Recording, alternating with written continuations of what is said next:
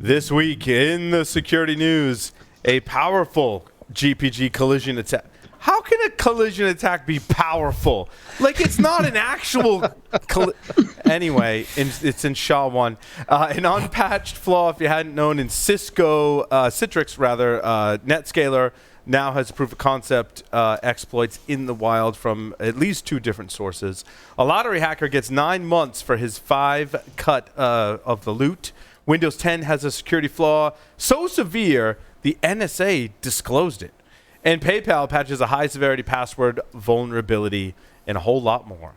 Actually, this will be in the first segment. We're going to interview Ryan Speers and Jeff Spielberg from Riverloop Security, talk about embedded product security, left of ship. In our final segment, we will be airing it earlier than I had once announced, our Hacker Culture Roundtable, recorded from the Security Weekly Christmas Extravaganza show, with a boatload of hosts from the Security Weekly family, all talking about hacker culture. It's going to be awesome. All that and more on this episode of Paul's Security Weekly. This is Security Weekly, for security professionals, by security professionals. Broadcasting live from G-Unit Studios in Rhode Island, it's the show where exploits run wild, packets aren't the only things getting sniffed, and the cocktails flow steady. It's Paul's Security Weekly. The question is simple. Have any of the systems on my network been compromised? The answer is harder than it should be. Enter AI Hunter. Active Countermeasures has automated and streamlined techniques used by the best pen testers and threat hunters in the industry to create AI Hunter, a network threat hunting solution that does the first pass of a hunt for you to identify systems that are most likely to be compromised and scores the results on a scale from 0 to 100. You can then research those systems in depth with AI Hunter. Focus your valuable time on the systems that need your expertise with AI Hunter. Sign up for a personal demo today at securityweekly.com/ACM. This message is brought to you by Speerion. The data privacy revolution is the new age of protecting what matters most. Automatically and persistently discover and classify sensitive data with the most accurate solution on the planet. Understand the data within the context of your business and then take actions to control that data so you can operate with minimal friction and comply with the laws and regulations built to protect the personal data privacy of individuals across the globe. This is Speerion, protecting what matters most. Visit them on the web at securityweekly.com/Speerion. And welcome to the show, but first, let me introduce you to the man, the myth, the legend, the inventor of Put Your Balls in the Box. No, seriously, it's a game with stress balls that you take and you throw a ceiling fan and you try to get them in cut. Never mind. Mr. Possadori. Welcome, everyone, to this edition of Paul's Security Weekly. It is episode 635, being recorded on Thursday, January 16th, 2020. With me here in studio are lots of people. I guess we'll introduce our guests during this segment as well, since they're sitting right here with us. First, of course, regular Security Weekly host, Mr. Larry Pesce is here with us. 15 years in the making. This is our 15th. This October will be 15 years. It's mind-blowing. Right? You know, pretty crazy. Like, we've been doing this longer than we've owned houses and had children and Yes. been married. Been married, at least for me. I think you were. So you're like my podcast wife? Yes. We've always said this, Larry. I mean, there's pictures. And I'm your podcast husband, right? There's pictures somewhere. Jeff Spielberg is a managing partner of Riverloop Security, and he is here with us for the show today. Jeff, Thanks. welcome. Thank you. Really. No relation to Steven. You know, I wish I had a better story And I with bet that. you get I don't. that. Yeah, And I bet yeah. you get that all the time. Yeah. You could make one up, though. No, I I do need a better offhand story. we to would just research tell. it later Yeah. and probably Yeah. prove it to be false, but Right. it would still be fun to tell the story. Yeah. But then it would be off air. Whatever. Right? Too late.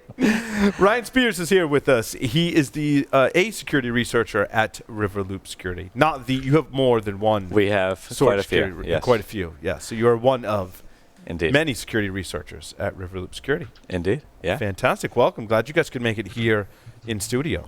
Thanks for having us. Now to go to our remote host, Mr. Tyler Robinson is here with us. Tyler, welcome. Thank you very much. Glad to be here. And you are It's a beautiful day in the winter cold of bitter freezing January in Idaho. Yes. And you are sporting a suit jacket over your T-shirt, which is very interesting fashion choice for this evening. It's like the startup thing to do, right? That's I guess so. wait, I we're guess not a startup. I don't know. But are you wearing jeans and Crocs? No freaking Crocs. That's not. It's way too cold to be wearing Crocs out there in Idaho. Maybe some mucks. We could be wearing some mucks. All right. And Tyler, what's your role at NISOS? Are you a security researcher? What? I forget your title.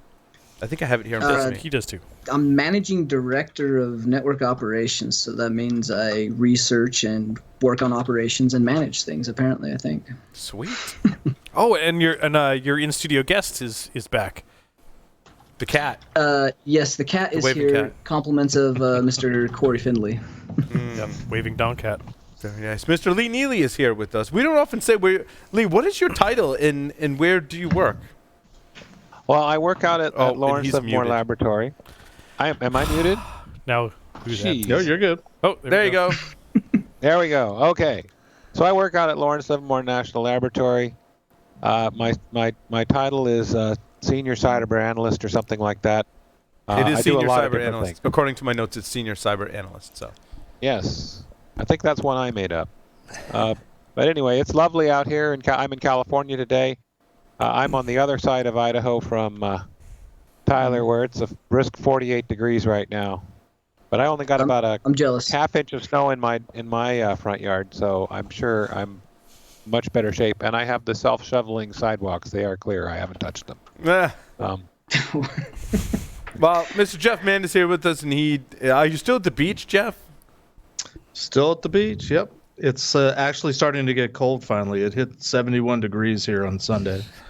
I was tempted to go in the ocean until somebody told me the water temperature was 44 degrees. That's really cold. And Jeff, That's cold.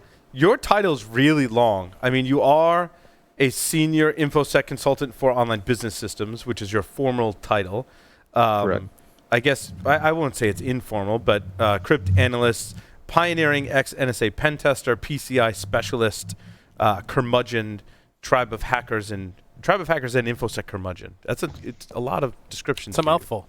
It is. I wear a lot of hats, mostly because I'm bald and my head's cold. It's great. Great point.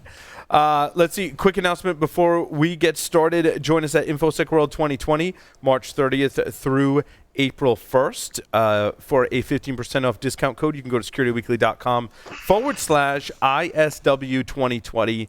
Click the register button. Also, this year, RSA conference is being held February 24th through the 28th. And I have to say, for those in the community that are like, oh, poo-poo RSA, it's just a bunch of vendors, I've got some insights into this year's RSA, and I am excited. They've got areas where you can go meet up with people to talk about the projects that you're working on. They've even got multiple events, including an app that lets you kind of match what you're interested in with other people's interests and have this like gigantic space with a coffee bar where you can meet up with people. They've got like a speed dating event, and it's not dating like dating, but you're like, hi, my name is Paul. I'm interested in learning more about like AWS security or whatever, and you talk to someone else, right? And you got 3 minutes. Well, like AWS security, swipe right. I would probably not get a date, right?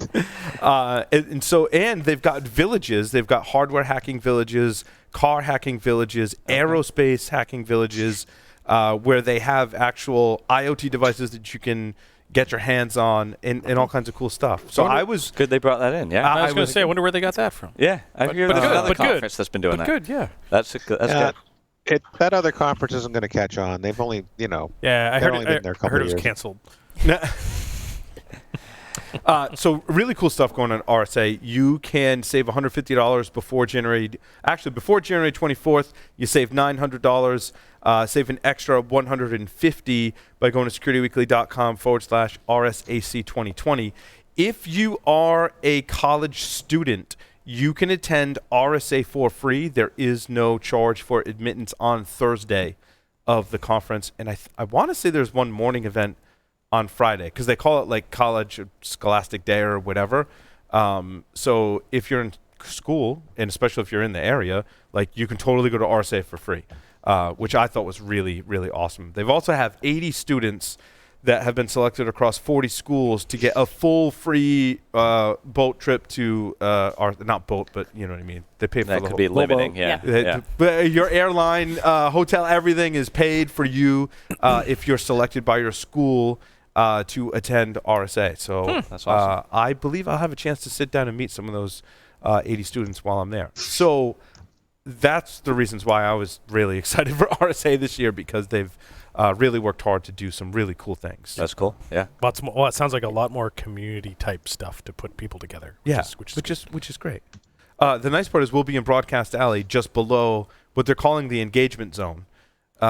Which I had to say, Putting a ring on it? I was like, wait, is this like a dating place where, engagement? It's like a marriage proposal zone. Wow. Well, they said got out the arches, and Right. you can pay for your wedding. Now, I did ask. It is not against the rules to make a marriage proposal in the engagement zone. So, I mean, okay, that's cool, right? But the engagement zone is the one with the coffee bar and all the different areas and lounges where you can meet up with, which is great because as I see my friends, I'll be like, hey, let's go grab a coffee right upstairs. It's right up the escalators from where we'll be. So it's really cool. Actually, the topic is not RSA for this segment, but the topic is speaking with Ryan Speers and Jeff Spielberg about topics of IoT and what we used to call embedded systems hacking. And I don't know. I kind of miss that term, to be honest with you. I always struggle with that. People are like, so what do you do? I'm like, well, we do embedded cybersecurity, focusing on the hardware level. They're like, oh, IoT. I'm like, yes, that too. Yeah. To me, though, IoT encompasses, and Larry, I think you've even done some presentations on this. IoT, to me, encompasses the entire ecosystem, right? It's not just the device, the hardware, and the firmware. It's connections and APIs to the cloud, which also could encompass a web application where users log in, which could also encompass a mobile app, which could also encompass various wireless protocols. And all of that together working as a system, to me, is why you would call it the Internet of Things, right? Yeah. Because it's things connecting to each other, but also the Internet, right? Yeah, absolutely. We see more and more of that, right? I think when we started doing embedded systems, IoT, in 2010 professionally, and I think back then it really was like individually connected devices. And yeah, they were connected to a network in one place. They had one touch point. But you weren't shipping them with a mobile app that was pairing them to your friends' mobile apps, because of course there has to be a social component, and there weren't all these cloud servers, so yeah, it's really changed. But it's fun. There's more attack surface to audit, right? Yes. Yeah. Job security. Yes. Absolutely. I have a philosophical question. Go ahead, What was the internet full of before it was full of things? Cats. Yes. I believe that's the actual factually correct answer. See, I want to say it was porn. like military, government, and university computers. I think Larry's probably right. Porn. We'll go with cats. Porn's probably the best. Which is just another name for cats, if you think about it. It depends. At which point in time are we talking about? Like early days internet, where it was basically DARPA? Well, before it became the Internet of Things. What was before that? What was the Internet of? Oh, then the answer is definitely porn. So. Yeah. Haven't you heard the song "The Internet is for Porn"? Let's not. No. Let's. So we've talked about this particular problem for some time. In fact, Larry and I co-authored a book on WRT54G wireless hacking, and started really digging into, ways to hack. But we used hack in like the late 1960s MIT sense of the word. Hack, right? But as we looked at various things on this platform, we're like, wow, now we're learning how firmware and hardware works in the embedded space, and specifically how to break apart firmware and all of these vulnerabilities. And I think since then, Larry and I have pretty much always had a project or some type of thing to do with embedded devices and or IoT, because we saw basically how horrible the security was, like basically non-existent security in terms of running that book. Now we fast forward to today, we've somewhat survived. We came up with some bruises and scrapes and cuts from the Mirai botnet, right? And a lot of IoT security-related issues are making the mainstream news, although it somewhat, I think, kind of sugarcoats the issue, right? And so we've talked a lot on the show about how do we secure these devices. And I know this is like not an easy question, right? And something that requires much debate. But it's still true today that manufacturers of hardware and software are releasing devices that are consumed by enterprises and general consumers that leave out huge missing pieces in terms of security. How do we, we can talk about the problems too, but how do we improve this problem? How do we make the world a better place when it comes to IoT? Yeah, how do we design it in from the start, right? Why are we, I think the question I ask myself a lot is, hey, I'm pen testing another product, really interesting product. People want it in their businesses, in their homes. But I'm seeing the same vulnerabilities over and over, right? Yep. And we can all rag on specific ones, and it's probably fair to do. Right. But, I think the question we've been looking at, especially in, I'd really say probably for us since 2015, is how can we design security in from the start, right? We've had years of pen testing, finding the same things, going super deep, find the same things, find a lot of really new interesting things. How can we take those same things and just cross them off the list? I mean, if we're finding those in pen tests, we're not doing something right as an industry at this point. So Ryan, Jeff, I've identified some of those fundamental things just so we don't, I think, kind of like bore our listeners, right? We've talked about the authentication issues, right? I mean, I break this down into like multiple different areas. There's default passwords, there's backdoor passwords, there's weak passwords, right? There's no passwords, all of which are really like 4 different conditions that you could find sometimes on the same platform. I don't know if I've seen all 4. I'm sure it exists on the same platform. But and it's not just authentication for administration, but also authentication for the user side of it, right? So the user can interface with the device. So that's really probably one of the most major issues is authentication. You could even right? And segue off of that credential management into how do I validate that the software running on my hardware is in fact valid from the manufacturer and does not contain any unauthorized function, software, code, what have you, in the terms of backdoors. Is it really coming from the manufacturer? That firmware validation oftentimes is related very much to authentication and credential management on these devices is often missing. Absolutely. Yeah, for sure. And I would even just step back from the authentication authorization and firmware integrity issues. One of the things we see manufacturers not taking into account is just security in the early part of design, right? And in to the point that and how IoT has evolved over the last few years, security hasn't been at the forefront, and so we tend to see issues even down to the hardware level. So, right, what microcontroller are people? What chips are people choosing on their devices? And we often end up in situations where we say, all right, we want to improve the integrity checking on firmware. We want to improve the authentication or authorization scheme. But the microcontroller on this piece of hardware doesn't have the power, doesn't have the memory space to do it. And you can't do a new turn on your hardware and ship it to your 1 million customers who have something deployed in the field. Right. So is that a general problem of just vendors trying to save cost and or the cost of consumers expecting products to be at a certain price point for IoT or embedded devices? Yeah, I mean, that's a huge issue. So hardware costs, the BOM costs, the bill of materials, and an extra 10 cents per chip on every device. If you plan to make 5 million of them, that starts adding up. Right. Also, there's how long are you going to support this product in the market, whether it's enterprise or consumer, right? Why would I build all that stuff in if I know this is just going to be like a burner throwaway thing, and if people want to run it for the rest of their lives, then poo-poo on you. You should just go buy my next new thing. So I want to maximize my revenue for 5 years. Planned obsolescence. I'm going to put it, maybe patch it for bug fixes as long in that 5-year window. Hope as many people buy it as possible.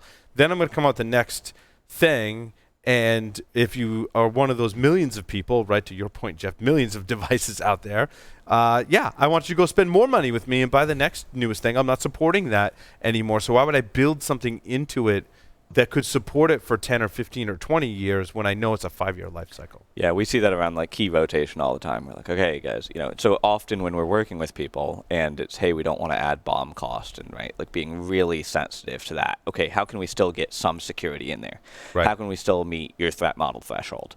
And that's where I love it, because as somebody who does cryptanalysis and cryptography and designing hardware systems, like, okay, how do we make that work, right? And Careful, Jeff's what's going the to have best we can questions do? for you. I'm just Hey, forewarning you we'll right have now. questions for him. Right?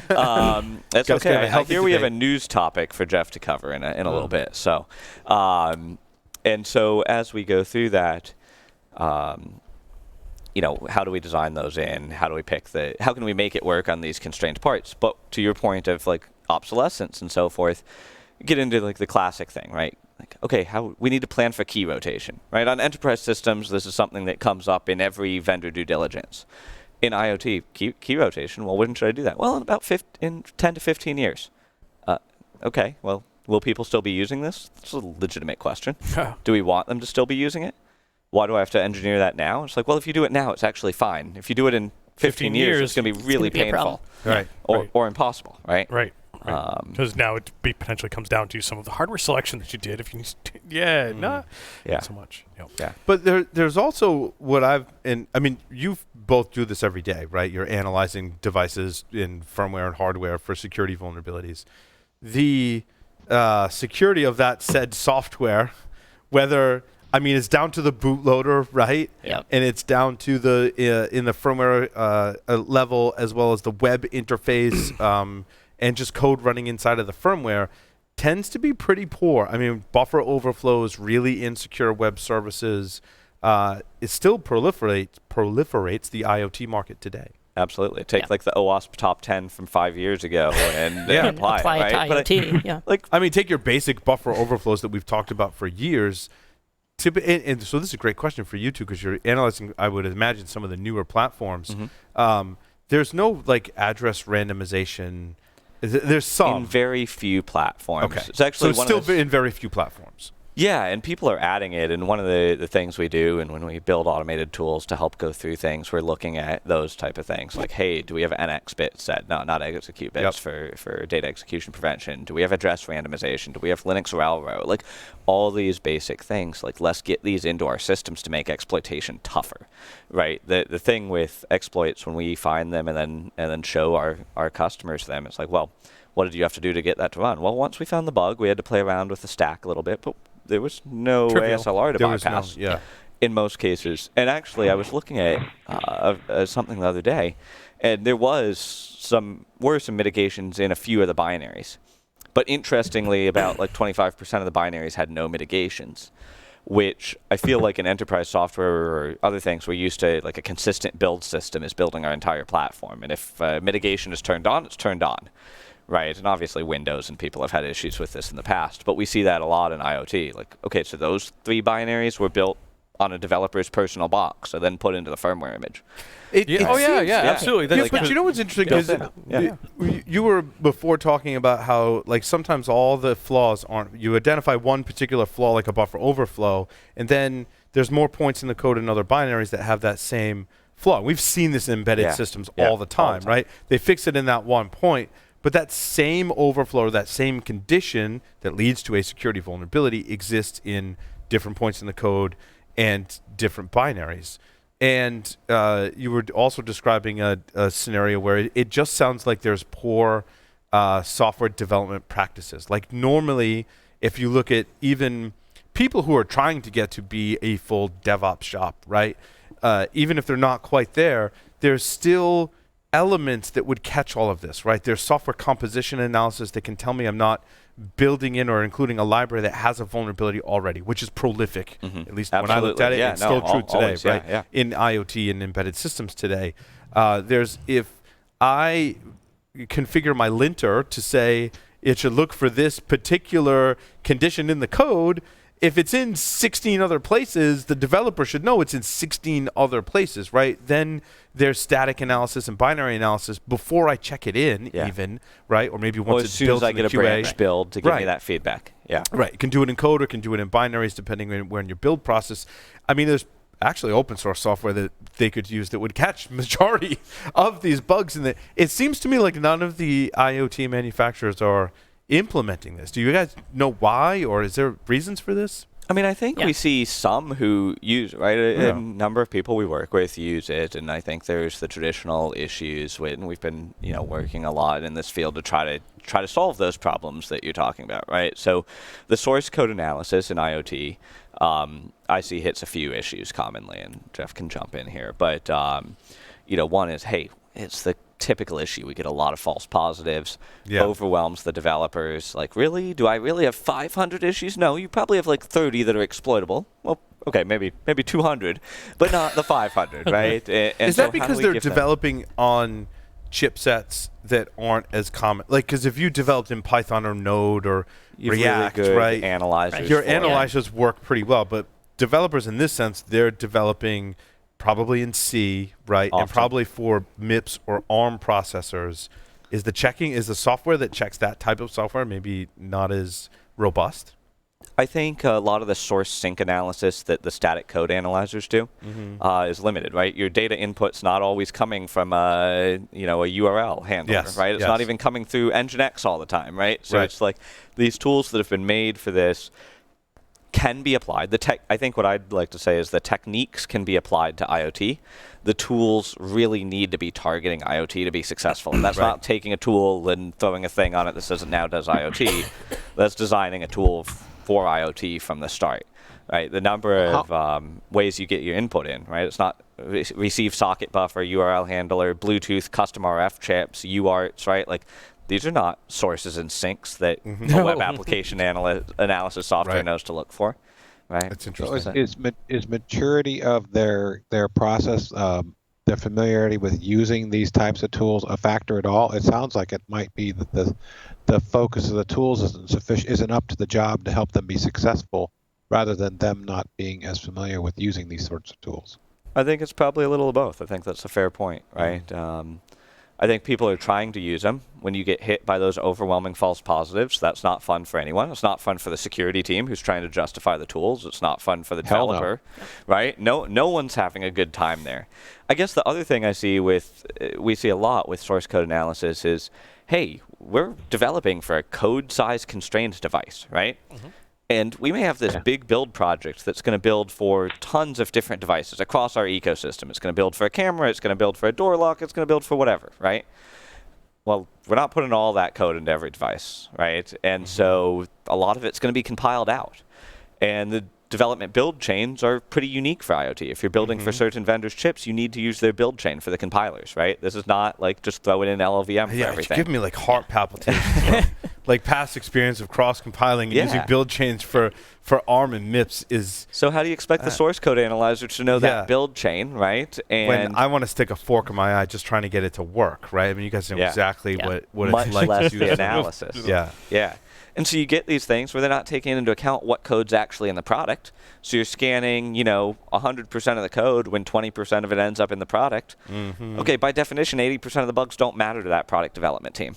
Right? It's going to be really painful to explain to them why they should spend time fixing this. Well, also, I think there's some merit to, like, I got a really slimmed down web server and web app built, right, that can talk over HTTP or HTTPS, and I'm going to reuse that because it was a lot of work to get that, my build, my tool chain working, the build chain, and compress down that web application.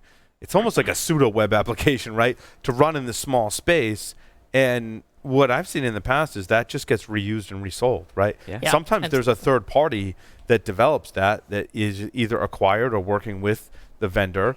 And the best example I'm thinking of is with D-Link and Joel's Backdoor. That was totally Chinese company creates this compressed down web server. I don't know if they were working with D-Link or D-Link bought them or they're a subcontractor, but that web server code ended up in like 18 different models of D-Link because they're like, oh, cool. We've got a web server that's 34K rather than 300K, right? Why wouldn't we use it? Why wouldn't we use it, right? And it has heinous vulnerabilities. I mean, you basically set your user agent to it was like Joel's Backdoor spelled backwards or something like that, right? Right in. And you're right in.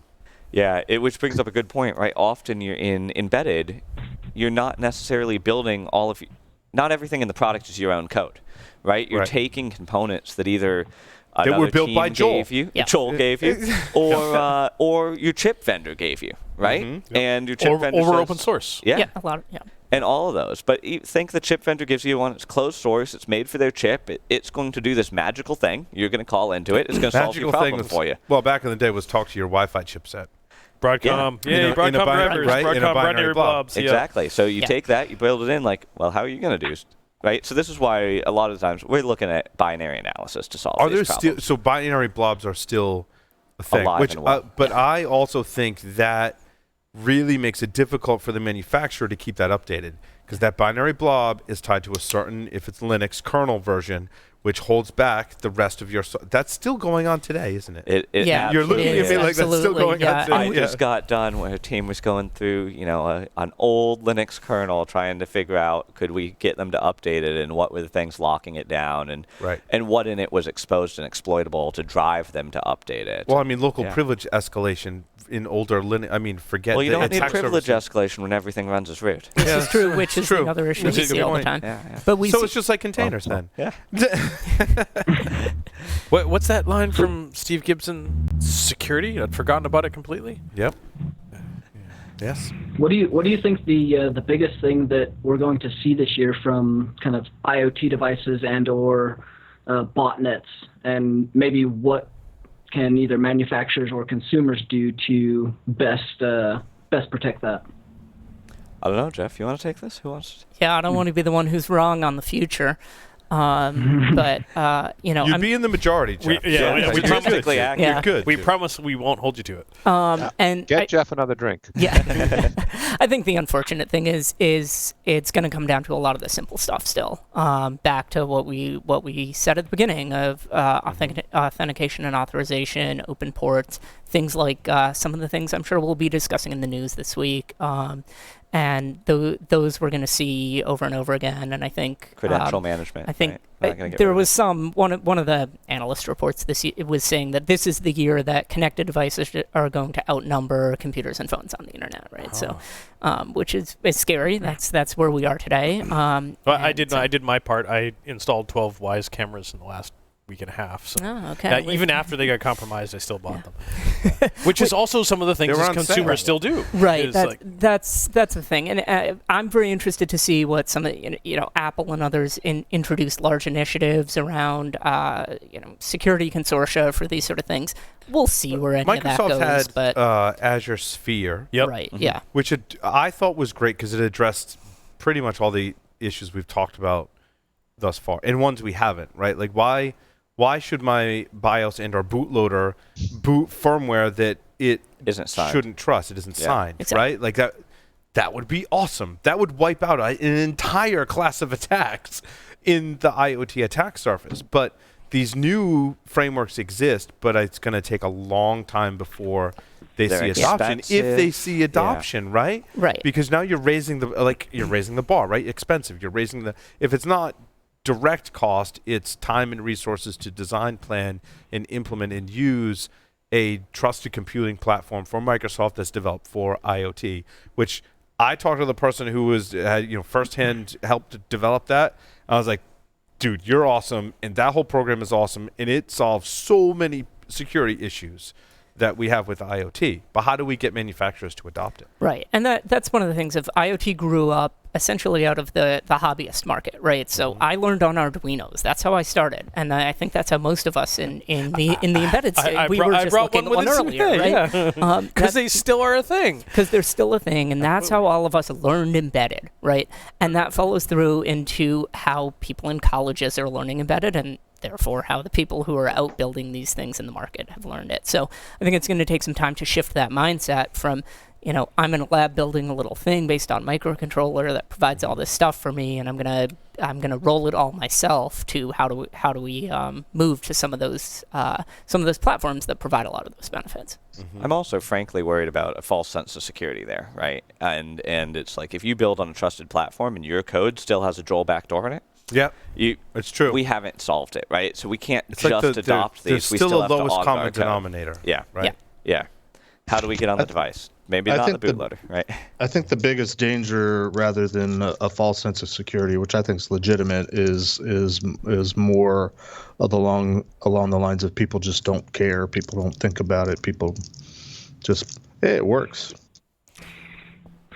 I'd probably also argue that there's a certain sort of rush to market. Like, we've got the world's next best thing that we need to get to the market now. We need to make sure our costs are reasonable, that the 10 cents per chip for 5 million units. And this needs to be in the market yesterday. Get it done. Make it work. Oh, absolutely. Make it work. Yeah. Yeah, you want to get it on the Home Depot shelf so people put your door lock in instead of someone else's. Exactly. Absolutely. And although, we look back at our last few years of data a few months ago and in an attempt to convince a lot of folks we work with that, no, you really need to build security in. And we were finding that a bunch of companies we work with have had stuff published, right? Like everyone does. Their CVs filed by researchers. Stuff gets published. Stuff gets hacked.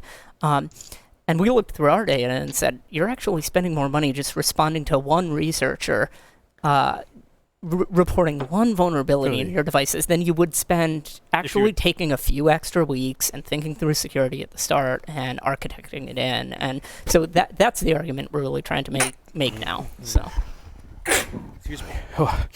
I mean, that argument fails over to not only like IoT, but we've made that similar argument and been trying to quantify that for years on network security and breaches. Yeah. So the fact that IoT is almost beating us to the punch with some good hard evidence, I think, is a huge statement to what you guys are doing.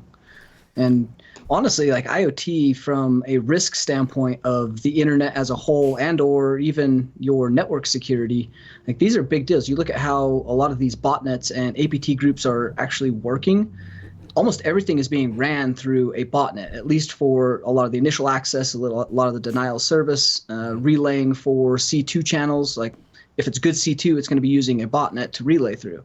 So this is going to continue to be an issue. And APT groups, while everybody's worried about the latest APT group and TTP there, like they're leveraging all these IoT devices and no one is kind of putting a lot of extra emphasis around those particular things. Are you saying IoT is a cyber weapon, Tyler? Absolutely. Better start regulating biggest. Wow. That's a debate if you want to go down that road. No, I don't. Okay. I mean, we can. So I ahead, have a Jeff. somewhat mundane question. That's Mr. Jeff to you. Mr. Jeff, man. Just for this episode. Mr. Man. I mean, I'm working with a customer right now that's has point of sale systems in play that are built on embedded operating systems. I'm curious, how in today's language, in today's vernacular, how do we distinguish between an embedded device and an IoT device? Is there a clear line of demarcation, or are the lines blurred? Because I'm sitting here wondering, like, all the devices that I'm working with my customer on, would they be considered an IoT device, even though they're built on an embedded operating system and they're a device? I'm just curious. Yeah. I mean, I break it down in sort of three categories, right, of major devices we see. Obviously not representative of everything, right? Okay. Things on embedded Linux, things on real-time operating systems, and things that are bare metal, right? And bare metal is we have an entry point, we have a loop, and we're going to spin through our state machine, and probably starting with a framework from That's the what I chip think it was vendor, more of like microcontroller. Yeah. Right? Like yeah, exactly. there's no operating system for your code to run on. Yeah. It's you're just running code on the chip. Yeah. Right? Exactly. That's the way I understand it. Exactly. Now, real-time operating system, not Linux. What, for our audience, are we talking about when we say real-time operating system? Yeah, something like FreeRTOS is a vendor that makes it commercially. VxWorks, stuff like that. Because VxWorks is considered an it's considered. And they're starting to get blurry lines They do. here, right? VxWorks And especially, I agree. As people try to add features, make it commercial, people want things from it. But I think But then embedded, you've got embedded Linux or embedded Windows or any other kind of embedded, where basically they're taking a full operating system and putting it in a slimming smaller. it down. Yeah. Yeah, exactly.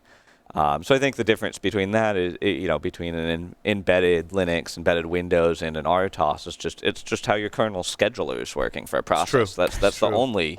I mean, now the lines are so close. That's really the difference, right? I read a book back when we were doing writing our own book that was describing real-time operating systems, and I thought it was a good analogy. They thought about when you're flying a plane, right? The sensors and the data that you're getting has to be as near real time as possible. So every system is very purpose built and sending the pilot data as soon as possible through multiple processes and basically doing the scheduling so the pilot gets the most important information, such as altitude, first, right? Yeah. Before anything else. The systems that an airplane would use to regulate other non-important things. I mean, maybe not the landing gear, because that's pretty important too, I hear right? it. Yeah, it's key to get that down. It's key to get that down, right? We should not. But block that process. I guess there's a lot of systems on a plane. What would be a not important Temperature system? control, cabin lighting, stuff like this. Cabin lighting is Sure. well, temperature depending Temperature on could where be could be critical, very yeah. could be very critical. Cabin But lighting for sure. cabin lighting for sure, right? Would Whether be the one of those seatbelt systems sign that is doesn't on. get priority. Oh, that's important. But yeah. in a regular operating system, the priority of all of those tasks, the lines are just kind of blurred, and it's really left up to the developer and how it's implemented. As You to can how those are- request priorities, but you're not Exactly. guaranteed that your loop is going to hit Right. and fire that within a certain number of microseconds. It's so nerdy. I'm glad we had a chance to go down this path. But that's why we see things like a alarm system sensor that says when your door is open or closed. Could work on bare metal. A lot of industrial applications are RTOS or VX workspace. Yes. Due to that timing constraint, and Right. then all the IoT, your Wise camera, things like that are embedded Linux. So if one of the questions I had for you both is, in your notes you mentioned FW Analyzer, which I love. It's an awesome, Yeah, it's an Colin's did a awesome great tool, job with especially it, if you're just getting started into it. It's a great tool. If you want to start analyzing firmware, I'm assuming you're going to go to the more Linux-based firmwares that are running on MIPS or ARM to kind of get your feet wet, right? I think mean, that's where good, people like would start. good Yeah. middle ground. You maybe don't want to start with an RTOS. You maybe don't want to start with get an Arduino and start playing around with that would be a microcontroller example, right? Would be an Arduino. I would say start with FW Analyzer. What other tools and methods do you recommend if you're going to get started in analyzing firmware? I mean, strings. For a lot of what we're talking about, because it's like hacking in the 90s, strings is awesome, right? Yeah, right. So Run it's like, strings. what's your composition analysis, right? If you're rolling your own, I think Colin did a great job with FW Analyzer of taking those great. common open source things, bundling it in, and being like, okay, what do we start for? We start checking for versions of products that are in it, right? I think that's where most people start. And soon they go to, okay, and correlate to CVEs. Now that's a very oversimplified view, right? When you do this at scale and you do it commercially and you need to do it accurately, that will not work for a variety of reasons. Right. But for getting started, yeah, absolutely. Strings, throw it into Google, find the CVE. Probably a good place to start. Strings, you can find passwords too. Oh, I mean, for even sure. still Yeah. today, right? Write a regex for a cloud computing provider's authentication token, and now we're living IoT. Now we're living the internet part of it, Yeah. right? RSA private keys. Right. Yeah. Any of those. It's nice that they label it in PEG I format. You don't know, even I have to do a binary Right. comparison. Yeah. I think we've spent a lot of time since 2018 sort of looking at like how do we take a lot of the stuff that we've done manually over years with unpacking firmware, right? And how do we make that into a product that people can use? I forget which one of you mentioned. Put it into your build system every time the developer commits. Get that quick feedback, because a lot of what we're seeing is if we can give developers accurate, non-false positive data quickly, they'll stop. They want to be secure. They're going to stop making that mistake, rather than if we, as penetration testers, we're going to test that. We can't test that every day on every branch. I mean, we'd be happy to if they want us to, but it's not realistic. Right? And you folks have at Riverloop have built such a system, right? Yeah. There's only so many other companies that commercially and publicly make available those services that are basically like, we built an entire system that you can give us your firmware file, right? Blob. Yeah. And we'll analyze it and we'll spit back all the vulnerabilities. Now, obviously, there's a ton of stuff under the covers that's going on. There's static analysis. There's trying to tear apart the firmware. I mean, tearing apart the firmware manually is hard. Then to progress to that state of automating it, I mean, the headaches that you had to have gone through to just say, how do I extract the file system? I mean, I've literally spent days And what is in the various file firmwares system? trying to figure out what this file system is and extract it and be able to mount it. And Then Right? people include like their readmes and then their Windows installer in the firmware package, and then you get that, and you're like, no, that's not what we want. We want the actual embedded Linux file system. Right. And then there's 5 file systems. I was going to say there's definitely more than one file system. You It's got your sort of backup, your different. rollback Right. firmware, all of that. And we try to make it work with like things that come off the build system, but also that people extract from chips, right? If you're doing hardware hacking, right? Larry, we talked about this a lot, right? Lifting the chip, trying to dump out the firmware from inside it. So we want to be able to work on all of that. So yeah, that's a challenge. I There's mean, a for lot in people there, yeah. Getting started, open source, use a tool like Binwalk. I mean, on some firmwares, use a Binwalk tool is like awesome. Zip. Yep. Right? Yeah. Sometimes it works great. Yeah. But it's a lot of customization and tweaking and proprietary file formats that we have Memorizing our reverse all the engineers magic do. numbers that represent files and file systems definitely helps too. Yeah, Yeah, it good does. bedtime reading. Well, actually, Binwalk does a really good job of doing that for you. Yeah, Right? I mean, yeah. that's With the basically what common ones, Binwalk is doing, is those magic numbers that represent the beginning of a particular type of file and or file system. Right? Exactly. Yeah. Yeah, exactly. Yeah. Those are good tools. So I would say for more automated tools, Binwalk and FW Analyzer would be a good place to Yeah, start. for open source tools that are out there that you can jump on. Yeah. Absolutely. What about trying to emulate the firmware? You guys are laughing already because this is like No, one it's a of good the topic. harder engineering Because challenges. Ryan just dealt with months of fighting with trying to do this in an automated fashion. Yeah. Just for our audience, months, right? Because it's not trivial, because there are so many different ways to construct a firmware package, and there are so many different chipsets and chipset types, right?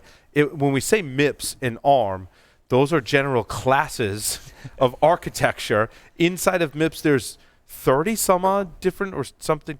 Yeah, high a few less 20s. that are often used, but there's different of versions different types of those. MIPS architectures. ARM architectures vary Bunch of depending different on versions. Yeah, and- absolutely. Yeah. And you'd like flip a coin to see what the byte order is on any one of those different architectures, which I mean Yeah. that Pretty can really much. slow you down, right? Yeah.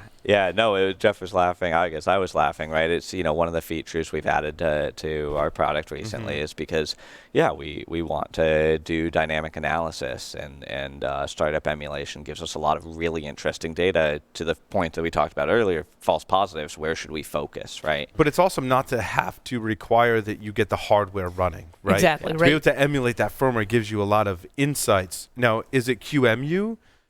Largely under the hood, a lot of times that's what's used. Yeah. People do, there's different engines like Unicorn Engine that'll do even more fine-grained emulation. I mean, I think the thing that everyone points to in firmware, like the classic example of why emulation's hard, is because there are hardware peripherals that we don't know about. The firmware doesn't tell us much at all about these, right? The chip designers have to lay these out, and this is one of the fun things as a security researcher. Like I was taught by my thesis advisor. He said, where you look for bugs is at boundaries of abstraction or boundaries of incompetence, and boundaries of incompetence are where you get good bugs. Yep. Right. So I love looking between the hardware and the firmware level, right at those interfaces, and that's where okay, one person built this side, one person built this side, and surprise, people don't communicate perfectly all the time, right? And Or at this is- all. Or I was being generous, but that's where you get the good bugs. So that's tough to emulate. But what I hear you saying is one reason emulation is hard is because to emulate all of the chips that this firmware is supposed to run on it. So if I'm trying to emulate some firmware and my Wi-Fi chipset isn't being emulated or isn't there at all, that firmware may not, the kernel and everything may just come not boot. May not boot at all, right? Yeah. Whether it's NVRAM, whether it's another chip you need on the board. Right. Yeah. Well, A yeah, lot of edge cases. NVRAM doesn't necessarily come inside your firmware. No. Right. That's in the in the processor die. It's in the flash chip. Yeah. And so you don't know what that is. If you have the firmware without the flash chip to look at NVRAM, you don't know what it's expecting. Yeah, you may not, right? And so you take you have a lot of heuristics. You take really educated guesses. And we work over millions and millions of firmware images to get this tuned right to work at scale. Right. It's a really interesting, right? But I think that having the dynamic analysis, having the static analysis combined helps get a lot more visibility into what's happening. Because you're not always going to be able to emulate Not to always. get the firmware. No. Yeah. Despite months sometimes. of work. Despite a team who focuses on this every day. Yeah. Right. Yeah. That's awesome. Questions from our remote host. Did we lose Lee? Is Lee still there? He's working his way back now. Lee appears to have become an icon. He is the Skype. The Skype icon. He is the Skype icon. Mr. Jeff and Tyler. There's a lot to cover here. IoT and/or embedded. Like I feel like that doesn't even kind of touch a lot of probably some of the cool things you guys are seeing with embedded systems, say in the ICS space. Anything from the PLCs to how those particular real-time operating systems are handling security and/or getting better or not getting better. Now, having to defend against nation states, someone was talking earlier about how, we have the best cyber experts here in the U.S., and therefore we're resilient to nation-state attacks. I'm like, hold on, let's back up a second. The U.S. has more infrastructure in general than many countries, and we certainly have a lot more connected infrastructure. We're a great attack surface. And we have a much larger, therefore, as Ryan, we have a lot more attack surface. So we could have some of the best cyber security experts in the world, but we still have a much larger attack surface. And my fear is that attack surface in the industrial control system space is more than we can defend against nation states. Yeah. Because the security level, while better in some aspects of ICS than others, still suffers from many of the issues we discussed in this segment, no? Right. It's no different. And I think and we also don't think as much as we probably should have, although we're starting to about the supply chain and where those things come from, right? So, maybe to go there. Right, not to go to supply chain, but we say we have all the experts here, but where are the devices coming from and how are we validating them, right? Yeah. So, and how do you validate them, how you bring them in, right? I mean, a lot of times when we're doing we're sort of combining on a lot of our projects deep hardware analysis, ripping apart the boxes, going down to the individual chips with the firmware analysis that we were just talking about. And when we do supply chain validation projects, it's open up a lot of equipment, identify a lot of things, and think. But that's a whole new level, right? What is the technology called that you basically can put a sniffer between the various chips? Like an interposer or something. Yeah. We're doing some research on. Don't start there. If you're just getting into this, that's probably not a place to start, but something to be aware of, that interfacing at the hardware level can get you data and or software off of the device. But that's typically, typically when we're talking about a supply chain attack, right? Yeah. And if someone's trying to hide the fact that they've backdoored a device, sometimes the only way to get in to see what's going on is to do and I may also argue, and you guys can back me up or not, using those same methodologies for the interposers, doing that bus sniffing is also fantastic for us as attackers to get information off the wire. So why would they not want to do that?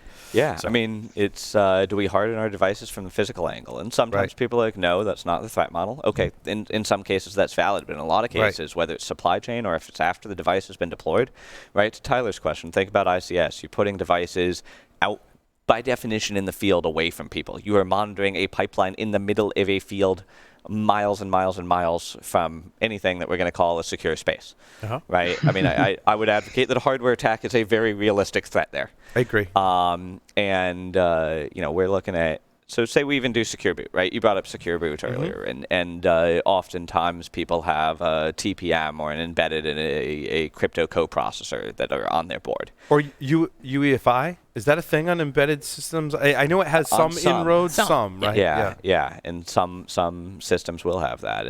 But if you're talking to an external chip, right, now there's this communication across the bus that we can sniff, but even more importantly, we can change. We can change a successful firmware validation, or more importantly, we can change an unsuccessful firmware validation to response always validate to be successful, right? And that's like a simple bus interposition attack. I mean, it takes a little work to hide and miniaturize to the point that it makes it. You say reliable. simple because this is your world. It's fair. It's a pain, right? To do, and to do it well as an attacker, to do it stealthily. To have a repeatable attack that you could send a plant or nation state attacker somewhere in the U.S. to gain access to that device, right? Yeah. Right. But you have things you add to the board, right? I sort of break it down into when you're doing a supply chain attack, and did a presentation for DARPA's Supply Chain Security Summit this past year on their security track. to kick it off, and I forget exactly, but I think broke it down to adding something to the board, replacing something on the board, changing the board design itself, right? All of these are legitimate ways. You can take one chip that looks this way, make another one that's the same package that has something different inside it, right? You can swap it for one that you control. You can reprogram it. Like the possibilities when we control the hardware are limited only by. We've gone almost an hour. Electrical We haven't talked about JTAG yet. Okay. I was going to bring up JTAG. And we also haven't talked about Zigbee and Killer B as well. Oh, fair enough. So I want to go there first because our good friend Josh Wright, whom I've known since I started at the university in 2001, I sat in a presentation from Josh, right? And ever since then, I've just been enamored with all of Josh's research, and he's been a great friend since then. But Josh wrote Killer B to attack the Zigbee protocol. Yeah. And now you folks have taken that over, kind of. We stole it from him. No. Because Josh is very much the kind of guy that gets a project to where it does what he wants it to do, and then he's done. Because it fulfilled a task that It fulfilled his needs. It fulfilled his needs. And No, it was great. I mean, when I was doing my thesis and stuff with Ricky, our other co-founder, and we were working on what should we learn how to exploit, and Zigbee was a brand new protocol then. I'd still say a pretty wide open attack surface, still pretty well deployed, right? Yeah, and 'Cause, increasingly so, yeah. Right, because I use a SmartThings at home specifically because it will do Z-Wave, Zigbee, and Wi-Fi like all on the same platform. Yeah. So I can pretty much buy most of what's on the market and get it connected Integrate into with my that. smart home. Right. We've actually been surprised at seeing how we thought it might be one of those things that in a couple years, it's, well, a few years ago, people used to use that old thing, but we're seeing increasing adoption, increasing standardization on Zigbee for a lot of We talked about a Chamberlain smart garage door doors, opener. Yeah. And I believe we theorized it was Zigbee. I don't know if the reports told us it was Zigbee. At least some models are. Some of the models are probably yeah, I are, believe so. right? Yeah. Yep, definitely some are. But yeah, so Josh had done the work on Killer Bee, and it was great to collaborate with him on the research. And then as he moved on to other interesting projects, we've been trying to do our best to keep it going and improve it and add features, different chipsets, like Larry and us are always talking about. Yep, absolutely. So that's really interesting thing about embedded systems, right? The operating system varies, the chip and architecture of that chip varies, right? And then all of the wireless chips it uses varies. And the versions of the wireless protocols, not just 802.11 or any kind of Wi-Fi, but also Zigbee and or Z-Wave and or Bluetooth can vary on all of these devices as well and have different chips and or different versions of the protocol that they're implementing. And oftentimes, right, backwards compatibility. If you're making a device that has to talk to anything that Larry wants to buy off the shelf, right, we come out with new versions, and I did an analysis when both Z-Wave and Zigbee came out with a new version of their protocol, right? Security Plus for Z-Wave, if I remember correctly, and Zigbee 3. Z-Wave Pro?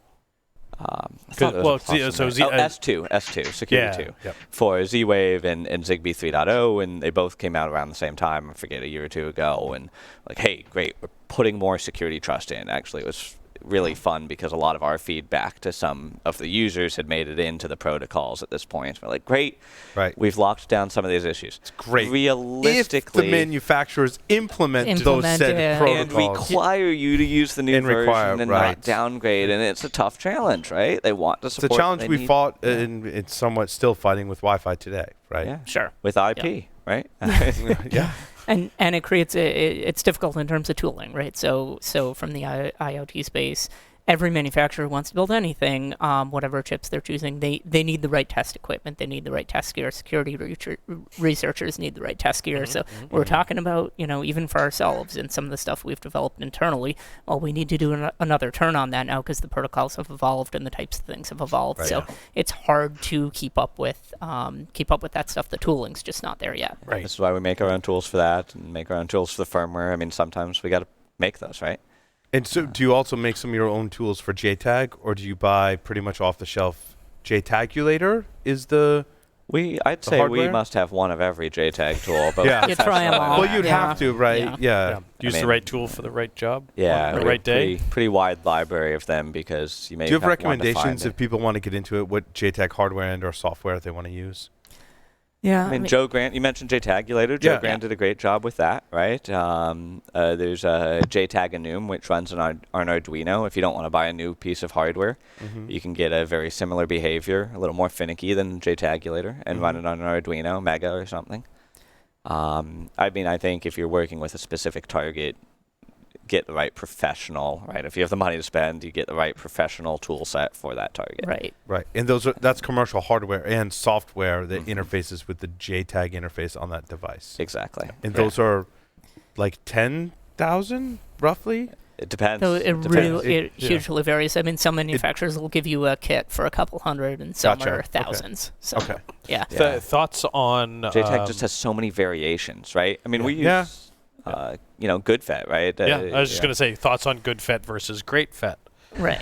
Well, I'll push on Mike Osman there. When I see great FET arrive on my doorstep, I'll start using it. In the meantime, we got the good FETs out, and both are good tools. And same sort of way. I haven't purchased a great FET yet because I look at what's already available for me not having to go do a bunch of development effort.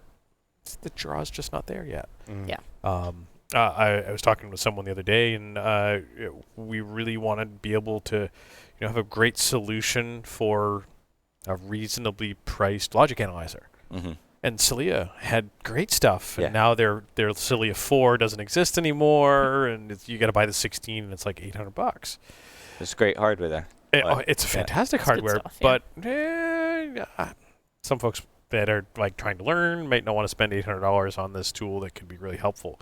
But there was some discussion about some development effort for the great FET to be that logic analyzer. It could solve that, But somebody's got to develop it. Yeah. It's not there yet. No, it has a good chipset base for that. And I mean, I think you bring up a good point, right? How do people get started in this space, right? And like one of the things we want to do is give back and like support. We all do, right? Want to give back and get the community, like get people who may be really good at security research or security engineers on one piece of software or something. Like, how do we get into hardware, right? So we just started, one of the people on our team, but did the first blog post doing like, how do you get into UART hacking? Like a really simple walkthrough, picked an inexpensive device you can buy off of Amazon, follow along with inexpensive hardware to hack it in very step-by-step. Like, so if anyone's out there interested, check it out on the blog, and we'll be posting more to get to JTag actually in a few few episodes. awesome. To your point, I think I forget exactly, but going to cover SPY, UART, JTag, just the basic all protocol, the serial protocols, and and get to firmware and embedded web applications and things like that. Yep. Yeah. So hopefully that'll be a useful resource, and one of the things specifically is we're trying to pick hardware that is inexpensive and widely available for people to start working with. Not what you use on a commercial assessment, but good to get exposed and see this is not magic, right? Unless you plug in too many volts and then you get some purple smoke. But the magic smoke. The magic smoke. Yes, the magic smoke smells funny. Leaves a little pock mark in your chip too.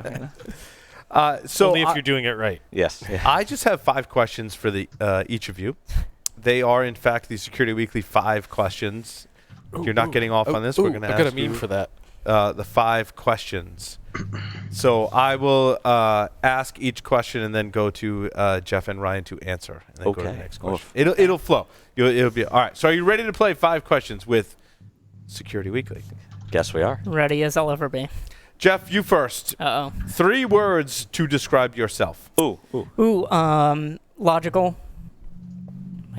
My team would probably call me anal. Yeah. And I love how Ryan said it even before Jeff did. Had to jump on it. Couldn't let him get away with it. Logical, anal, and a little bit goofy. I'll go with those 3. Definitely. So Ryan, 3 words to describe yourself. I don't know. That's one. I like. Yeah. My team might say that. I like managing unusual situations. Right, jumping into something that's a lot of control. words. That's not one word. Okay, well, there we go. They'd also. I see where you get the anal piece. Yeah, there we go. I don't know. What else, Jeff? Very thorough. You are thorough. You hold me to that. I don't know. That was a lot of words. We'll Yeah, go a lot with of it. words. Yeah, All it's right. more So, than so to 3. interrupt, Paul, my Yeah. meme for that was describe yourself in 3 words. Lazy. That's a good one. There you go.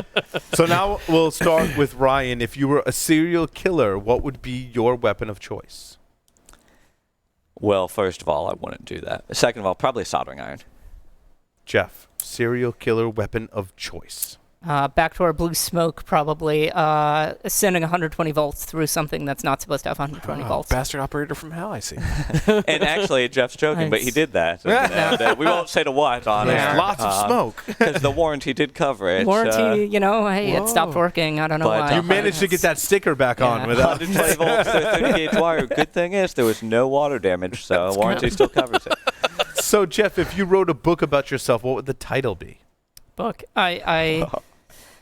My wife always calls what I do wires and black screen, so I think that would be a good. That's good. Doesn't she say like take apart? Take apart. Yeah, wires she says and black sometimes she screen. does take apart and then wires and black screen. I love it. Black screen's his terminal Yeah. up, I think, right? Yeah. Is that? Yeah. Or that's what happens when you run 110 volts through. Yeah. Also true. Yeah. Ryan, if you wrote a book about yourself, what would the title be? I don't know. I jokingly was saying the other day to somebody like hashtag fix the bits because I have no social media acumen at all, so I had to put a hashtag in front of something and There you fix the bits maybe. Ryan, in the popular game of Ask Grabby Grabby, do you prefer to go first or second? I'm gonna go second on this one. That way I wasn't the instigator. And Jeff would obviously. go first. I guess by default I have to go first, but I'm There you not quite sure the implications of That's that. if you're playing It's- together, but you can work that out later. Let me just go for it. Yeah. So, Jeff, choose 2 celebrities to be your parents. Alive, dead, fictional, or otherwise. Live dead fictional. Oh, I feel like Steve Wozniak. He's really techie but kind of lovable. He is lovable. That's a Yeah. great description. Techie but lovable. I feel like Michelle Obama would be a really good influence as a mom. I don't know how they would do together. Be But- interesting. Both kind of lovable, smart figures. All right. Ryan, 2 celebrities to be your parents. It's a good question. It is. I don't know. There are no right or Yeah, wrong yeah, answers. yeah. And on air, we don't judge you. Afterwards, I'll be judging him later. It's fine. exactly. The That's whole fine. team of judges. I don't know. Conan O'Brien is funny, a lot funnier than I'll ever be. Went to our college. It's, fake went to our Oh, college right, in his fake fake went to- persona, that's right, right, And yeah. I love the gaseous wiener on and- Conan O'Brien. Oh, it's I've like heard a, that about a you. throwback. he spoke at our. I think he spoke at my graduation, made fun of us all a lot. So I'll take him. And I don't know, somebody else, somebody who's been. Somebody like Marissa Meyer, hugely successful in tech, led a lot of, and way more serious than Conan. So maybe they can work that It's out. good or something. balance. Good It's a balance. yin and I don't know. yang. Yeah, I'd have to really think about that though. But No, you shouldn't think about it. Just You go with it. Just You go just- with it. This is like a psychological evaluation of all of our guests, basically. and somebody's could be looking at all these 635 episodes and Right. judging us all. That's on it. one question And the at sad some part point. is, like, these were very well thought out answers. Usually it's like, who has the big boobs that you want to be your mom?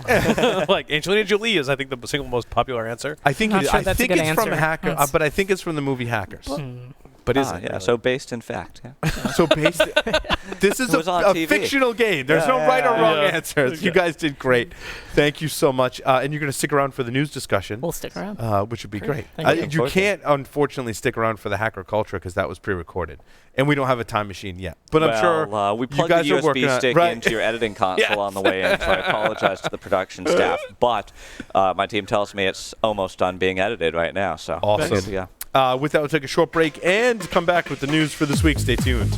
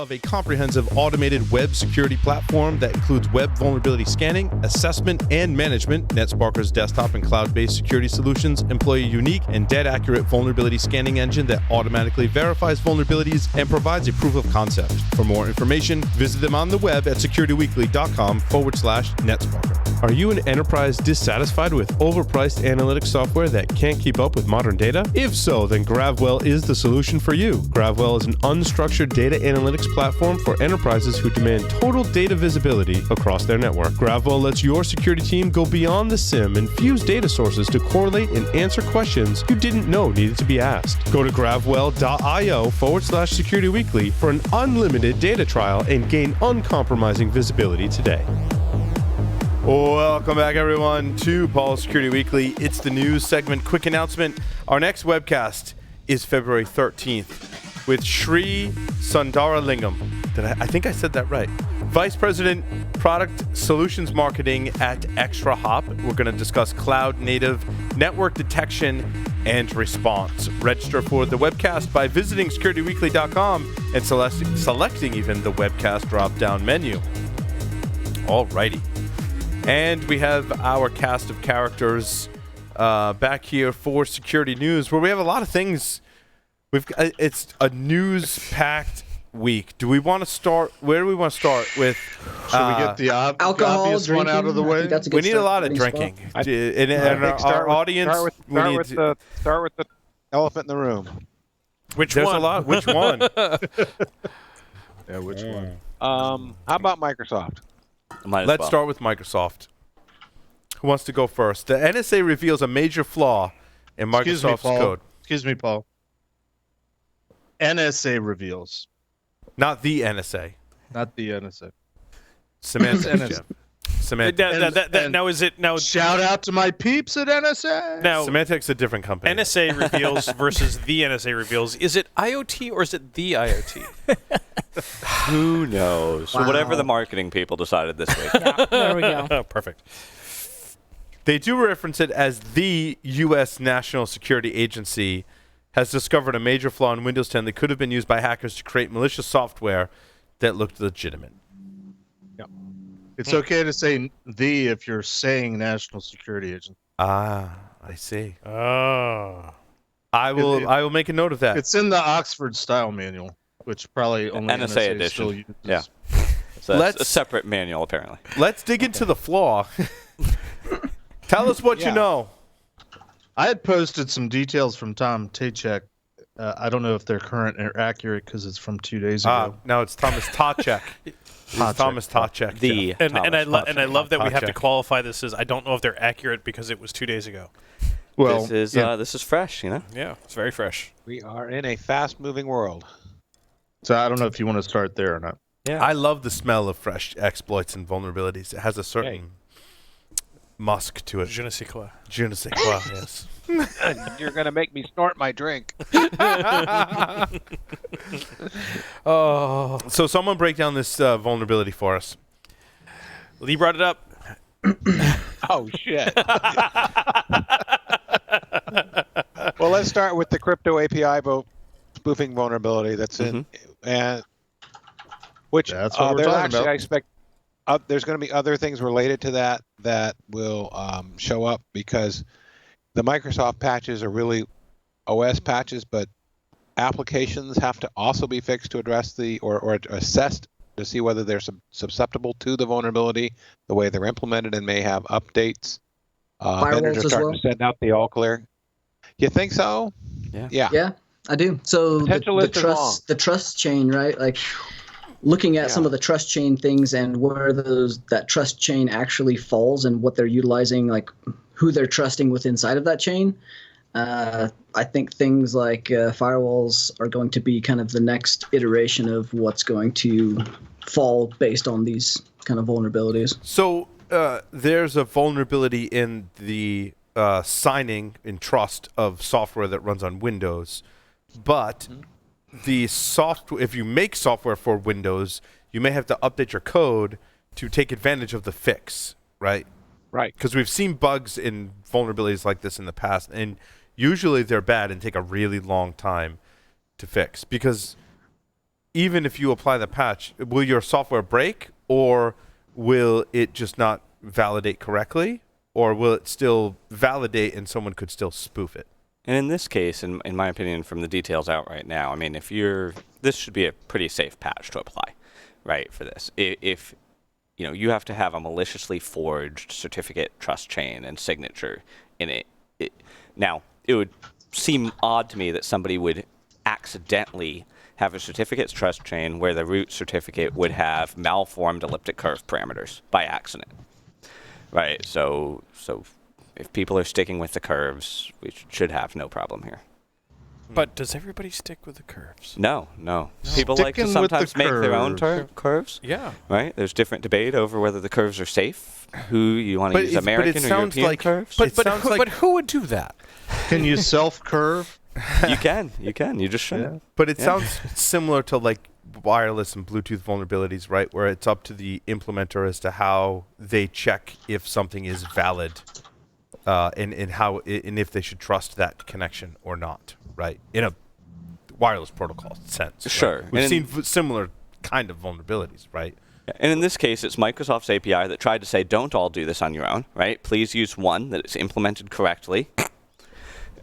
Yeah. Thanks to whoever had the laugh in my headset there. That was nice. Except for like deadlines and... Yeah, right. Yeah. But there's one thing. You pass your thing to it and ask it to give you a yes or no answer. And frankly, that's probably the right decision. We don't want every application vendor, right, implementing this. Mm-hmm. But Because 98% of them will screw it up. Right. yeah, I mean, it's tough to do, right? So once you have it, it's actually a fairly simple verification to make sure that the points you were given are on the curve. But what's cool about this bug is it's not that the typical issue here, right, is that the points that you're given by an attacker are not on the curve, and then you can leak details about the private key. What's cool about this one is, although they apparently checked that, they didn't check that the curve they're checking it against is the right curve. And so it's like the second order one, right? And I think that's what makes this a really interesting bug.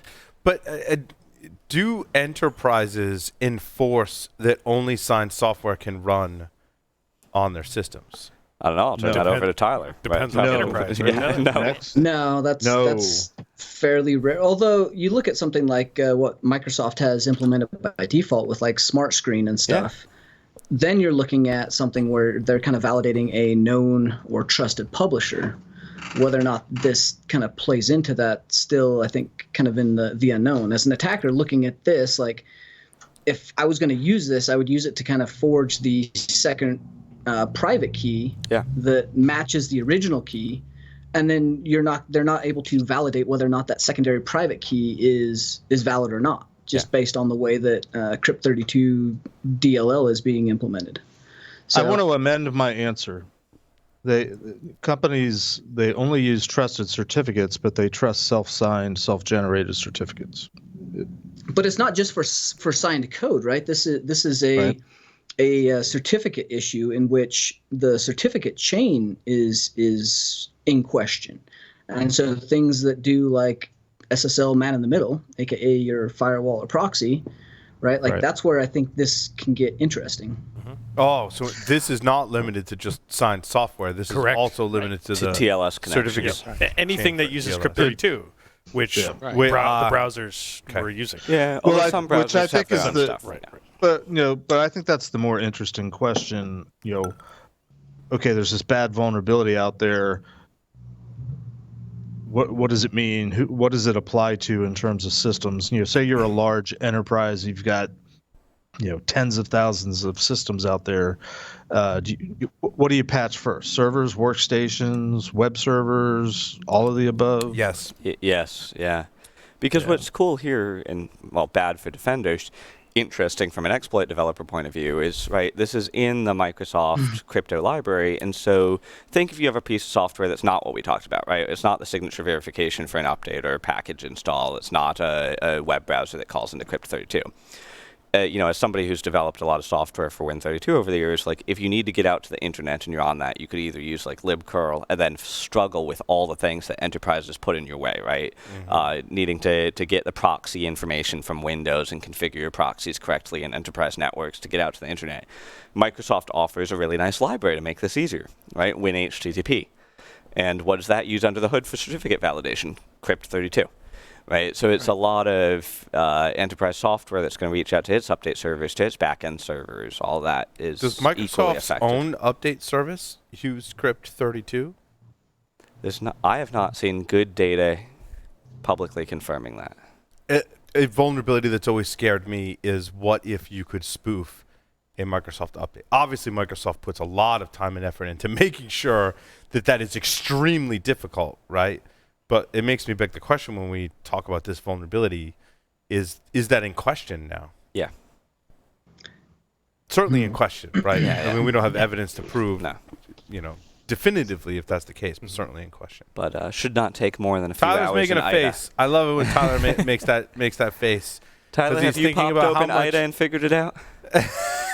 This is a simple haven't. question there to are answer. others We that should do have, it. and I will definitely not call out their tradecraft here, but yeah, this goes way deeper than I think, and it's not just on Windows where the Crypt32 DLL is being implemented. You're looking at anything that is trusting these particular certificate chains, and so. You start to look at TLS, SSL, like the man in the middle, all the proxies used. You're starting to look at firewalls. You're starting to look at particular like OSX things that are required for enterprises. Like these are the things that people are starting to evaluate and not mentioning. And I do think it is funny that if this is bad enough that the NSA decides not to release this particular piece, like. That's either A, it's really, really freaking bad and they don't want to have to deal with it on their systems, or B, this is really freaking bad, but they know of other things that are just as important and or critical that they can leverage from this moving forward. So the fact that they or they're released good and corporate citizens. Yeah. I mean, the whole release and saying it's Want a the new curtain in the age and a new box. era for, vulnerability disclosure for like NSA, like, good on them. I think that's a step in the right direction, but yeah, I'm not falling for that. Like, He still has his tinfoil hat on. Well, Lee's got it coming in there. Go ahead, Lee. So my comment was that to back that up, CISA put out an emergency directive saying all federal agencies need to apply these patches and reply within the next 10 business days. Basically, by January 29th, the entire federal government is supposed to have the patches out there. Makes an interesting twist on Tyler's analysis. Also, there's going to be a shit ton of reporting. I've already got the data calls here. It sounds to me like NSA has come across a vulnerability that is so detrimental to the security of our nation that it made the decision that, like, look, we're just going to disclose this and make people patch it. Because, yes, we could use this against our enemies, but we'd also be so vulnerable that we might as well get it out there and patch ourselves. All right, so because it's so detrimental to our own national security, given the current state with other nation states such as Iran. And I was just going to say, not to bring politics into this, but thanks, Iran. But that's not a. It's not outside. It's not politics, outside. Larry. We're talking about the current state of affairs. But if you look at like the vulnerabilities global equities process, which NSA publicly announced their guidelines for in 2017, right? Which technically aren't NSA guidelines; they're whole U.S. government guidelines. The U.S. government has been pretty clear, and I think really has over the years, just never publicly to this extent, been good about saying, hey. This is detrimental to U.S. government systems, detrimental to our companies. We have to prioritize that. And if you look at the statistics, whether you believe them or not, right, by far most of the bugs that are discovered are turned over to the vendors. They're just never publicly attributed. Mm-hmm. So I think I agree with the analysis, right? It's too detrimental. It's the same calculus through VEP. It's too detrimental to U.S. national security and to our corporate, companies that we have to give it. And it's easily exploitable, right? Like you look at something like Eternal Blue, like they kind of held on to that one. That one was more critical for ongoing operations and what they were doing versus, it would take someone a long time to know a very specific thing within inside of, SMB to come out with the same thing. This, on the other hand, like I see this as a very easy, like you look at all the proof of concepts that have already come out Like, this was not that hard to build tooling around very, very quickly. And so I think that also probably plays into this a little bit, as far as, they weren't going to be able to keep this, and long term, like, this could be used against us because someone else could find this. Hey, let me throw in an extra data point, and Paul, you'll understand where I'm coming from. So I checked the plugins database at Tenable, and lo and behold, there are 6 plugins that were issued today. And my search was for the CVE for this specific Crypt API vulnerability. All of them are labeled severity medium. What? What? Well, that's probably not quite right. Or they're testing, or maybe they're testing very specific instances, right? Maybe the case. I mean, I haven't looked at the descriptions of any one of them. I just thought that was interesting. Yeah, they've put out 6 plugins. Again, my search parameter was the CVE 2020-0601, and each one of them are listed as medium level vulnerabilities. I think it's a huge reason why, as an organization, you need to develop your own severity level for all of the, not just vulnerabilities, but conditions that could exist in your organization that could lead to bad things happening, right? And so if you're listening to some of our host analysis of this vulnerability, right, and you go off and you do some of your own research, which you should, not just take our word for it, validate everything, look at the overall impact of your organization. Likely, I would think for this these class of vulnerabilities or set of vulnerabilities that we're discussing, probably is going to be higher than a medium. At least in certain areas of your organization, right? Which is the other benefit of evaluating severity of conditions in your network that relate to security, is going, yeah, in this area, that's where we're going to start. This is really bad. And then prioritize your efforts accordingly. Related but unrelated, we were having this conversation before the show that was I thought was also kind of terrifying. And then Ryan filled me in a little bit on stuff, but it still also was terrifying, was that we're talking about CVE 2020-601. That means it's January 16th. And we've had 601 CVEs assigned since January 1st. I think a lot of those are Cisco, Microsoft, Adobe, and Oracle. Has Oracle released a? So nothing important, tomorrow. Right? Nothing important. No, nothing people use. Yeah. It's funny. The Microsoft dump, I believe, if I'm getting this right off the bat, started at 0608. Started at 0601 and went up to 0646 on Tuesday, if I'm getting this right off the bat.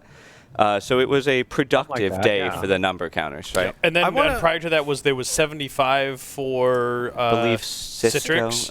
The Citrix one? Yeah. Wait, well, so that still means that there was 525. I want to put my tinfoil hat on and go back to something Ryan said. You were talking earlier, Ryan, about that if a government agency, let's say, finds a vulnerability, goes to the software vendor, that may be fixed quietly, right? Is what you were saying earlier? It may be fixed without attribution to the government agency. Okay. So it may be announced publicly, or may not be. It could be interesting if that government agency said, well, release that to U.S. customers, but not to everyone else. It made me think if that actually happens, right? I mean, in certain circumstances, that could possibly be feasible. It would be sort of obvious, really though, from a software vendor, right? I mean, Tyler's with me, right? Tyler's my fellow conspiracy theorist. Now you say that. Tyler's suit jacket is made out of aluminum. Oh, he took it off. I'm sorry. Right? That would be fix our own infrastructure so we can continue. I think, Tyler, you were speaking to operations in other countries, right? In, air quotes, cyber warfare, right? But basically, operators operating in hacking and cyber. There's no way to say that without being sensationalized, right? It has to be sensationalized. There are attacks against other nation states that could be preserved and then protect ourselves if the software vendors could limit that quiet software update and release to our own country and not other countries. But certainly, it's technically feasible. But think about the system of.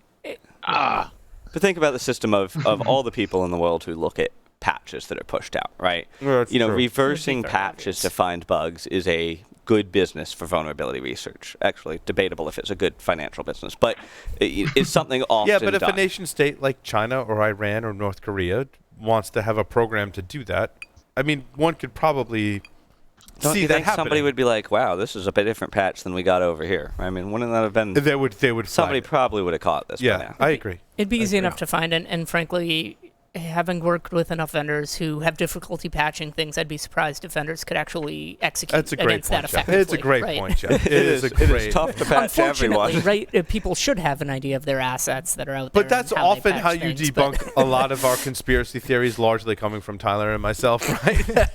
Is that we can't, like in the normal course of business operations, accomplish certain goals. So to like then build in a conspiracy on top of that that's like super targeted for a certain interest of certain groups or whatever the case may be is probably not feasible because Microsoft has a hard enough time just pushing out patches to all of their customers and Or getting them to supporting patch. Right, legacy operating systems or Right. whatever the case may be. Yeah, Right. that's I not don't the know. battle This sounds we're like an fighting. advanced service that should be offered. I still think this is a good idea. I agree with Ty. I think it's a fantastic idea, right?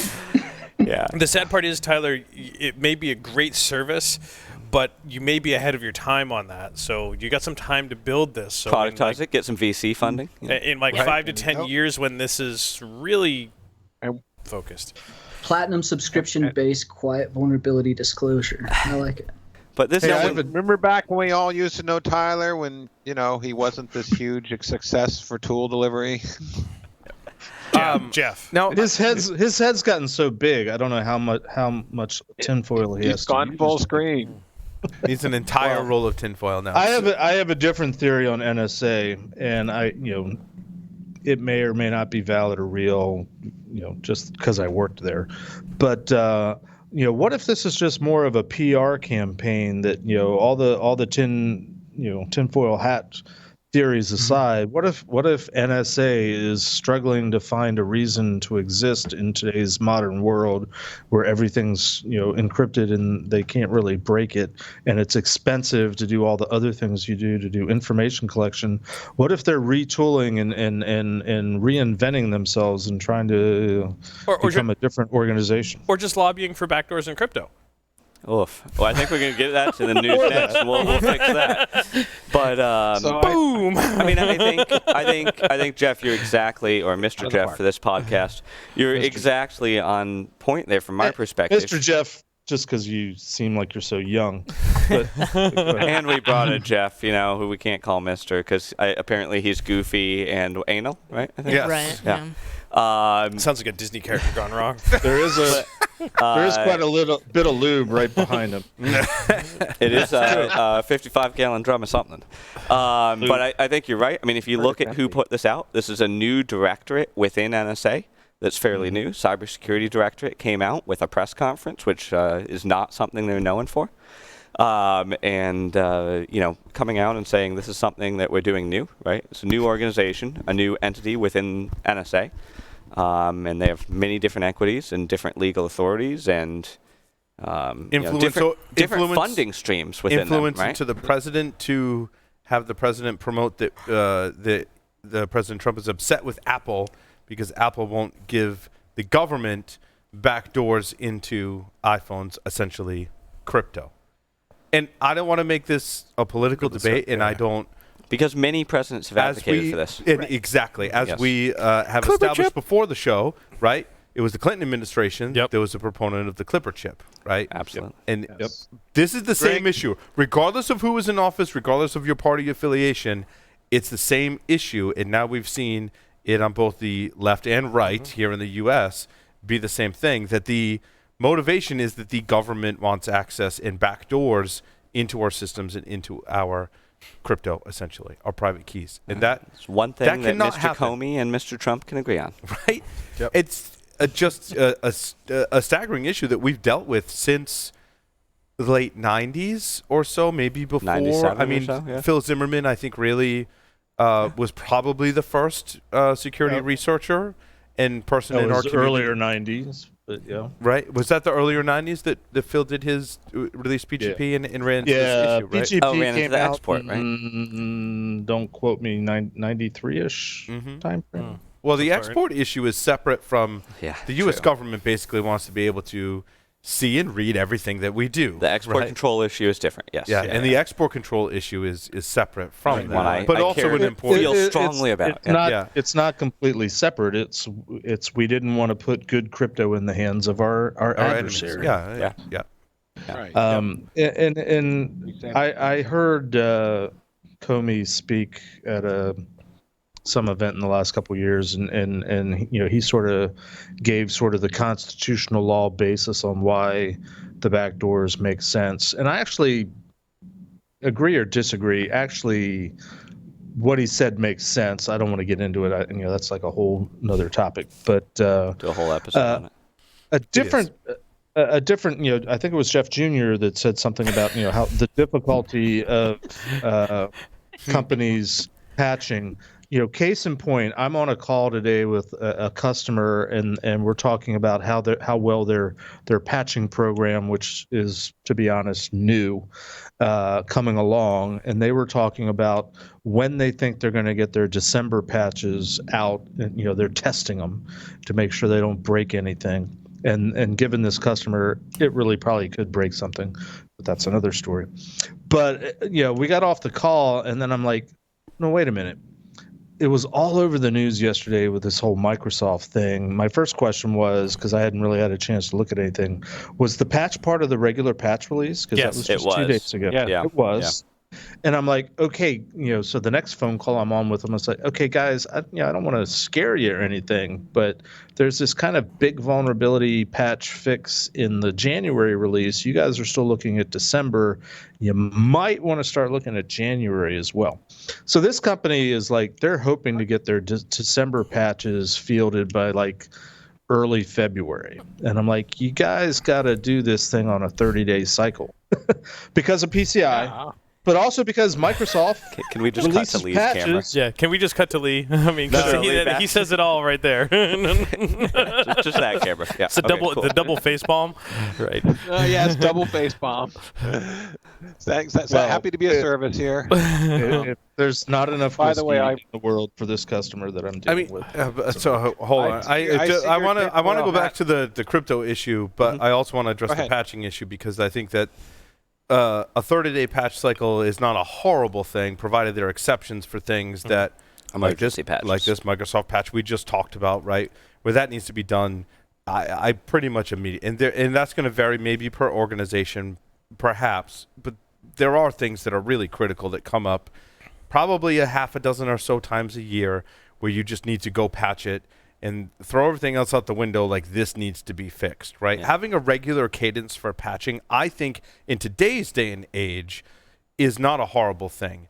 If we go back to 2003, 2004, I thought it was a horrible thing to say, well, we're going to wait every 30, 45 days to patch, because most of the patches released by Microsoft were super critical. It was a different threat landscape, a different environment. If we go through today, and we look at the Blue Team panel, right, that we did on Security Weekly, where we talked about how do we defend networks today, we didn't mention patching. I mean, patching was, we mentioned patching because I pointed out during the discussion that we hadn't mentioned patching, and Bill Swearingen was like, okay, well, yeah, people should patch. There, Paul, are you happy, right? Like, that was the extent of it, right? The conversation was, how do we harden and secure our systems above and beyond just patching? Because patch the critical things and have a regular cadence for patching, you're good. Most attackers today are not banking on the fact that you're missing a patch. It's usually a configuration or an inherent vulnerability in your system or something architectural that is going to lead to your demise and fall to attackers today.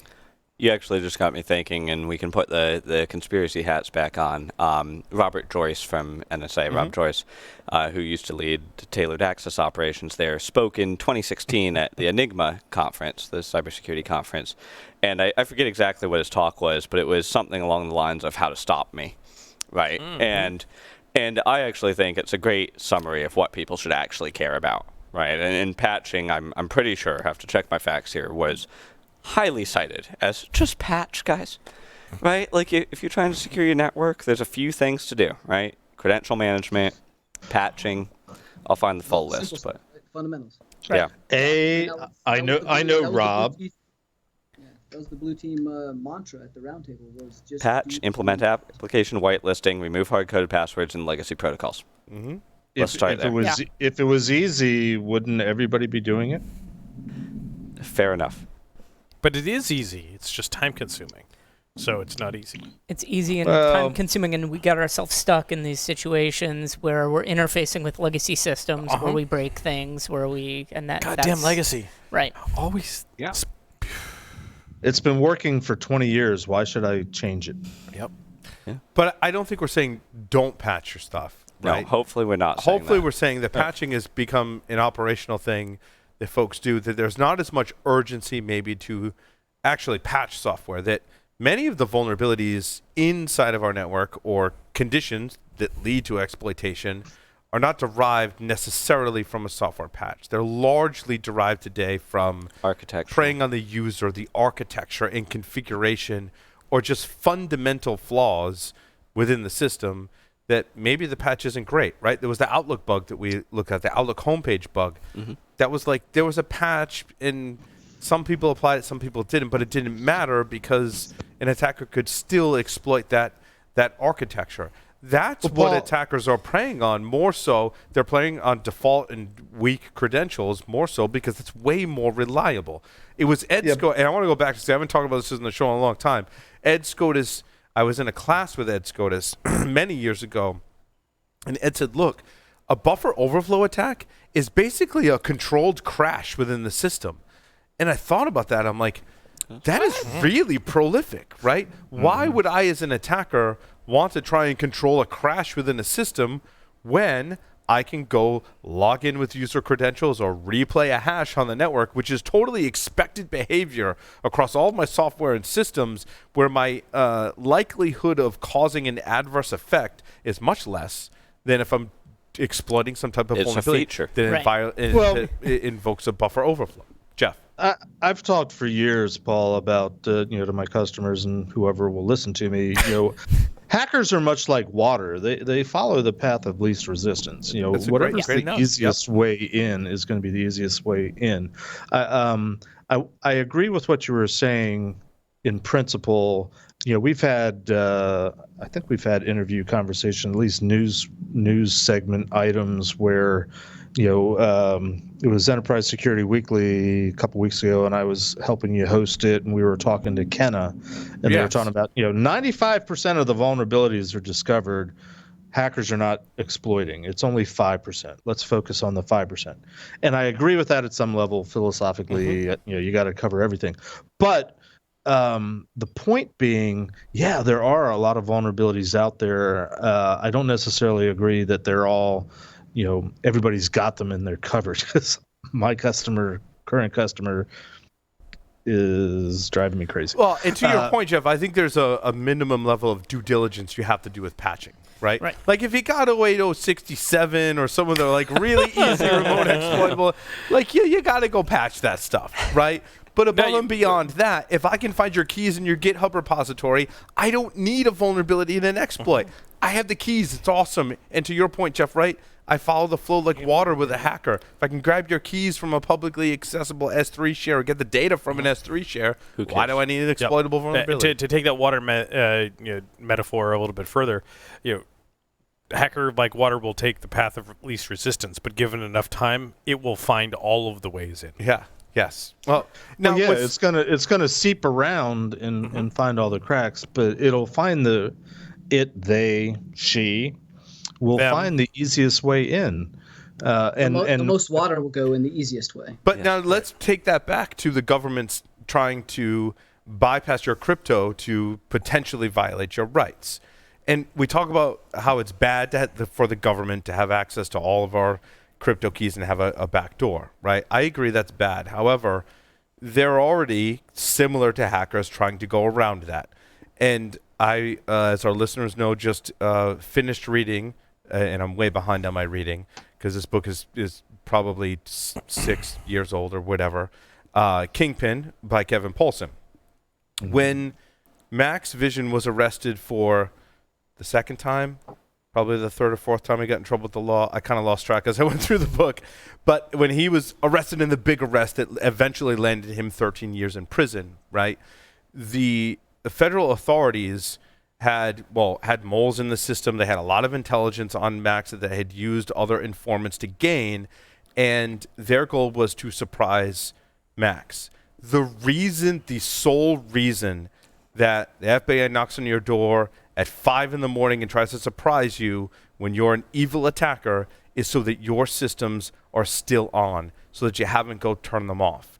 And the reason for that is when they arrested Max, they brought folks from the Pittsburgh U.S. CERT, and they were doing memory forensics to pluck Max's keys out of memory so they could decrypt all of his drives.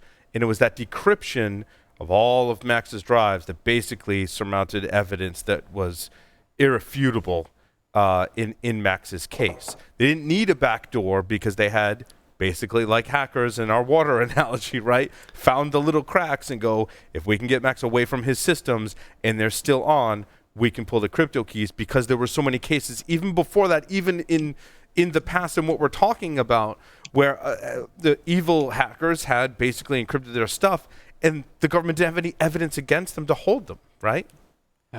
Yeah. So let me try to at least succinctly paraphrase what Comey had said when I heard him speak, and I probably won't do justice, but his basic premise was, from a constitutional perspective, U.S. citizens have rights, but the government also has the absolute right, given warrants and suspicion, due process, and the like, have the right as the government to come into your domicile, the place where you live, search your belongings, search your car, and all that kind of stuff. I'm thinking in terms of eavesdropping and surveillance. Certainly the ways that the government has the right to try to figure out whether you've committed a crime and collect evidence has evolved over the years. And that's running into now, for the first time ever, citizens have the ability to completely protect themselves using things like cryptography, and make it possible so that the government can't do the search and seizure, execute warrants, again, with the assumption that it's all legal and the process has been followed. And his point essentially was, the government's still got to be able to do what the government has the right to do constitutionally. I'm not saying I agree or disagree with it. I'm just saying that sort of was the case that he was presenting, that, for 250 years, however long we've been around, the government, and that's evolved, how they do it illegally in terms of entering your residence and your, searching your belongings has evolved. But, the right is still constitutionally, the government is what's really, the main item, the main deal in terms of our country. Citizens, while they have rights, are still subordinate to the government. And what what the government wants, holds sway, and that's a constitutional principle. You know what? Telescreens for everyone.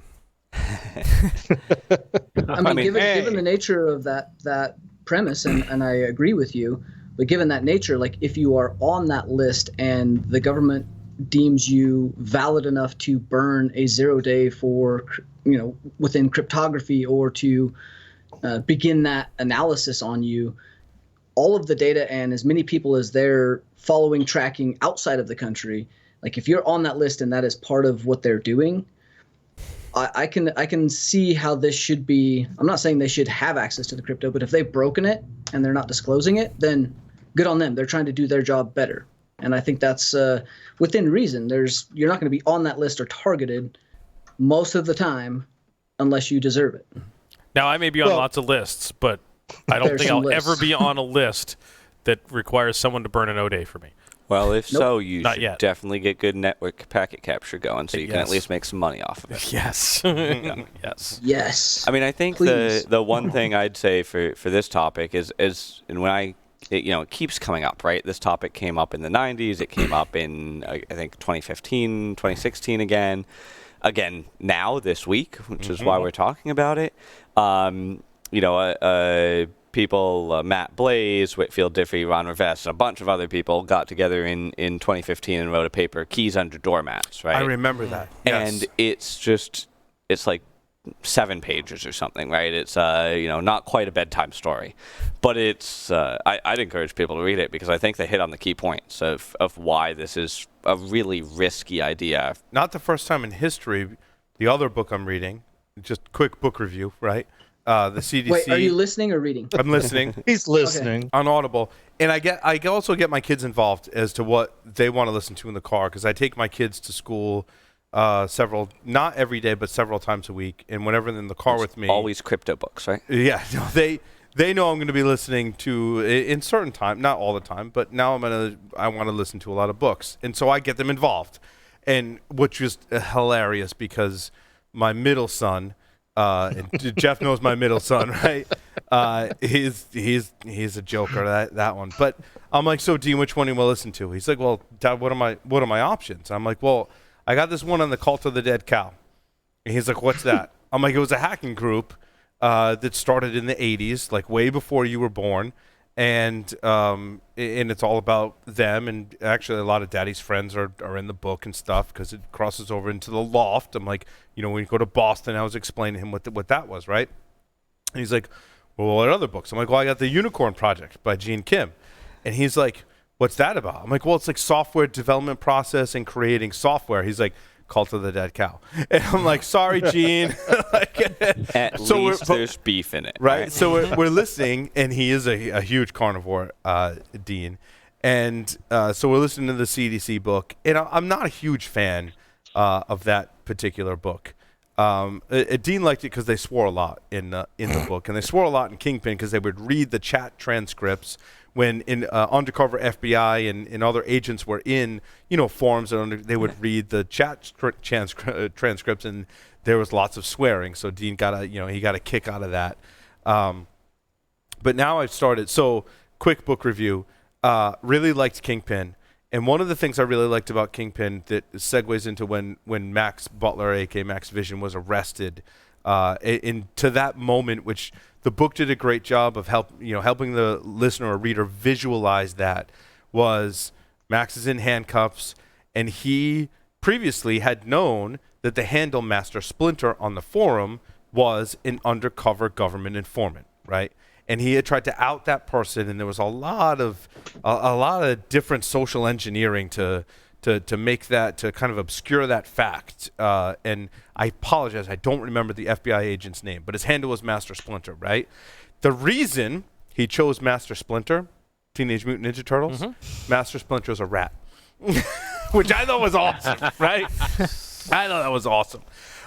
So I loved Kingpin. I thought if you're working in security today, very, very relevant insights into even back then the Carter scene, which is not all that different today. Is Visa just issued an alert that magstripe readers on gas pumps are still vulnerable. That was very much a thing, right? So then, really, right? The CDC book also, it was. I listened and I'm like, yeah, I've talked to people and have friends that were in the scene at that time, and I'm like, I don't know. They tell the story differently than when I'm listening in the book. It turns out there's a lot of blog posts that are saying the same thing. Kind of interesting. Now, the Unicorn Project, which much to my middle son's chagrin, I started listening to, is all in my chapter 2, right? I think it's already so much better than the Phoenix Project. Like whatever Gene and company had learned about writing and really making the reader or listener visualize that, character development taken to the next level, and you immediately are engaged with that and fall in love with the character. The main character is Maxine, and like basically almost midway through chapter 2, if she's not your hero, like just stop reading the book immediately. Like she is my hero. Like halfway through chapter 2, I'm like, oh, like I feel like she's a person, right? Like he did such a great job of describing that person and how she reverse engineered an ODBC driver. I'm like, I need to. I'm like, oh wait, this is a book. Like this is fiction, right? He did a great job describing that. So we have a lot of fun listening to hacker books. Now, in the car. my question would be: is she the same archetypical hero, female character like in every Dan Brown novel? It is not. They're all described the same. It is not the hero's journey. Who was that? Philip something, or I can't remember the person's name. No, Joseph something. Joseph Campbell. Thank you. Joseph Campbell. You're welcome. Yeah. Joseph Really Campbell helps there, Larry. describes the hero's journey, which the best description, if you watch Star Wars A New Hope, that's essentially a hero's journey. Joseph Campbell did the research that basically all of the stories from mythology followed the hero's journey, right? Living in kind of an off-the-beaten-path kind of place, doing a normal job, moisture evaporators and all that stuff, right? You get this call to action. You have a mentor. You become the hero. Like, that whole story arc basically is the same story arc in The Goal. It's the same story arc in the Phoenix Project. It is not the same story arc in the Unicorn Project, which is kind of interesting.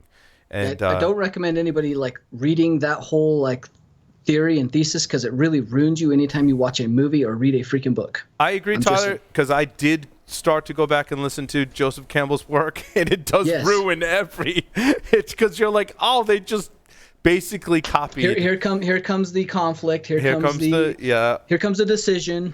And they have to go training, and they're reluctant to go into the new journey. Right? It's every single aspect of that. It ruined every movie. It ruins pretty much every movie, right? But the always Unicorn why Project I takes a different take. Some of the same All right, characters then. from Phoenix Project. Gene Kim is coming on the show this month, and I'm very, very excited to have him on the show to talk about it. So what else we got for news? Yeah, other news stories. What other news is there? Pussy Cash adult webcam data breach.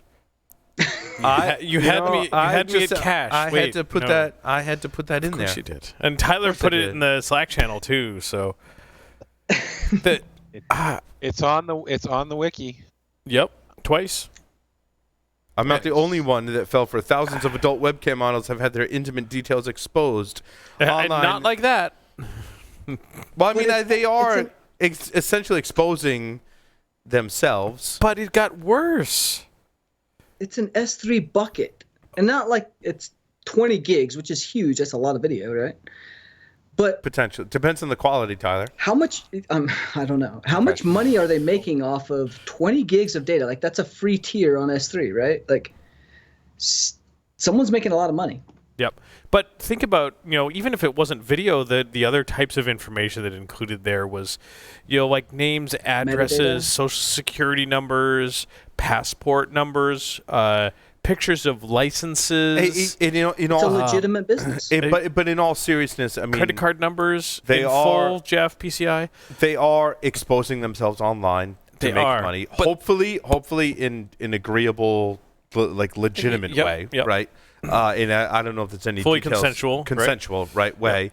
But they didn't agree to have all that other stuff shared all their about stuff, right? Yeah, they're probably not wanting their like friends and neighbors to know that they're doing that. They probably didn't want their friends and neighbors to know. Business? Yeah, and they probably didn't want their friends and neighbors to know their passport number, pictures of their licenses, and their full credit card numbers.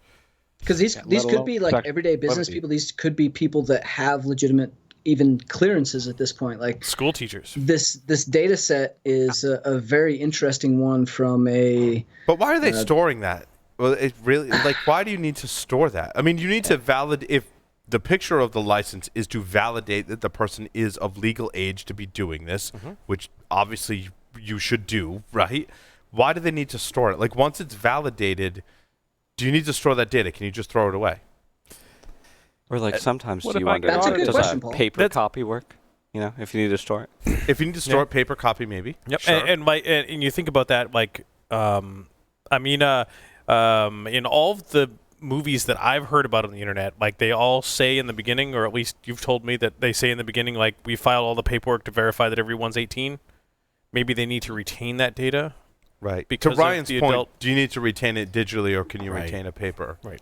Why do we use computers? But 20 gigs is a lot of paper. That's true. lot of It's a paper. lot. It's a lot of paper. But it goes back to credit cards too, Jeff. Right? I mean, this is similar issue that we had when PCI was being developed, and it was, I think, a big issue. Right? You don't need to store all those credit card numbers. Like, if you don't store it, that means people have a much tougher time stealing it. It means you're much less of a liability to leaking that data. I don't need to store that. But my fear is when we look at, does Amazon really have the largest store of credit card? I mean, other than the actual card providers themselves, many people store their credit cards in Amazon to do regular purchases. Do they really store the most credit card data? Jeff, I wanted to ask you about this. Might as well do it on air, right? You might as well. Is Amazon really one of the largest holding the largest store of active live credit cards of individuals? Given how large they are, I wouldn't be surprised. I mean, I don't know definitively the answer. I don't know if they're, playing tricks by storing tokens instead of the card data. I assume, I'm sure they're encrypting the data as it's being stored. Well, I mean, I would think they would have to, because they're not just storing it for people who shop on Amazon, but also for people who use their Amazon AWS services, right? Yeah. So now you're even like the net is even much wider Now of you the get credit corporate cards. of the credit cards you're storing, right? Well, take that a step further. All the people that are storing using the S3 bucket or AWS EC2 instances for their credit card processing or their backend web app or whatever service is processing that data. Right. Like that's where I think the majority of like the big risk is people aren't doing that. Cloud security is going to be a huge thing. I mean, that is the potential to be one of probably the most prolific data breach in our history, without question. And you guys wonder why I keep harping on PCI. I think you have Jeff, I think you have valid points. Yes. It's everywhere. Yes. Everywhere. But you imagine, since there hasn't been a breach, right? Quietly, that we know of. There's a team or set of teams at Amazon that's doing a fabulous job of protecting that data. And that's something we don't always talk about. We tend to harp on the people like this adult webcam when there is a breach, right? And I think it's an opportunity to say that. Is this kind of like the, Sports Illustrated, when they put the team on the cover, they always lose? We're talking about them on the air, and Amazon's going to be breached in the next week? Damn it, I hope not. I really hope same. Because Paul put all of his credit cards in before the show. Yeah, all of them. Because I'm going to have to replace every credit card in my wallet. Like, really? Yeah. I mean, I was at Amazon this past fall. They had me come in and speak at their internal crypto conference, and they had a couple people there, a couple hundred people attending, because they have a couple hundred people that are either actively working cryptography or interested in it within Amazon. Yep. And I was like, holy crap, I haven't seen this many crippies since my NSA days. Right. Literally. I mean, not even close. Did you say? But that's a great point. Yes, he did. But that's a crippies. But Jeff brings up a great point. They don't make eye contact. Holy crippy, it's a crapple. Let me finish my point, Paul, and then you can comment. Yeah. It occurred to me, Amazon, in terms of their revenue, in terms of their size, they're nation state size. I mean, they're larger than a lot of countries in terms of Isn't a school district bigger than New their York? revenues and their resources. Yeah. North Korea?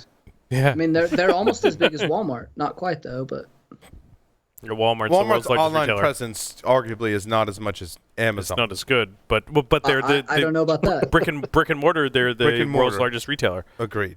Yeah, I mean, they have an amazing IT team. Yep. I have worked for Walmart in the past in a PCI capacity, and I've been to Bentonville, and they had a sign in front of their headquarters where they were like counting up, how many transactions they'd done in a day or how many dollars they'd made in the day. Walmart is a level 1 merchant in PCI terms, which is 6 million Visa transactions, for example, a year. They hit that, at least they did when I was there. I'm sure they're still doing it by like mid-morning every day. Wow. That's how large Walmart they are Fortune 1. Like, there's a reason they are Fortune 1. It's their they team dropped off for a little while, but it's a great ode to the teams at Walmart and Amazons of the world that are protecting that data. And it's certainly the book Kingpin made me realize like how important it is that we protect that data, because if it's loosey-goosey, man, it's going to be traded on the dark web. Was that a Pussy Cash reference? Maybe. So that kind of goes back to like, from social security standpoint and or credit card standpoint, like at what point in this global economy and or the United States economy are we going to get away from something that was not designed to be authentication or validation or verification piece. Never. Like Social Security is never going to be there. Like, Not how do we get anytime past soon. that and look at like some of the other countries that are building frameworks around cryptocurrency or like even identity, where the Social Security number doesn't matter, passport doesn't matter. Like, these are all tied cryptographically to a specific algorithm or within inside of a country identity. Yeah, it's Like, it's this is where it's we a have great to get. point, Tyler. And a listener wrote in late last year and talked about how we were talking about passwordless authentication and how many countries, I forget if it was Finland or Norway, Yes. Finland or one of the, and I apologize because I got those confused. I want it to be Finland. I want it to be Finland too, but I feel like Say it was Finland just for now. Finland for the sake of it. Finland or Norway had it implemented, and other countries have, right, Tyler, to your point, this passwordless authentication very much based on crypto, right, that without a password is validating the identity of citizens in that country so that they can gain access to resources within the country, also do transactions in a financial sense based on this. And there have been flaws. We covered flaws in it. The flaws are very quickly fixed, thankfully, for those living in those countries doing that, right? And I think that's an important model for us in a global sense to learn from. And I want to clarify, crypto meaning the type that Jeff used to do at the NSA, Like real cryptography. or blockchain. Yes. No, like Yes. cryptography. Crypto means cryptography. Yes, thank you. And we need to have shirts printed to I say use that in the most general sense of the word as to not take flack from our listeners and hosts on the show. All right, Larry, I'll take the flack. Somebody's got to bust just your because balls. you're doing it on a computer doesn't mean it's 100% foolproof. No, that's true. That's Because true. we'll just build a better fool. Well, There's that. Problems between the keyboard and chair. Oh, we can't get out of this segment without talking about how Cisco has addressed a bug in WebEx. Okay. Ryan or someone, I think you talked about how the ease of exploitability of the Microsoft flaw that we covered in the top of this segment.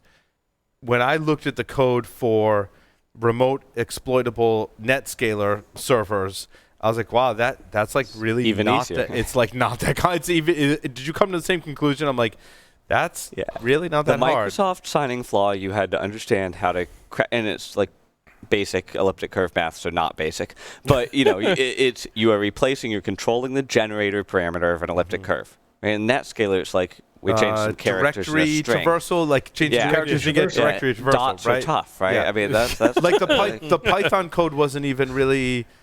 I mean, I'm a lousy Python programmer, and I'm like, I can understand string with pretty some much periods in it. pretty much Yeah. every String with line of some that periods Python in it. program, right? And I'm like, You I'm a don't even need lousy to know Python the programmer. file at the end of this. Like, Yeah, you the just the dot original POC where you're looking at the SMB config, like, you don't even have to know that anymore with all the configs. Like, this is really freaking bad. If you have any kind of NetScaler device, like from an enterprise standpoint, and like as widespread as NetScaler is and this product is in big enterprises that we've come against, like, this is a big deal. This one was actually more interesting, I think, than the Microsoft one. It was interesting that came out was same it week. India's Project Zero was the one that released the exploit into the wild? Yes, Yes. which was interesting And because then- Trusted Sec had some stuff already And like so, but disclosed. right? And if you look at, so what happened was India's Project Zero released it, and Dave was like, well, it's out in the wild, so we're going to release what we have. And then you look at the two different code bases. Like India's Project Zero is like, basically, my assessment is what you would see in the wild by like being traded on the dark web in terms of an exploit. Trusted Sec's code was a lot more elegant and a lot more of what you would expect from actual software engineers, right? If you compare those two. Yeah. I'm not saying compare code to other software engineers solving extremely complex problems, right? Dave's team did a great job of constructing that exploit in a much more elegant way than Yeah, they were doing a really good job of like explaining this vulnerability properly and responsibly disclosing it and getting the full kind of write-up and or fix set up for Citrix at that point. And then when it came out and dropped, like this was like, hey, here's some POC, we hacked this, like go exploit it now. Like it was actually a pretty big deal. Like that first 24 hours from a standpoint of what you're looking at on the internet, and like what you're sniffing and seeing, like getting sent across the wire. all of a sudden it was an explosion of just people trying to figure out ways to exploit this and using that POC code. But also, if you look at the GitHub repository from TrustedSec, there's also like, hey, if you've patched this and you want to make sure that you've patched this, here's some commands to run. Yeah, they gave a scanner in addition to an exploit, awesome. right? Which awesome. I think is a fair thing. Extremely responsible and very awesome. Golf from clap Dave's right team. here. Golf clap. Yeah. Right? Yeah, for Dave, honestly, like that's from a Dave and his cool team. thing that you could use for a very long time from an NSA standpoint. Like Dave and his team, like keeping that, responsibly disclosing it, and doing the right thing at the end. Like that was a big deal. I mean, this is like we don't see this every day, like this easily exploitable remote code execution vulnerability, basically, right? No. The looking at the exploit code, which is a quick read that you can do well on air, right? The exploit code is about 10 lines of Python. The logo for the ASCII art for their company is 20. Yes. Right? Agreed. And the command line argument parsing is about 40. Right? The point is, this is a single GET request. Yeah. Right? Sorry, my bad. Post request. Very tough. One more character. It was a two-stage. Well, they broke it down in two stages. 2 stages. Yeah, 2-stage. Yeah. Remember. Yeah. So I mean, the moral of the story is cool. like patch your shit. So there's what, 70 lines of Well, code and 60 of it is comments? Well, I mean, Roughly. the ASCII art logo is impressive. I mean, It is impressive. I mean, it's if you're good gonna, all right, semantics here. Like, if you're gonna release it, like, you should have some cool ASCII art in it. Like, come on. I mean, that there has to be a little bit of flair. Like, what? So I mean, NSA didn't even brand 0601. I mean, let's go. I know. When you talk No about, theme song. We could have vulnerability tattoos. let's talk about flair. Logos. Go back to when Back Orifice 2K was released at DEF CON 6, and there was, I think it was DEF CON 6 or 7? DEF CON 6 was Back Orifice, DEF CON 7 was Back Orifice 2K. There's some blurry lines in there, but that I haven't fully researched. There is a video. Go watch it. Go watch it. What's awesome is in the book that I was listening to the CDC that my middle son had picked out, right? They talk about Grandmaster Rete, right? Yeah. He comes on in the book describing this in an audio book too, and he's got the white fur chaps with the white fur coat with the big gold chain, and he's standing up on the table chanting to the crowd like CDC rocks, like the whole chant. It was a stage production. Like they had face melting guitar solos, and they had to get there. Mudge was playing guitar the night before to set up all the audio gear. Mudge like destroyed a guitar like a rock star on stage at DEF CON. Like, talk about flair. Like, we can't lose some of that. Like, so to your point with the ASCII, like, we can't lose some of that flair. Like, I was like, wow, I kind of like lost sight of some of the flair. That we, and certainly if you go back, and it was go big or go home. It was deviant that like dug up the video, and there was lots of people like Jason Scott and Jeff Moss that were like, yeah, what happened to that video? There is video of I've seen it. It's amazing. CDC like doing it. And it's like, it's a really kind of, in my opinion, monumental moment in hacker history. And we wondered, we can't lose sight of. we wonder why it took so long for folks to take us seriously. Right.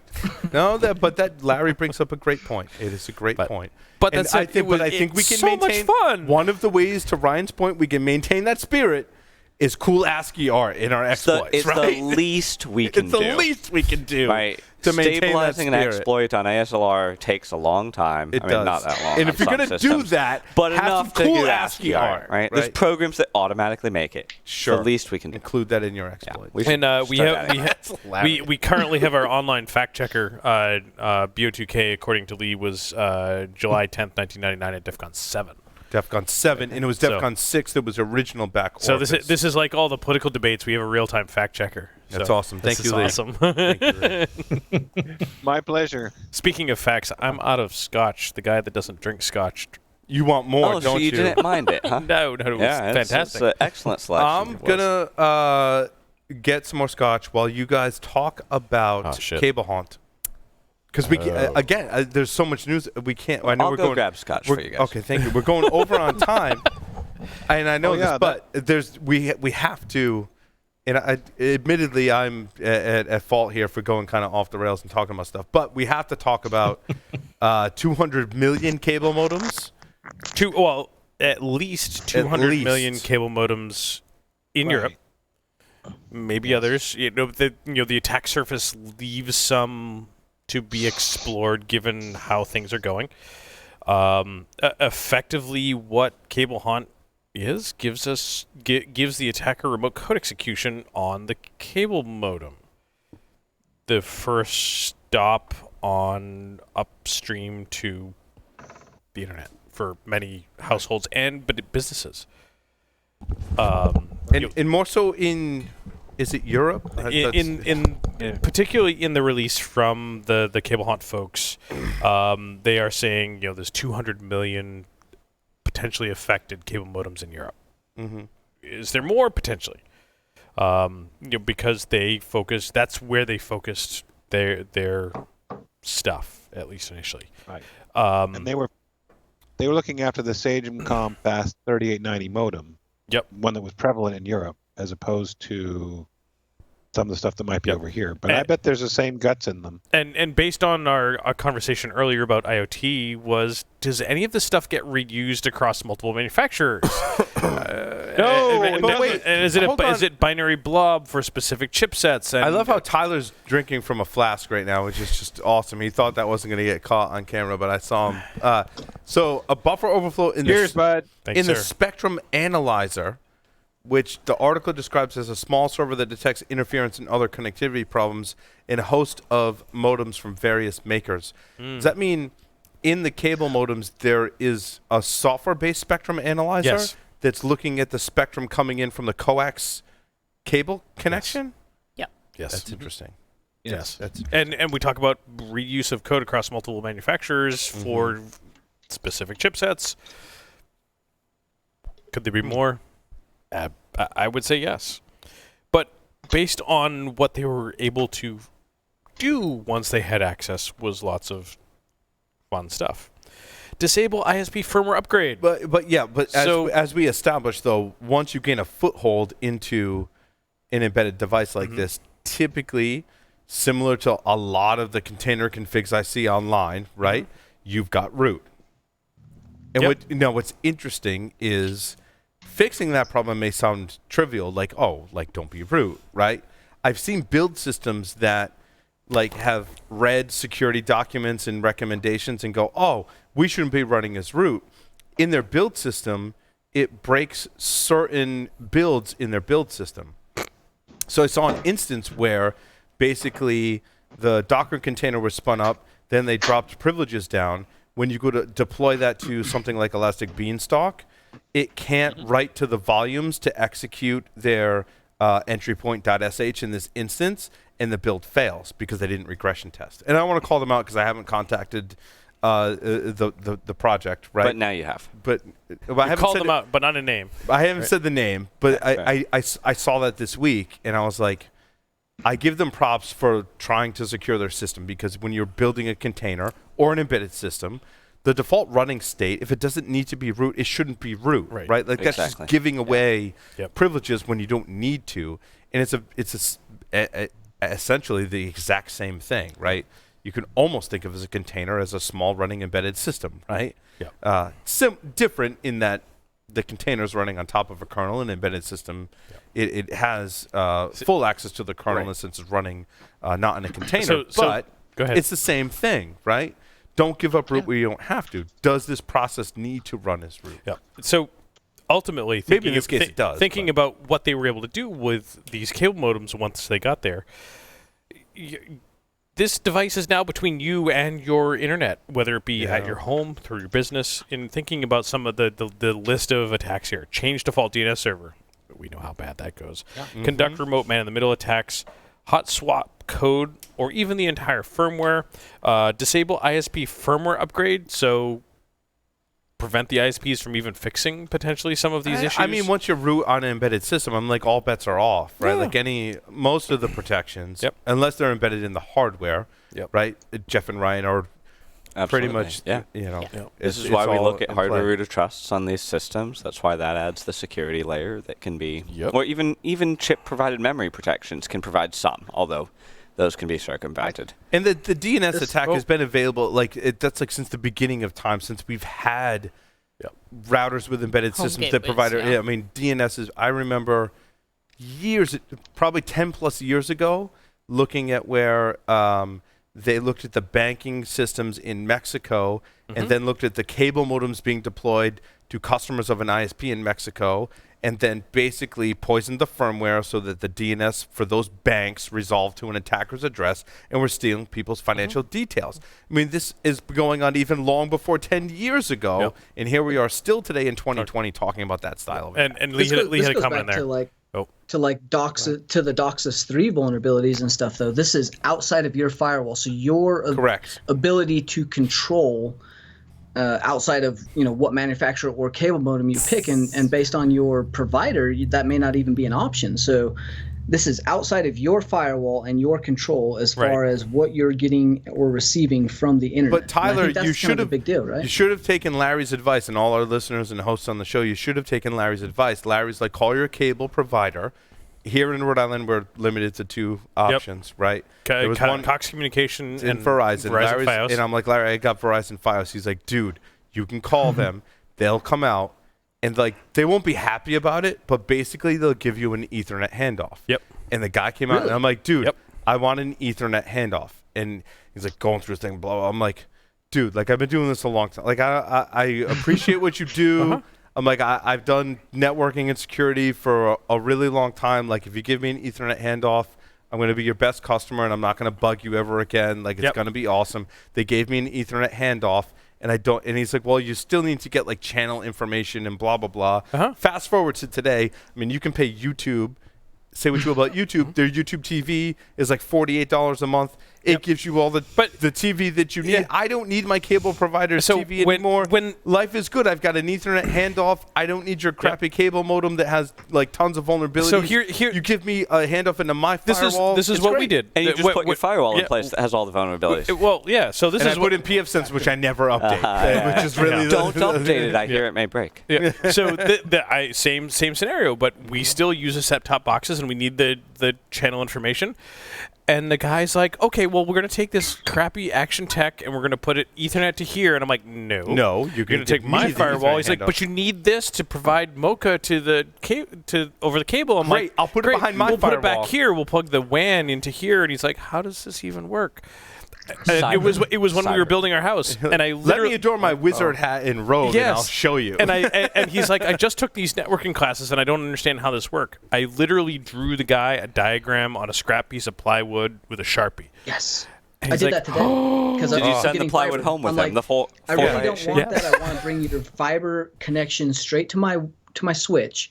From my switch, I'll distribute that, and you're going to give me a /29, right? He's like, wait, you know what a slash is? And I'm like, /29, right? Unless you want to do a /28, we can negotiate. So what do you have layer 3 on your switch that you're taking a fiber handoff from your provider? Yes. Oh, that is Idaho must be a nice place. I'm like turned on right now. That's so nerdy. Tyler, that's awesome. Yep. All right, so backing up a little bit, Lee had some comments in there that I want to make sure we capture. So one of the misnomers that I had for a long time is I thought the cable modem was like a diskless computer. It always boated whatever the provider provided. And it's like, no. It just checks for an update. It'll boot what's loaded if it's not an update. And it's like, wait, hold it. Wait, what? Yeah. Well, there's some interesting tech on there too, Lee. Basically what they call a cable card is basically a smart card to descramble the cable, right? Yeah. And are those still a thing? I know when I was in California, they are. Our cable provider was trying to get rid of them, trying to phase them out in favor of the set-top boxes. Well, that's I think that my current provider supports them. Yeah, cable providers hate people like us because I'm like, I just want my smart card. I just want a card, and they're like, no, you need a. I'm like, no, I have a device. It comes from a company called Silicon Dust, and I just need to put it in their system, and then they send RTSP streams out to the rest of my network and distribute it to whatever TV is running the app or whatever device is running the app connected to a TV, and they're just blown away by that. And I don't know what it was, but like it ended up being an automated thing where like you have to call this number that I had to research for my cable provider, and you're like, I want my smart card to be on this device, and you had to like re-authenticate your smart card to be in this device, and I did it, and it still works today. It's really cool. That's I think about that. HD Home Run is the product from silicon dusted. But I'm going to cancel that. And I think about that, and I'm like, damn, not that long ago, my mom had all new cable boxes put in her house, and they're sitting in the back of my truck right now. Yes. Because I haven't. What's that? Fun night ahead. Maybe. But I have to return them because I don't want to pay the $300 a month for a cable plan, right? To speak to this vulnerability, like, don't have a cable. Get the Ethernet handoff if you can. Plug it in if you can. Plug it in your firewall. You don't need anything from your TV is totally on the internet today. I mean, you've got Disney Plus, Hulu, Netflix. But it's not about TV. It's about internet. Right. It's about internet. Right. It's about the added services. So when you look at the service providers right now, they're not just providing internet and they want cable home TV. security in they're cameras. Home security in cameras. You guys have probably found tons of vulnerabilities in, right? I think there's a difference now between an ISP where many of us here may just want an Ethernet drop that sends us out to the internet and we can control what we want from that. But a lot of people out there, they want everything integrated, and they want their smart home and everything else. Just give me that one thing that works. But I think if they do that securely, and this vulnerability shows that largely they're not, right? But if they do that securely, it's interesting to your point, Jeff, like the ISPs could greatly improve the security of most consumers' internet connections and devices. They could. If they provided a secure service to say, look, we know there's all of these IoT devices out there. Let us come in, give you a connection to the internet. Let us provide a more secure cable modem than in this case, right? We're also going to give you doorbells and cameras and a smart home. We're going to help you secure that. If they could do that securely, that would greatly improve the state of IoT. I agree. And when you look at the recent vulnerabilities in things like video doorbells, a lot of those are credential stuffing attacks, right? Yeah, People reusing passwords and things. So, frankly, I might trust the ISPs a little more to manage that at scale. Better than individual companies starting up bringing a new IoT device. But their track record is atrocious, unfortunately. Right. I mean, the cable modem. I did a presentation years ago, right? Almost 10 years ago, where I was like, well, you can use Shodan and say this cable modem provider in this country is using this particular type of device that has this vulnerability, and basically go own that country, right? And you can just march through the cable modem providing ISPs in that country and say they're providing this device that has this vulnerability, and I can own all of those, right? It was like, I think Embedded Device Security to Take Over the World was the name of my talk, right? Sounds about right. A good talk, Yeah. I like the title. All right. What else do we have? Paul, I think you need to pick one. Anything else want to cover? Are we missing anything significant? Let's see. A lot of things on the list this week. Yeah, there are. We never managed to catch them all. Just like Pokemon. Pokemon. We were talking about NPM before. Yes. Yeah, that's a good one. I think that's a good one to close out the show on.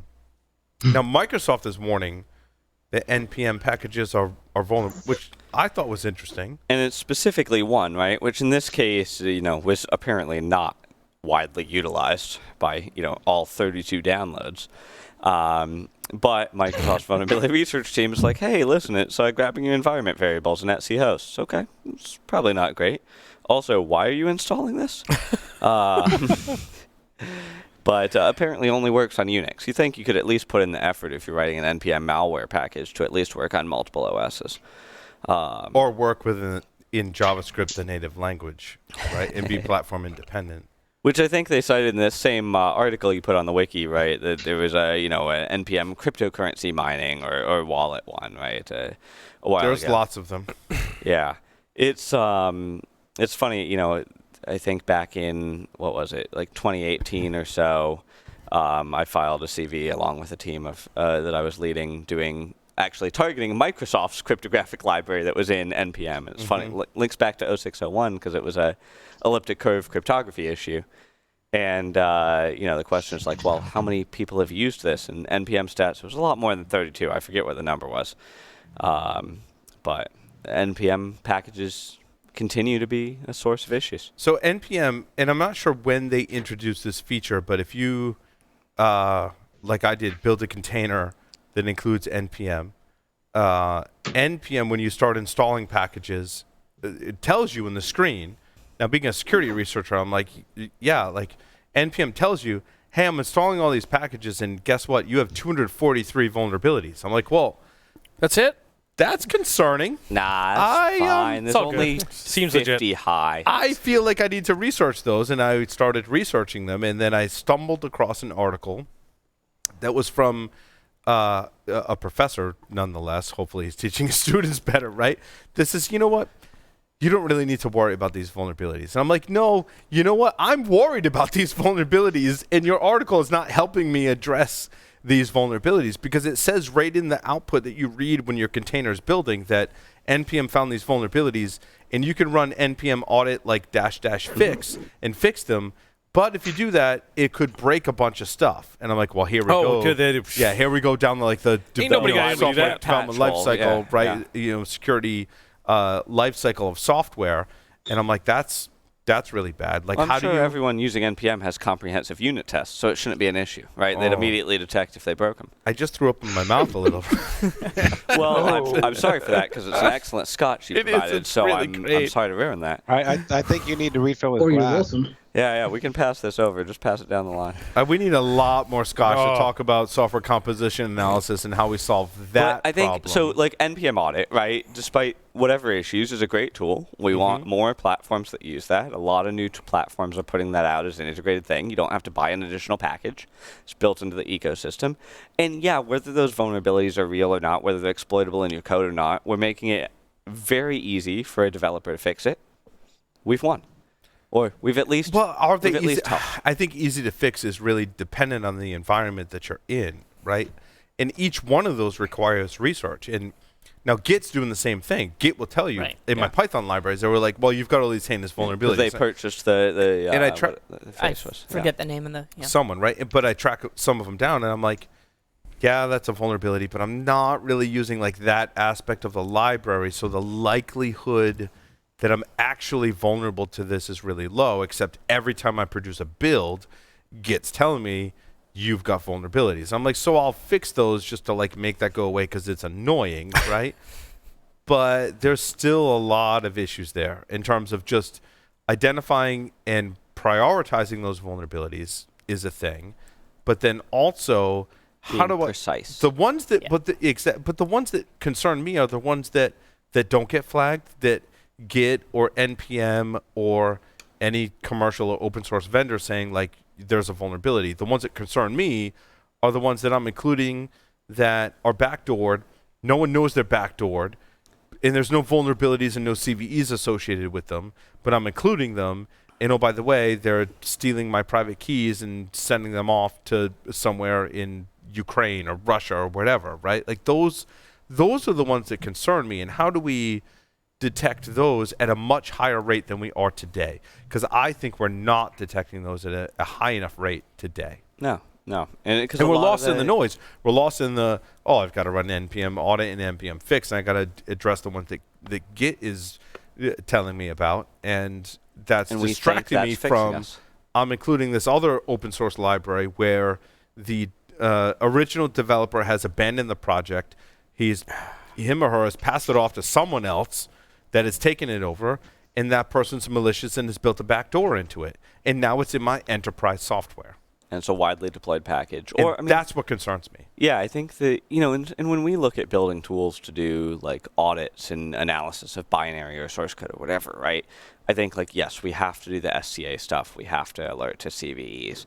And frankly, that's like a small amount of what we need to I be agree. paying attention to. I And agree. so we write a lot of program analysis tooling, and Sophia on our team, who's well renowned and focuses on this all the time, way more than I ever will, focuses on like how can we write tools to find these common vulnerabilities, not common vulnerabilities that are enumerated, common vulnerabilities that are latent in code that we can find by encoding sort of the knowledge of a security researcher into something that we can scale. But that's hard.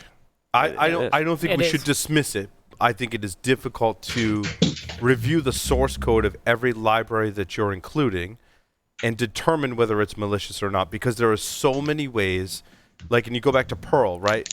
There's like over a dozen different ways to implement the same functionality. So determining whether that's just a functional difference or whether it's something malicious gets difficult.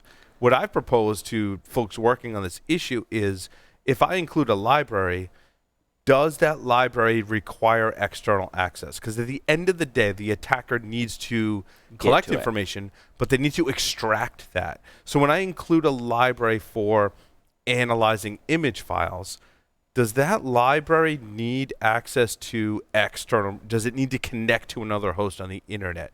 If we could somehow separate that, and that's going to vary based on language and framework greatly, right? And even your own application. But if I can isolate that, libraries I'm importing don't need access to connect out to the internet, that could be a great way to really kind of raise the bar for attackers attacking these libraries. Now we need a privilege level more than root and not root, and moreover, we need a privilege level that actually differentiates between the main executable and a library called from it. Right. It's a which trust. Is not today's architecture. How do I trust libraries that, well, this is one that I developed, and this library I trust, and this library should have access to the internet to connect to someone else's API, versus a library I'm importing from a third party that should never have access to the internet. That's also really hard. It turns out that's really probably just as hard as it is to analyze the source code of all the libraries or the binary, which is usually what we're working from, because to your point earlier, the binary blobs, right? Right. Yeah. But that addresses an open source issue. We know what's actually running. We know the machine code that the 50 versions of Perl compiled down to, right? Or not in the Perl case, but other languages. So yeah, it's a blessing and a curse to be working in. But that's an open source issue too, right? Because analyzing a binary blob versus source is different.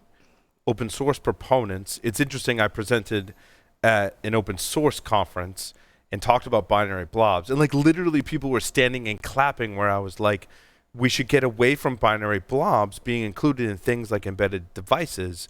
And they loved that idea because you can review the source code and see what it's doing versus trying to reverse engineer that binary blob. If the source code's written in a way that doesn't hide the vulnerability. Nah, that's the crux of it. I actually want to go back to something you said a minute ago, Paul. And that was, you were talking about, should libraries be connecting to XYZ at all? Mm-hmm. And I'm wondering, how many of us even are watching for that? And you could extrapolate beyond just source code. You could get into, IoT or appliances. Do they need to talk to these other services? Or are people even at a point where we're paying attention? Well, yeah, of course they do, because that makes it the internet part of the Internet of Things. Right, but then we get into the buzzword of zero trust, right? Which is very much a buzzword, but it's applicable, penalty. And I know it's a buzzword, but it's applicable to this situation. How do I trust binaries and or libraries? I need to drink now because I said zero trust. How do I apply a level of trust to libraries and or binaries I'm including and differentiate that I trust this library Hey, Mr. Zero Trust. Connect to the internet, right? How do you trust your iPhone cable charger? I'm just saying, or your HDMI cable for that matter. Like, this zero trust model is becoming a big deal. And going back to your point of all of the sources of all of our hardware chips and or the ability to analyze those. But I can totally trust my cable because I bought the cheapest one from Amazon, and they came in like a 5-pack. Yes.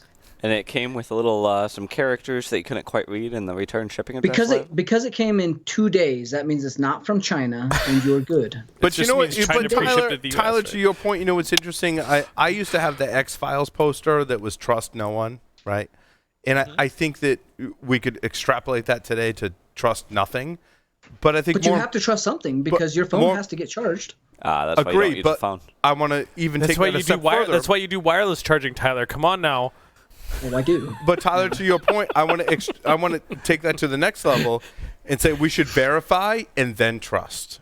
Right. Yes. And I think those are the security models. That should be a T-shirt, Paul. I think a president a while ago said trust but verify, right? Right, but it should be verify then trust. It's backwards. Yes, it's backwards. We need to verify and then trust. That applies to social engineering, right? When you're calling users on the phone in your pen test, and if they're trusting and then verifying, that's bad. Like, I think we learned from 0601 that you should start running the code, and then have the certificate validation check it. Yeah. Yeah. So that's why you said opposite. My bad. Verify and then trust. I think addresses a lot, but it addresses a lot of the issues that we have today. Yeah.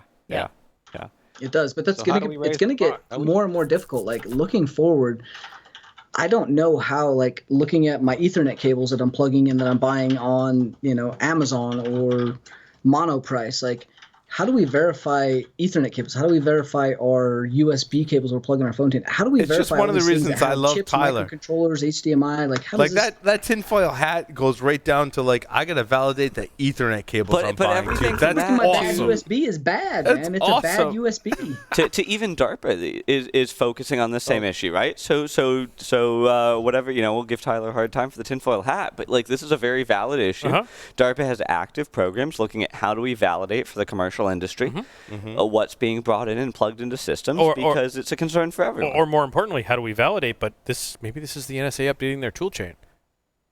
I mean, look at Hack5. Hack5 has an HDMI toolkit. Bad USB, it can execute code remotely from a wireless range. Like, literally, this is already a valid and widespread attack vector. I think a future segment, Tyler, is HDMI. The functionality being built into HDMI. When I've got some of the later equipment, newest the NSA equipment, CIA leaks already had it. Like Vault 7 had that paper that's been commercialized for the NSA since 2008. So, like, we've been working on that for a while, but they'd already done it. Like, that's got to tell you where we're at. HDMI is one thing, but the reality is that the attack surface of everything we use is growing, right? We're plugging into more places, we're traveling to more places, we're connected to more things, right? Yep. And so ultimately, it is how do we understand the components that we're using, whether it's open source software, whether it's things we've developed, whether it's things we buy, where do they connect to, what do they reach, and doing the analysis on that to understand how do we verify all of this. I'm relying on you, man. Like, we're going back to, like, working on it. It's on you. You tell me if this is good or not, and I'll tear everything apart in my lab, but I'm relying on you for everything else. I totally plugged my laptop into the HDMI in the hotel the hotel TV in Singapore. I'll send you a charger. Don't worry about it. Good. Well, good. I want to thank everyone for coming on this segment, and this was awesome, by the way. Both segments was a lot of fun, and our listeners are going to probably have the longest Paul Security Weekly episode in history, because coming up next is our panel discussion on hacker culture. For 2 hours. Oh, I got to do something? And hacker culture? Over and get to hacker culture for 2 hours. And then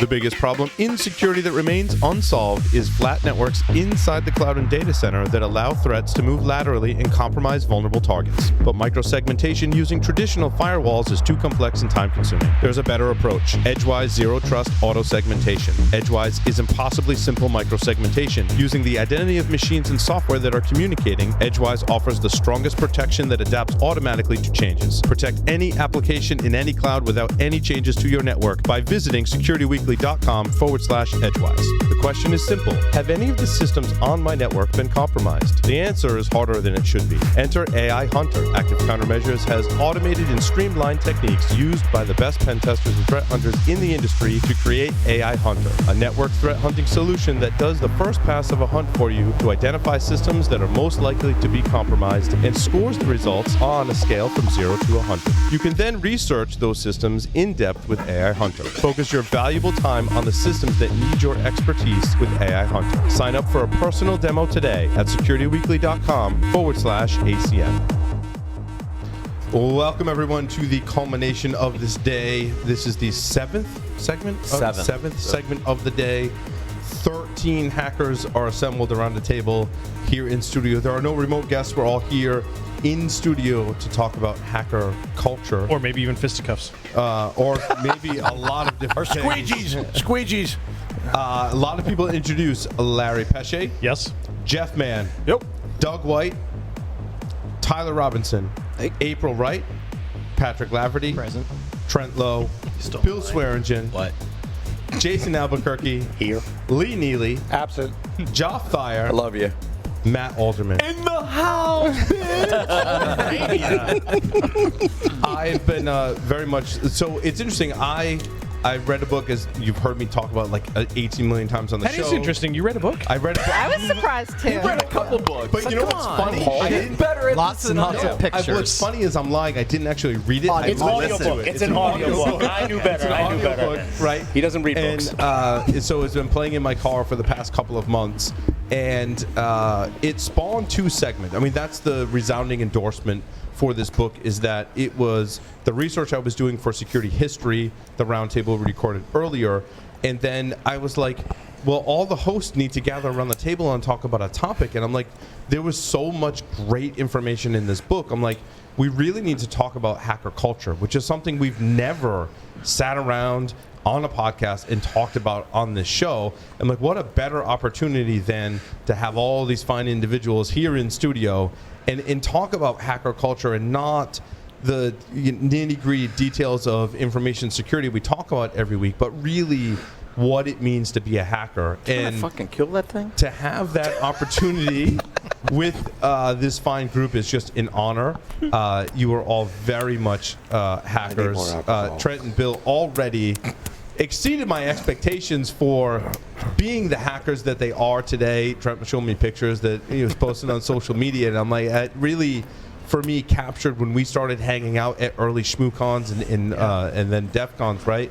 What the hacker culture was all about. So thank you, all of you, for being here, and I'm very much looking forward to exposing our audience, whether they're seasoned listeners or just coming into the field, like really what it means to be a hacker and what the hacker culture is all about. Now, I started my journey, and I've been doing this, 20 plus years, right? And I started listening to this book, and the stories they were telling from the late 60s and the hackers at MIT, I'm like, wow, like Larry and I have done stuff like that. Trent, Bill and I have done, like, we've all together like done stuff like that. And I'm like, to go back in time and realize that, like, really, truly, that's where I can trace where it started. And sure, there were hackers before that we identified, but the culture, I think, was really defined largely at that time at MIT. And I'll try and tell multiple stories without giving away too much of the book, right? And I've told most of you today, right? They would write source code on paper tapes and leave it in a drawer. And anyone who wanted to replicate that function could just go into the drawer, and it was like the first underpinnings of open source. We talk about lockpicking, right, on the show. Lockpick villages have been a thing in hacker conferences for some time, and I really thought that's where it kind of stemmed from. No, the early MIT hackers there was only one computer on campus. And if it broke when they scheduled time at 3 in the morning, they knew how to fix it, or they would figure it out, because that's what we do as hackers, right? We figure it out. They were like, well, they locked up all the parts because they're expensive. They literally got their locksmithing licenses and learned lockpicking to lockpick their way into the office, to take the parts, to go fix the computer, and then relock everything back up. And like, if nothing else embodied the hacker culture, it was stories like that. Absolutely. And I think this is an opportunity to share with our community what it really means to be a hacker. So, sharing with the community, what was the book? It was Stephen Levy. It was written in 1986. Stephen Levy, Hackers, Heroes of the Computer Revolution. Fantastic book. Awesome. Written when? 1986. Wow. Yep. But you think How'd they about, get like, a book that old on tape? Right. It's on paper tape. Somebody I had this tape reader in my car. 8-track. Super 8. Good morning, Paul.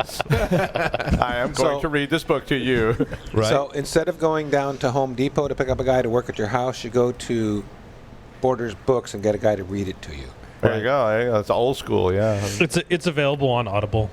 What was one of the amazing things to me was, we all of us here at this table have many computing devices. In fact, I think earlier, Bill, Larry, and Trent, we were talking about, like, we've been collecting and using computers for so long that, like, we have this problem. We have to get rid of the old stock, right? Like, eventually you got to start to purge all the computing devices we had. Yep. Back in that time of the late 60s, where I'll start, right, there was, like, literally one computer on campus, and there were maybe a handful of campuses and government entities that actually had computers. Now, there was the IBM mainframes, which I think were much more popular at that time. Right? We talked about the 7090 in a previous segment, but the DEC, PDP, even before that, does anyone remember the TX0? Or TIC0 is what they called it. I didn't know that existed as a computing platform. My first computer was, on the Commodore side, personal, but corporate-wise, of PDP-11. Yeah, and so that's what really started the Unix kind of hacking movement, right? But hacking, what I was amazed with, predates all of that, right? It goes even before the PDPs. These TIC0s, right? The reason that the MIT hackers took an interest in them, one of the reasons was they were part of the Model Railroad Club. I never realized this, right? They would take relays from pinball machines, they would put them and retrofit them into a model railroad, and that was their style of hacking. When computers came in, they basically transferred that hacker culture into computing from model railroads, which was just an amazing point in the book. And there was very much we talked about the security maturity model, right? And I almost wanted to kind of call this out without offending anyone, but it's really hard today, right? But the culture they described were the hackers that would read and talk to people and learn any way they could. They would schedule time in the middle of the night at 3 o'clock in the morning because that's the only time they could get on the computer. And not only that, if they couldn't get a time at 3 o'clock in the morning, they'd be in the room next door. And at 3:01, if someone didn't sign up for that time, they'd jump on it and use the computer, right? And they called themselves hackers. The folks that were graduate students working on the IBM machines that didn't embody the hacker culture, and this is a fact from history, it's not me talking anyone down, right? They would call them losers, right? And I feel like there's some dynamics today, and sometimes losers would prove themselves and earn the status of hacker, right? And that was only through really, really hard work, tenacity, and really not giving up was one of the things that I took from the book. It's something that I've talked about on previous shows, right? Like when we set out on a mission to complete a project, we're not going to give up. Like what I was telling actually our intern Jack, 16, right? And I'm like, you earn your stripes when you spend an entire week at least on one problem in overcoming that technical challenge. Like that's like a Boy Scout. If it was Boy Scouts, there'd be a badge for that. Yeah, that would be totally American. The tenacity badge, right? Boom, put it right on your thing. Because tenacity was the early part of this, right? When we grew up in our era, there was no internet. You couldn't go Google stuff, right? You couldn't Google stuff. You couldn't go to Wikipedia and look stuff up. I mean, you just figured it out, right? It was tenaciousness, right? It was tenacity. You figured it out so you could get on a BBS and download messages from exactly. FidoNet.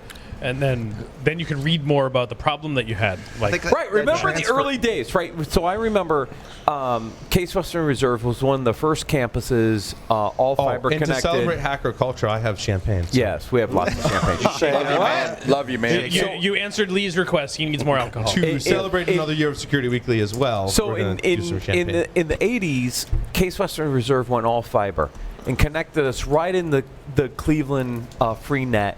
And it was all bulletin board services back in the day. And we all had our publicly routable IP addresses in our dorm rooms. I mean, we were connected to a routable connection right from our dorm rooms with fiber. I mean, like, think about that for a second, right? I mean, this was the early days of the internet and the early days of what we were doing and getting onto the bulletin boards and doing some of the stuff that we did. But the history is way before that, right? I remember '88 because I walked onto the Cases campus and had these fiber ports in my dorm room.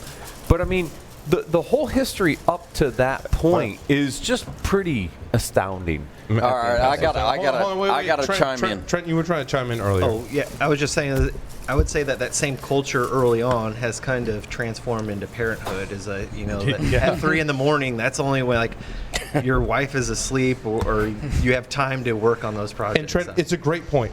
The hacker culture spawned out of that was we're creatures of the night, right? Mm-hmm. We work late at night, and we've talked on our business shows, right, about people that work better in the morning, people that work better at night. And I think it's really it's a hacking opportunity, right? You're hacking your own body to either go towards your natural clock to work when you want to work and hacking your life so that you can work when you're most productive, or you're hacking your body, hopefully in a safe way without pharmaceuticals or other things, to be able to either wake up early or stay up late to accomplish your mission. And that speaks to the tenacity, right? That we want to learn new things, right? That's why security in obscurity is an ineffective mechanism, because as hackers, we'll spend, one of the great examples of this, right? Talking to a hacker who was presenting on hacking like Alexa and Google's. He's like, oh yeah, I read all kinds of books on audio text processing and audio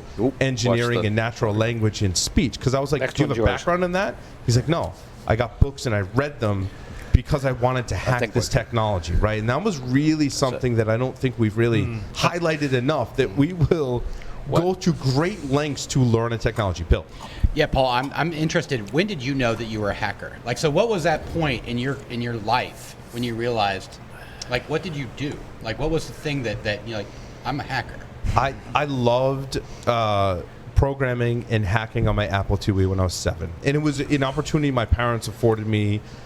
It was funny. I told the story earlier. Like, I was at the registry updating my license and talking to. She was like, "Oh, my computer's running slow." And we got to talking, and I'm like, "I've been doing computers since I was 7."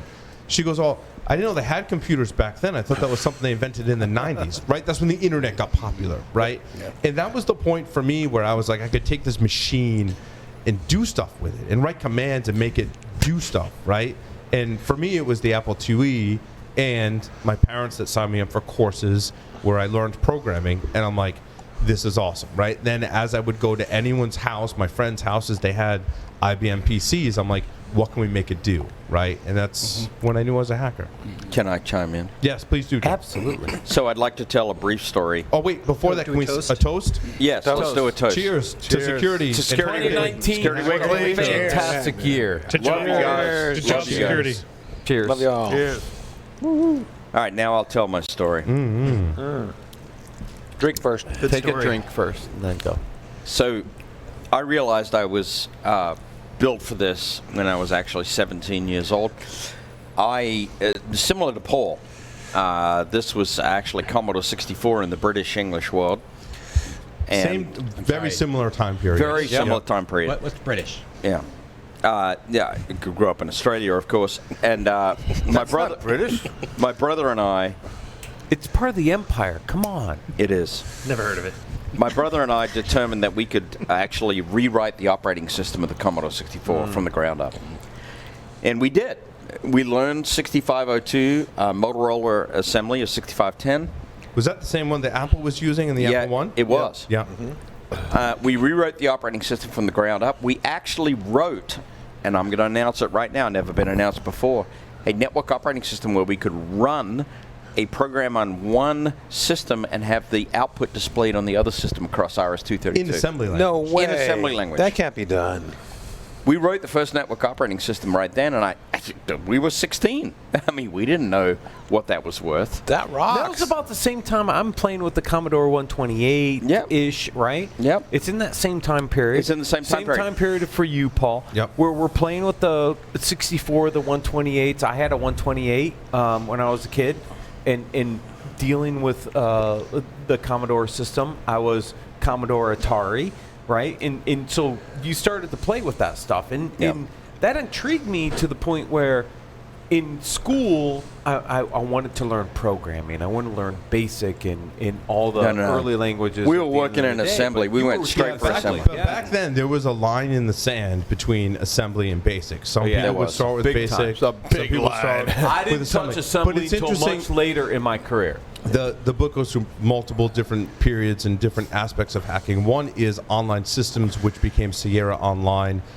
Have you ever played Leisure Suit Larry? Mm-hmm. Right? Yes, yes. That was it, right? Born out of Sierra Online. Oh, I thought you were talking about Tuesday. Now, let me tell you, if you think we have a crazy culture here at Security Weekly, read about the culture at Online Systems. Oh, that was Sierra. nuts. It was nuts. So, Joff, you're familiar with this, right? They hired a young programmer, I forget his name, John something, that basically hacked his way to learning Atari 800? Atari 800 assembly language. That's right. And there were those individuals at 16 years old that were learning assembly, like calling up Atari going, hey, can you tell me anything? And Atari going, no, I don't want to tell you. Well, you got to remember that Motorola actually ruled the processor world at that point, at the 8-bit processor world.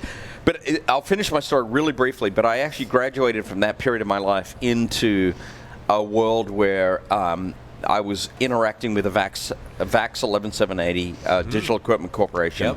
TVI 912 terminal, moving to VT100s, VT220s. Wait, VAX was VMS. Yeah, VMS. Yeah. Which, by the way, just a beautiful operating system. Beautiful operating system. And just a historical note: if you increment the ASCII letters VMS, what do you actually get if you increment them by 1? How? You get WNT, which is Windows NT. So the VAX VMS operating system actually migrated into the first Windows NT kernel, and few people actually know this. Interesting. Because I did a lot of work when I was in nuclear power. One of the things we did was take the VAX 11780s to the 785s, and then we took the 785s and we moved them to the alphas. Yep. In my career job, one of the guys I met, his name was Arnie, and he was like the ultimate VMS hacker and told me those stories. Yep. Yeah. I mean, it just happened to we working at the same company and meet like one of the leaders in the community of VMS that just happened to be. Few people know this. I was working at a lottery company, and 80% of the world's lotteries were using this company's software, and they all used VMS. Jason knows which company I'm talking about. The VMS kernel influenced the Windows NT kernel at the time significantly. I don't know what money. We skipped over a whole bunch of history. DEC plays a very important role. DEC plays a huge role in real-time computing systems, the ability to process real-time I/O. They were systems we used in the plants way back in the day. That DEC created. So DEC was doing industrial. All the information back up into the control rooms back in the day. They totally did. I'll finish my story briefly, but the thing we got into was the computer science group. This is 1983. The computer science group was competing with the electrical engineering group at that time, and we were hacking VMS. The idea was we could actually write a DCL program, which was VMS's command language, DCL, to pretend like you were logging out of the multi-user system, but really it was a credential capture system. Okay, so you'd run your program, pretend like you were logging out, and then you were just capturing the next credentials of whoever logged in, and then you invisibly log out in the background. That was our DCL program, right? It was nothing amazing, but it was, frankly, just a straight-up fish exercise on terminals. What right? I love about the hacker culture is the sharing of information, and that traces its roots back to MIT, right? Yeah. The paper tapes were in a drawer. They were very much collaborating. When they looked at a time-sharing based system, they hated that because they wanted to use all of the computing system's power and not share it with all of the other users, right? That's and it right. was very much a information should be free was built into the culture from the beginning, and that's very much the same things that we value today. We totally value it. It's right? actually incredibly important that we continue to value that. And that's actually. that's something we still hear today, especially like on my team when we get people joining our team into pen testing from other fields like development and programming. So many times they jump in and say, "This is so nice to join this kind of field where people are so willing to help and share information." Where I come from in programming, everybody just kind of silos themselves off. They don't want to help. They don't want to share anything. Yeah. And it's I hate that. They totally hate that. knowledge instead of share the knowledge, right? It's interesting People how love the it. beginnings of hacker culture were very much in the software should be free, right? And I've always kind of looked at like open source separate from the hacker culture. Like there's an open source culture and a hacker culture, but the beginnings were very much the same. They're like, we should be able to write this and share ideas and share it with everyone else, and everyone else can advance that technology, right? And the awesome hacks that came out of that were they used early PDP 1 or in the pre-11 PDP computers to do things like some of the first phone phreaking. Some of the early PDP computers had a speaker. They connected that to the phone system, and they were abusing the phone system through the PDP platform. They rode in the New York subway. It was a very famous hack back in the 60s, right? They were the fastest person to ride the subway from like one side of New York to the other. The way they did that was they wrote software on the PDP, and every stop, back then, they would go into a payphone, right, and call up and go, what train should I take next? And the computer would calculate at the time where their next they got national press for that. And that was just like what we do, like a hack to just to prove we can do something, right? Now you just use Google and figure out what the best route in. Right. I think that stuff came out of the engineering culture of the 50s and the 40s. Because I learned programming from a bunch of old school engineers, like guys in white shirts and black ties and horn rimmed glasses, and they like were circled around the mainframe. They called those priests. Well, right? Yeah. Hey, Doug, that explains a lot about you, by the way. Yeah. But the hackers hated in the that name culture. of the Father and the Son and the Holy Spirit. Amen. But there was another culture, though. There was this engineering culture that crossed over because those guys were the people who built the hardware. And that whole culture revolved around people that shared information all the time. There was no easy way for people to disseminate information, and they fully expected you to call them. I mean, I remember being like 16, 17 years old, and essentially social engineering people's office phone numbers out of other people, and then calling those people and going, "Hi, are you Sid?" And the guy going, "Yeah, I'm Sid. Who is this?" And I'm like, "Oh yeah, Ray told me to call you." And I had this question about this assembly line, like I don't know what it does. And a lot of these guys were really excited to share information, and they actually took time out of their day to talk to me, and they didn't go, "Hey, get bent, loser." They actually took time and explained it. A couple of times people actually sent me stuff in the snail mail. I got envelopes from these like weird guys in labs who I had called, and they sent me like pieces of code or JCL or some little chunk of something that actually helped me solve a problem. And I thought that was like the coolest thing I had ever seen, because some person who I thought as this teenage kid was a brilliant person. Maybe they weren't, but they seemed that way to me. They were a priest. They were this person up on high, and they took their time to mail me like a sheet of paper with some stuff written on it. Try this and see if it works. And that was like really, really cool, and it introduced me to this idea of helping other people.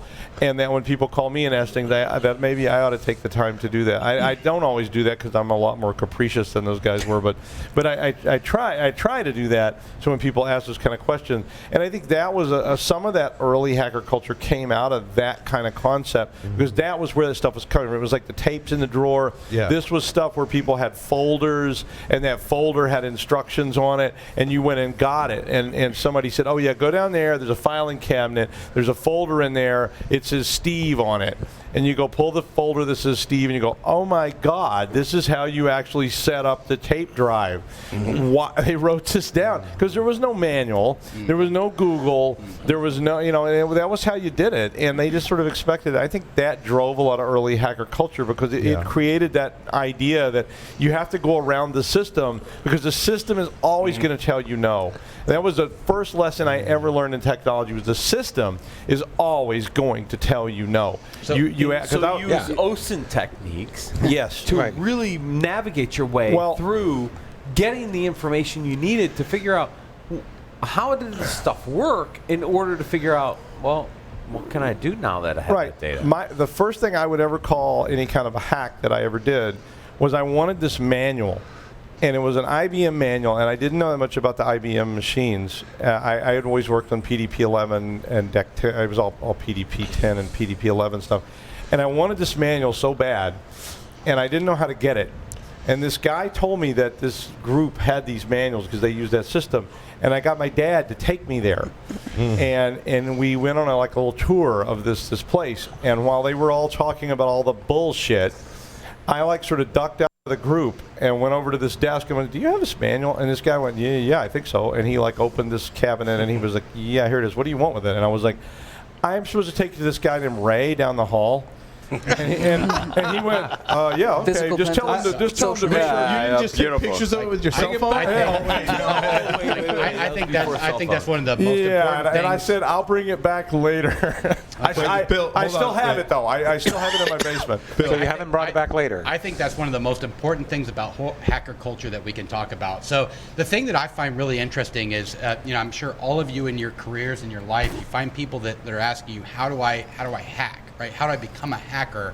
And how do you explain that to someone? Right. How do you explain to someone like you don't become like a hacker, right? You are or you are not, right? Because the challenge that's given to you, you find a solution. I'll help you. And actually, I love that I'm going to bring up Jack again. I was just having a great conversation with Jack outside. It's not my job to explain to you how to do it. It's my job as a mentor or whatever to help you if you're doing it, right? So to guide you. To guide, right? Yeah, absolutely. So if you need that manual, go find the manual. My job's not to give it to you. Go get it. And to be honest with you, when people ask questions like that, I tell them it's about attitude and aptitude, right? You have to have a level of intellectual curiosity, and by the way, you have to have some fucking grit. That's right. And the grit is go get it. Have perseverance. Go out there and find it. When I started my first job when I was still in college, I didn't realize it at the time, but it was the hacker culture. If I was to ask someone a question, a technical question, I had to prove to them that I did my homework. That's exactly. Of course. Yeah. They didn't want me spending days or weeks on a problem because that was detrimental to the business, right? But did you get to a certain point where you can prove to me that you're able to ask that question, right? And oftentimes in the early times of the job, they would turn me away. Nope. Go do some more research, earn your stripes to be able to ask that question, right? Yeah. And I was blessed to have that valuable lesson early in my career. And I don't want us to lose sight of that today, right? You take a look at the holiday hack challenge that's going on, and I don't know if you guys are playing that, but it's amazing this year. Oh, yeah. Yeah, it is. Amazing. And so you take a look at someone, a player. Do you, hackers here at the table, you guys hackers, do you want someone to tell you how to do it? No. I might want somebody after a little while to point a little direction. That's exactly right. But go this way and not that way. The biggest problem I'm seeing though is that we're living in this instant gratification society, and kids coming out of school, they want the answer like this, That's right? Exactly right. Can I just Google the answer? Honestly, I throw the old school Marine Corps thing that I got thrown at me, and it's NILF. Nothing in life is free. That's right. Nothing in life is free. Show me that you put a little bit of... Joe, not only do they want the answer, they want a fucking medal to go along with Cheers, it. Man. They want a trophy for participation. And there's no critical thinking outside of that as well. They think Google, they want everyone, I'm going to follow the instructions that this guy did rather than hack around it. Why does this young guy sound like an old guy? The hacker What's going on? What's this young kid anyway? The hacker culture is give me the problem. Well, one of the old engineers that I learned to code from, I went in and asked a question, and he didn't tell me the answer. He took a copy, and I don't know, none of you may know what this is. He took a copy of the CRC. Do you know what the CRC is? Yeah. The Chemical Rubber Company manual. They issued one every year. I thought it was circle. I thought it was like redundancy. Redundancy check. It's the Chemical Rubber Company manual, and it was a book that was published every year. And it had all these logarithms and formulas and any kind of useful thing that an engineer might need to know. And every engineer on Earth subscribed to this thing, and they got a copy of it every year. I don't know why, because it never hardly ever changed. But the guy just took that, this big, thick book, and he threw it on the table, and he goes, there you go, the answer's in there. Oh, like, go look at us. Yeah, go look it up. My God. And it's just like tables and tables. I have no idea what to do. But the expectation was not that I'm going to then go, well, what do I do with it? It was I was going to take it back, and I'm going to study it, and I'm going to try to figure out what to do, and I'm going to spend some time working on it. And when I've done that, if I really don't understand it, and I come back and I go, how do I use this table of logarithms effectively? Here's the code I wrote, and I'm not sure it's correct. Then the guy would look at it and go, no, it's not correct. So and that taught you to be tenacious. It taught you to be resilient. Yeah, well, it taught you to go do your homework. Right. Yep. That's the thing. But it's also, but I think a better word for that is persistence. Yeah. Well, There is certainly an aspect of persistence that is built into our hacker culture. And I can think of two examples. I mean, back in the 70s when I was in high school, we had a Data General Nova 210 mini computer running Timeshare Basic, and that's where I learned a bunch of hacking, including we wrote in Multi-User Basic your DCL script. My DCL script. Fake shell. We created all fake versions of all the commands that would do that would screw with you. Beautiful. And the trick was not to be detected by our classmates. But what I was going to mention is that during the summer, before the summer break, one of the teachers at the school where the computer lived decided to teach a machine language class, not assembly, machine language. I crashed the class. I found out about it and I crashed it. It was supposed to be by invitation only. I completed the session anyway. I mean, we were having to punch our code onto at KSR 33s onto punch paper tape and then read them in with the high-speed paper tape reader. But high-speed. Oh yeah. But also, there's an aspect to that, right? That is really one of the huge underpinnings of hacker culture, and that is solve a problem at any cost. Yeah. So I want to jump in. I want to jump. Comes back to persistence. Hold on, Bill. I want to tell you something. I learned this phrase from someone that I respect 100%, Trent Lowe, and he phrased, "There's no such thing as cheating and hacking." Yeah. Right? There's no such thing as cheating and hacking, right? If the goal is accomplish the task, right? And whatever it takes to get there, right? Cheat to win. Just be like, we could have shirts that say, I cheated your computer instead of I hacked your computer. Yeah, right. So that's back to that old engineering, though, because as old engineers, it was about accomplishing a purpose. Right. It was like, I've got to make this survive. I've got to make this burn. I've got to make this explode, or whatever it was you need to do. It didn't matter how you did it, and a lot of them did not know what they were doing. It was about the outcome. So they just had to make it work. Yeah. You know what's interesting? Early MIT hackers did something along these lines. You're next, Larry. In that they created on early PDB computers a robotic arm that could catch a ball, right? Right. And it was a hack because, like, however they got there, the goal, right? Make this arm catch a ball. Doesn't matter how you get there, what tape you pull from the drawer, and how you put it together. Right, don't care. We made an arm catch. Now they also tried to make it play ping pong. Turns out that was like that's the result of way too advanced. That's the advanced class. I mean, we got there not too far after that, right? But Larry, I think this very much comes to the Bill's comment about you can't learn to be a hacker. You just are. And I think about where I've come from and what sort of instilled the stuff into me was very much that I grew up. My dad was an electrical engineer. My mom was a crafter. My grandfather on one side was an inventor. He invented medical stuff, which are still in use today and save hundreds of thousands of lives all over the world. Which doesn't surprise me in any capacity. And my other grandfather was a carpenter. And every time I spent time with my grandparents, it was, let's go do something. And my carpenter grandfather said, well, what do you want to build today? And I want to build a birdhouse. Well, how would you do that? And it was instilling that critical thinking of, I don't know what the tools are. I don't know what's available to me. Now, he's posed the question to me, how would you do it? And I don't know what's available to me. What do I have? What kind of tools can I use? But I think but that's where we lost the term hacker in some sense, that hackers are meant to destroy things. What Larry's describing is, and what we're describing is, hackers are building things. And remember, one thing about Larry's comment, it's okay to build a bad one. Oh, yeah. And that was an important concept there. It did not have to be perfect birdhouse. It could be a really shitty birdhouse. Because you know what? Because you took the lessons you learned from the first birdhouse and you built a second one and a third one and a fourth one. And next thing you know, you're building birdhouses with inlaid wood or and who even cares? Man? You build a birdhouse, man. Like it's who even cares? Hold cigar. And who cares? Because birds were going to shit in it anyways. But it was something that you created and you were proud of. Self-cleaning birdhouse. Things they eat and they shit, right? Right.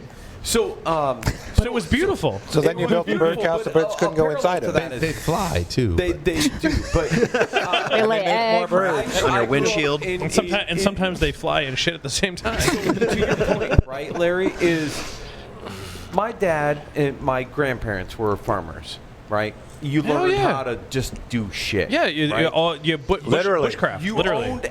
You had to manage the entire environment, right? In overalls, mind you. Yes, in overalls, and maybe one of the overalls was flipped over. Yeah, I got pictures of maybe me in a that. T-shirt. So I don't want to. No. Used to be a profile. I'm out. That's it. That's it. I'm in. I'm in. But what I learned as a kid was how to build stuff, how to do things, right? And you didn't know how to do it. You just did it, and if it worked, it worked. Right. And if it didn't, you try it again. It was out of necessity, though, too. It was out of necessity, right? Yeah. It was out of necessity in the farmer world, right? But Tyler brings up a good point. Especially in the early days of computing, that's when the it was out of happened. necessity. How do you access a network? Growing up in Idaho, really, really poor, and not a lot of computers or internet. How do you get to the internet? Phones. How do you call it? Like, you have a problem. I need to be able to call girls. I don't have a lot of money. I'm going to freak. Listen. I figured out how to use a payphone to get free calls. Tyler and I. Absolutely. Look. So you have a problem. You solve it. You have the tenacity to figure it out of necessity. We all have things, and can we do it cheaply? Like a lot of us, the early days, we couldn't have these manuals. We didn't have big corporations that provided this information or hardware. Have 1 gig fiber. So how do we make these devices, these hardware devices, put them all together to get a little bit of computing power and build it all ourselves? Same scenario, Tyler. When I was starting to do dial-up BBSs, all the good BBSs were in Boston. Yep. And they were long-distance calls. In the first month, in the 80s, I had a $680 phone bill. Like that's a lot of money for a kid in the 80s that I had to work off, and I had to find a way to get cheaper calls. And I figured out if I went to the apartment complex and I had the certain nut driver, I could open the phone box and I could punch my line from the house down to somebody else's. Crawl out my window at 3 o'clock in the morning and go do that, and then switch it back before. I just had free gig fiber connections to the BBS. Wait, Doug. I want to ask a question then. So, I mean, a lot of us were driven to this. Just the farmers are a good example. Yeah. They were the farmers didn't want to do what they did, right? I mean, they would have much rather had Google and said, "What seed should I plant?" And that would have been a much easier life. Yep. And it is most now, of us, by the way. No, and their wife would have said, "Your seeds." I wanted to call my girlfriend. It was a long distance call, and I learned some freaking techniques for that very reason, because she didn't live that far away, but it was a long distance call. If I called her at night, it was whatever it cost a minute to talk. 5 cents a minute. But today, those are not necessarily the circumstances that surround kids that are in high school. So the question I wanted to ask everyone was, how do we teach people these same skills today when it's kind of stupid to say, well, why don't you handicap yourself? Don't use the internet, solve this problem. When you can use the internet to solve it. So how do we teach people today? Or maybe it's a different methodology. Have them solve internet problems. Joff. Related to the question that you're posing, not only how do we motivate a generation where everything is available to them in the form of search engines and various apps and technology, but also Paul was just starting to go down this road of when did hacker become a negative connotation, and what's driving that, and how do we turn that back around to the romantic learning? We lost the term. We solved the problem. Scientific hooligans. So I pose those two questions, and I hear what Doug is saying, but I really feel badly on the romantic connotations of hacker being lost, because we need to recover that. Yeah. I blame Angelina Jolie. Wait, but hold on, Bill. I feel like disagree. we've lost the term. I don't think so. I feel like, so I have I have younger kids. They're 10 years old, and when I hear them say hacker, it's in a very positive term, right? So I think we're back on an upswing. I think we're on an upswing. I think we went through a period of time that it was bad, but I think we're on an upswing. I think with hackathons, that's starting to help a little bit. I love that April's chiming in. It's the positive aspects of what the hacker community did in the early days. Kind of swinging back into a positive aspect of what hackers can do for the future.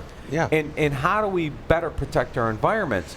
And we see lots of programs starting to actually embrace the hacker community. We talked about this in the last segment with the Cyber Patriot program, right? In teaching young kids on the values of cybersecurity, hacking, understanding how to do things.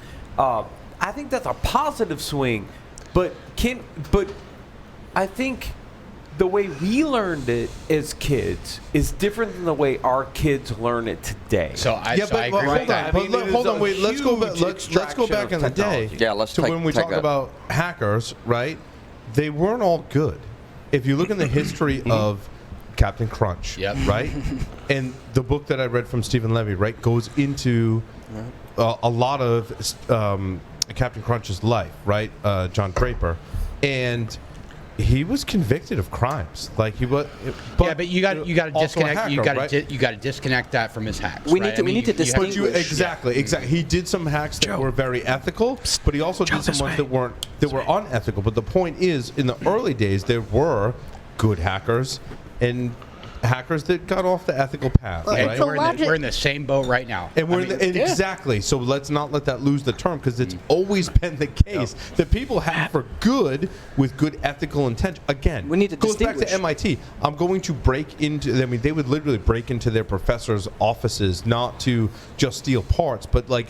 They would go sleep. Test exams. No, but they would no. They would not. They would go in and they would sleep. Like they were up for like 24 hours straight, and they would like literally climb over the ceiling, right? Because it was like I can picture like a drop ceiling in an office. Right. And the professor would come in the morning, and there'd be a hacker sleeping on his couch, and he was like, I embraced that as part of the hacker culture because they weren't doing any harm. They were just up learning and sleeping in my office. And I mean, he would kick him out when he got in, like, dude, time to like go back to your room and you know, go sleep more or do whatever you need to do, right? See, my hacker culture back then was I took just detailed notes.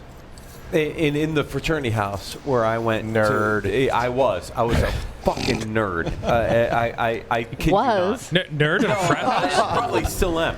But I mean, I like revenge the nerds. But I documented every class, and for years, people would just use my notes to go like past classes because they could, because I took such great fucking notes, and I mean that was part of that, right?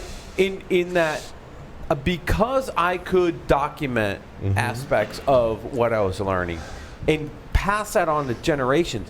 I mean, if you looked at the exams that were done year after year after year in college, they were basically 75-80% of the same material every single year.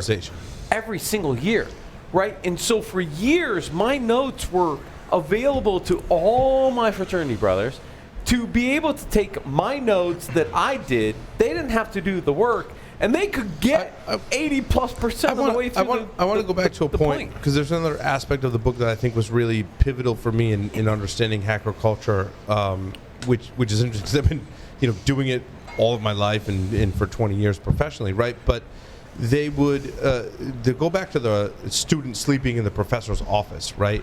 At some juncture, the MIT administration said, you need to stop the hackers from breaking into things because we don't have any security. And no matter what lock or safe they would put in place for the offices and the safes that stored the computer parts, the hackers would just go get their locksmithing license in Massachusetts, right?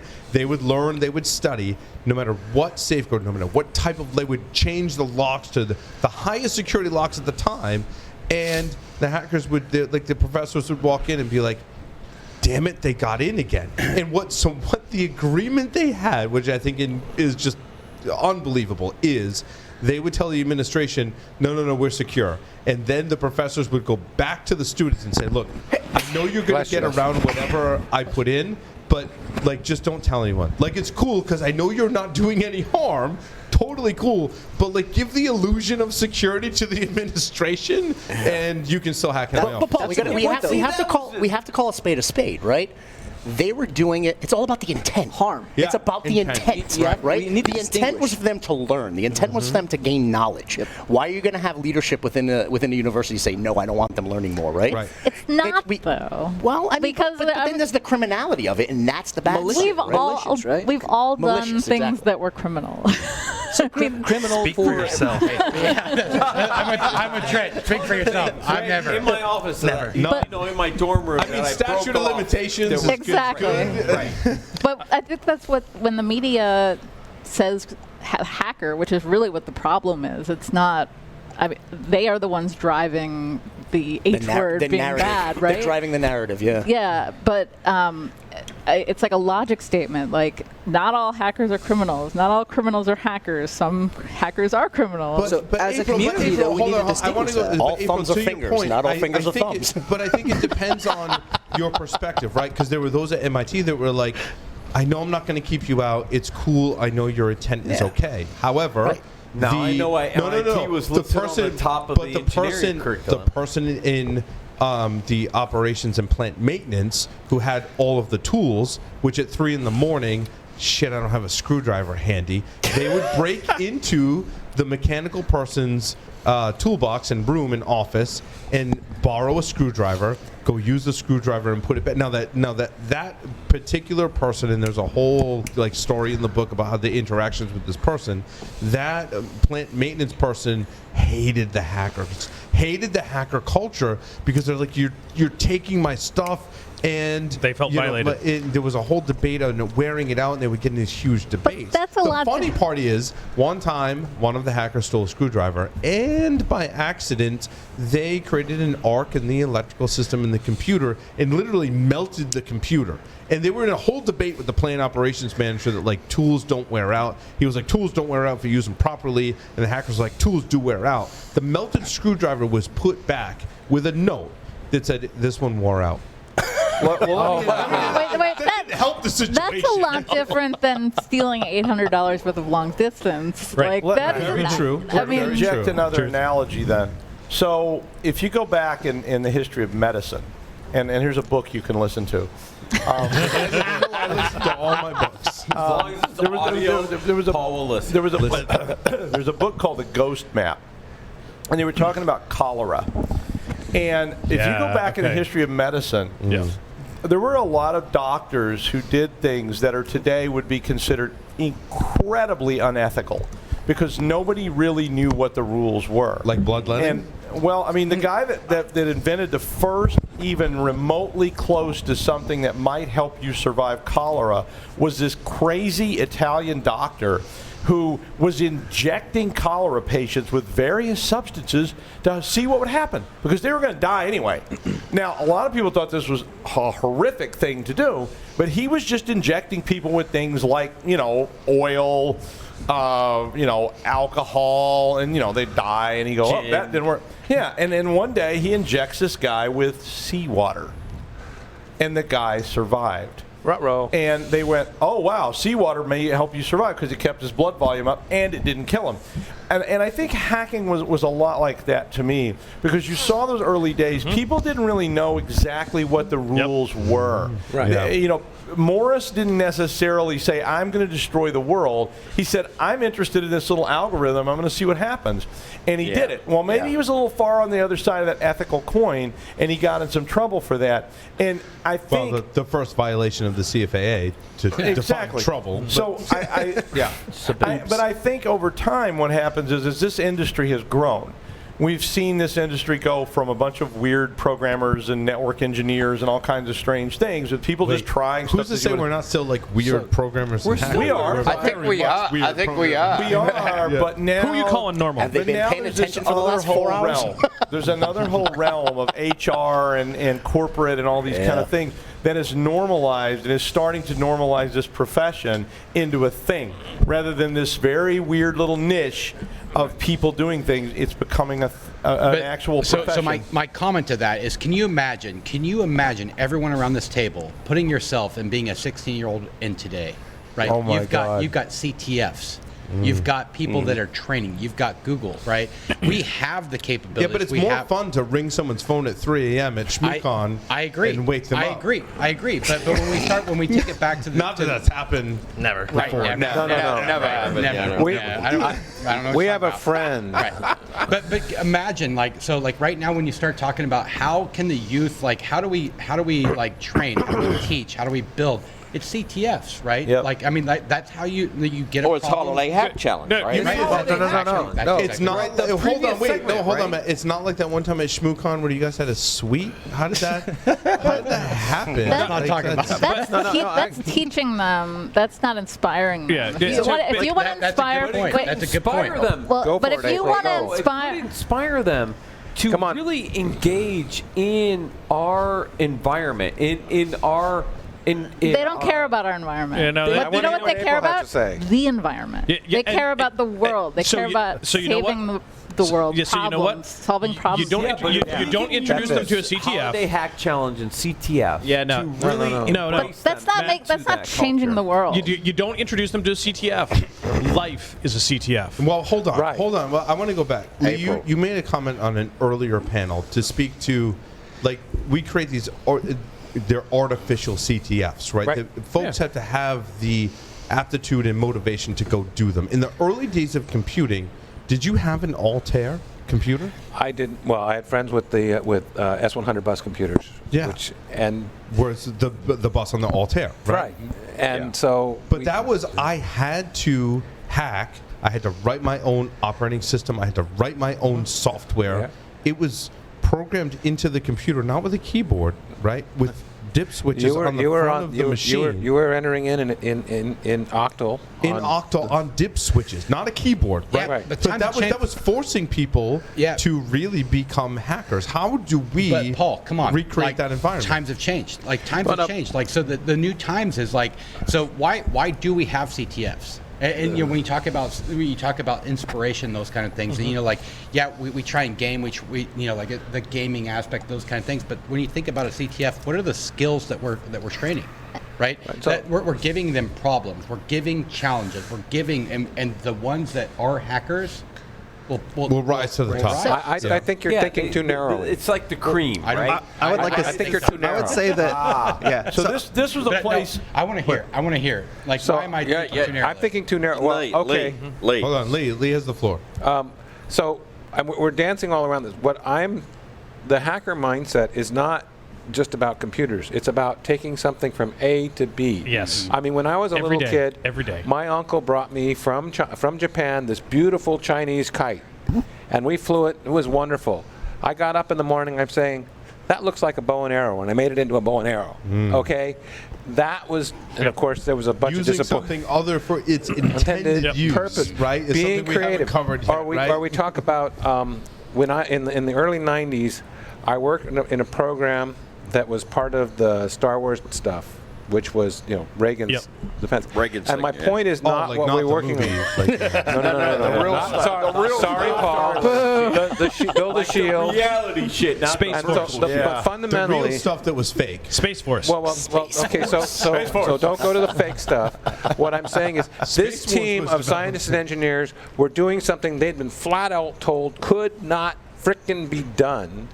They were doing things with cameras and computers that we didn't have yet, okay? Yet they were figuring the frick out, and occasionally they come up with a new challenge. How did I know there was a new challenge? I was a system administrator. When I see cases of Jolt Cola and bedrolls coming into work, I knew that somebody had a new deadline. Because you were observing. Hold on, Trent. But anyway, I'm just saying it's a lot. You mentioned that they have a point where they want to get something, and now I think the culture is when you buy a device, there's all this built-in security. We didn't have that when we were we just had, I'm going to put some crap in this field, and then boom, I can do something. But with my kids, I can see I have like firewalls, I have timers I can put on my iPad, and my son, I put a timer one night. I'm like, you can play your iPad for 10 minutes. It's like 11, 12 o'clock at night. He's still playing it. And the timer's on. What he had done is he had hit the center button in the iPad so many times, it locked up, but he could still watch YouTube that he was in. And he sat there. So to me, the hacker culture is... That doesn't surprise me. That's your side. But to me, the culture was always built from you can't do something, or you're not allowed, or stop doing this. Is that drive? This is not a technology opposite problem. of the hacker. Sorry. Opposite of hacker culture is copy protection, right? Right. Video games as an example. Right. So this you is can't do this. Again, this is not a technical problem. I think about going out to the bus with my 6-year-old the other day, and it's been cold here in New England and icy, and she walks up to the bus shelter that we have out by the street, and it's cold out, and she opens the door and it doesn't open because there's ice that has come off the roof and is on the ground, and that ice is preventing the door from open. She's like, "Daddy, can you open this?" I'm like, "No, you have to fix the problem." Okay. So she's like, okay. She thinks about it for a second. She walks around the corner to my workshop, opens the garage door with the code, goes in, turns the lights on, and looks around for a minute. And she walks into the back of the shop, and she grabs a hammer. She comes out, and she starts smashing the ice with a hammer. I'm like, I didn't prompt her to do this. Like, how do you solve the problem? There's something blocking entry into something you want. Find a solution to the problem. The unfortunate part about today's society, though, is that you're the minority as a parent. I know. But that's the problem. You are the minority as a parent. You're actually teaching your child to think for themselves. And most parents these days are just like, I'm frustrated. I want that freaking door open. I'm going to kick it open. Get in there, kid. And that's the crappy why part I've about sent the way down kids this grow One of up. the things, Jason. But that just doesn't teach one you of the stories I like to tell is that's it. My 16-year-old daughter figured out how to hack my Wi-Fi. Yeah. For your reason, right? Is we had time controls in the Wi-Fi that said, no, after like certain amount of time, you can't get on the internet anymore. She figured out, she engineered how to hack my Wi-Fi to pop the Wi-Fi and get her credentials to do that, right? And so, to your point is, kids can learn how to circumvent controls in our environment. Yes. And that's a hacker mindset because Challenge the process. Challenge it all. Daddy says at 9 p.m. I'm done. The Wi-Fi shuts you off. And they're going to find a way around it, right? And, not all of them. So she did. But she did. She didn't know how to do it herself, by the way. She went to friends in the high school and said, how do I get around this, right? And she went around and she popped my Wi-Fi. I'm like, holy cow, how did you do that, kid, right? But that's what the kids do. Right. If you give them the persistence. That's not what all of them do. That's what some of them do. Hold on, wait. Time out. Jeff. I have not spoken yet. I am going to speak for a moment. Oh, God. PCI. I'm feeling the drink coming on. I'm feeling the drink coming on, people. I'm feeling the drink coming on. You're ready. I'm feeling a drink. I need to fill up. I'm empty. Where's the champagne? I'm not going there. I will drink anyway. What the hell? Nothing but love, Jeff. This session started with PCI.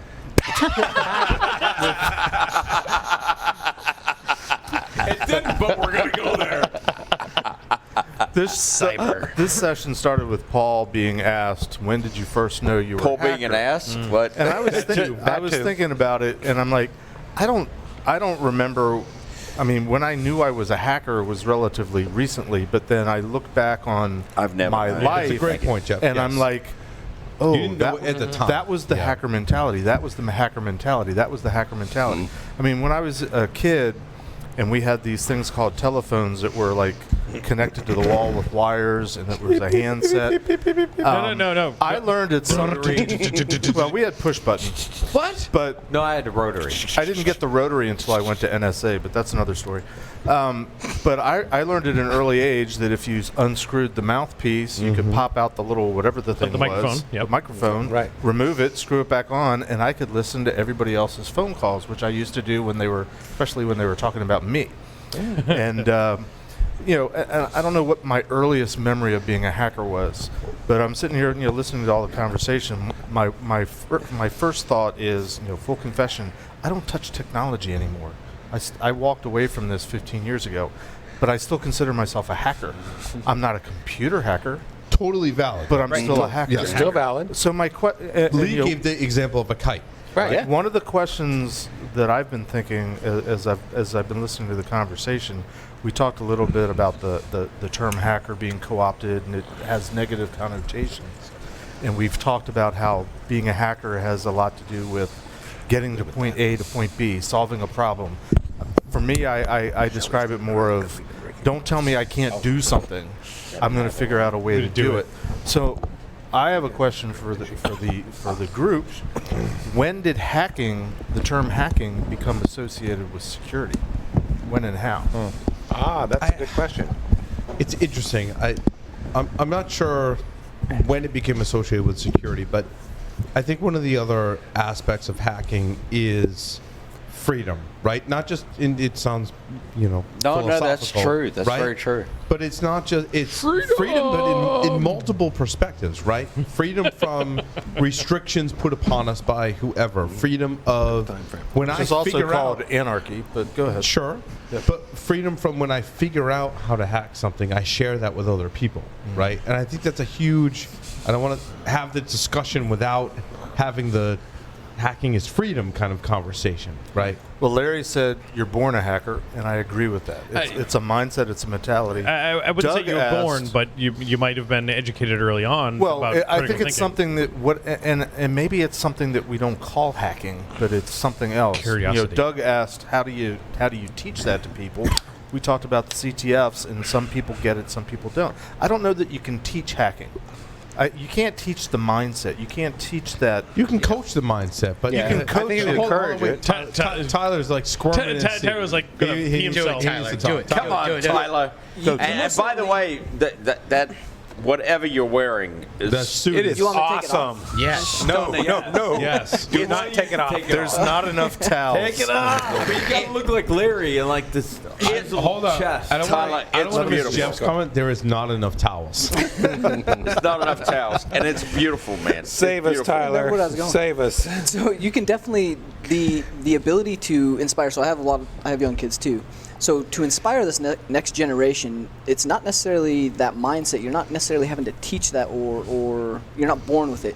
You coach that, but we do this, and I think what we have to do as the old generation trying to mentor that is provide those problems that they must solve. We must ask questions and tell them how are you going to solve this? What, you know, we will say that you can't have a free internet if you don't figure out how to do that. You're not going to have access to data or information or your YouTube if we don't figure out passwords. Like, how are we inspiring and asking those critical thinking questions to those next generation and proposing the controls and problems? Hold on, man. She's desperate. Time out. April's squirming in the seat too. She's squirming. I came up with a theory since we've been sitting here. Awesome. It's a grand theory. So it's almost like Maslow's hierarchy of need. Hierarchy. So at one point we had to find information, Now we have information. Now we've moved up. Right. So we keep moving up as things become more available. Yes. Well, the situation has changed for the people today versus when we first had the internet, and you know, there was no information. So we have to consider that everything is completely different now. Right. So it's not, we shouldn't be like taking away the internet from them and telling them to solve problems. We should be allowing them to use to solve different problems. To solve problems in a different way. Different way, but potentially a better way, right? Because when I grew up, I didn't think of myself as a hacker at all, right? It wasn't something instinctively rooted in my DNA, right? What I was curious about... But it was, you didn't realize that. Yeah. It was the term. Because hold on, because knowing you, right, you solve a problem at all costs, but like tenacious, right? That's part of the hack. And I think a lot of us fall in that category. We didn't know we were hackers. You just didn't brand yourself. You didn't brand yourself that way. Matt, same. I didn't know I was a hacker. I had a problem. I just wanted to look at porn, and I had to find a way to do it. But this is where community comes in. So fine. Right. But 100%. when we When you need to look at we porn. didn't think about... We wanted to be a hacker, right? But there wasn't a thing. There wasn't a thing. No, we were solving problems. Right? What we learned was we learned the skill sets, and we learned how to take that skill set and apply it to a different problem around hacking, and we ended up in a culture of, you know, look, I was a 7th grader, and I said I wanted to be an electrical engineer, and that was my career path. Now, most kids at 7th grade can't ever do that, right? If you think about all of our kids, in mine included, they don't know what the hell they want to be when they grow up in. I still 7th don't grade. know what I want to be when I grow up. Right. We most of us, in some respects, don't. Right. But I said, I want to be an electrical engineer, and I went through this electrical engineering program, and I learned all kinds of crazy shit about physics and all this shit, right? But what I realized was, okay, I understood the physical, the hardware components of how systems work, but I didn't understand the software aspects. And when I went through my master's program, I said, I want to learn the software side of this, and I spent a lot of time in databases and building all object-oriented databases, all this crazy shit. I didn't know that was aspects of a hacker environment when I went through curriculum, right? And so if I think about our young folks, and I think about where they're thinking about, well, what do I want to be when I grow up? How do they say, I want to be a hacker, I want to be in security, I want to be in this space? This stuff just fell on my plate after the fact of going through a bachelor's and a master's degree, right? I think a lot of us kind of fell into it, though. Bill. So my comment there is we live in a different time, right? So like when we were growing up, the term hacker didn't really exist, right? And so like you didn't know, and same with me. I didn't realize until I was out of college, I was in my first like career job. Oh my gosh, what I've been doing has been hacking, and I've been doing that since high school, right? And Larry, it kind of goes back, like my history goes back with you. It was about BBSs. I didn't know that, when I was trying to dial into that BBS that was in Boston or in California, wherever it was, whatever it took for me to get there, like I didn't know I was hacking. I was just trying to accomplish that goal. Creative problem solving. Right. But the difference now is that term exists. Right, so the term hacker exists now, and so like when we take a look at the kids now, and they say, I want to be a hacker, like when we were growing up, you didn't say I want to be a hacker because it didn't exist. Right, you're right. Right. I just want to get porn. So if the term exists now, you're right. If the term exists that's now, exactly what I wanted to get to. It wasn't matter whether it was porn or whatever it was. Games or right. The point was we wanted to find a way to get to the data we wanted to get but to. you didn't have a term to put that. And you're right. If the term exists now, we should define it. So and if we define, I got really wasted. Wait, Paul. One night. And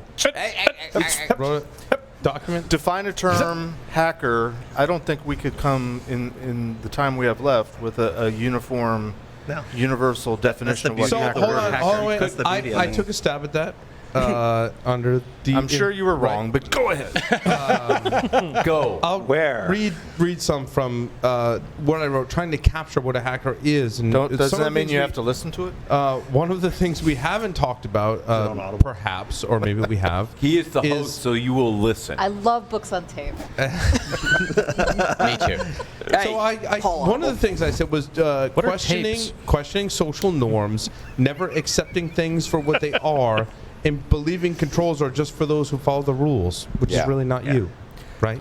I love it. I agree with those aspects, but I don't think those are the essence of what a hacker is. I think that's the essence of something else that I don't know. I don't know what the term is.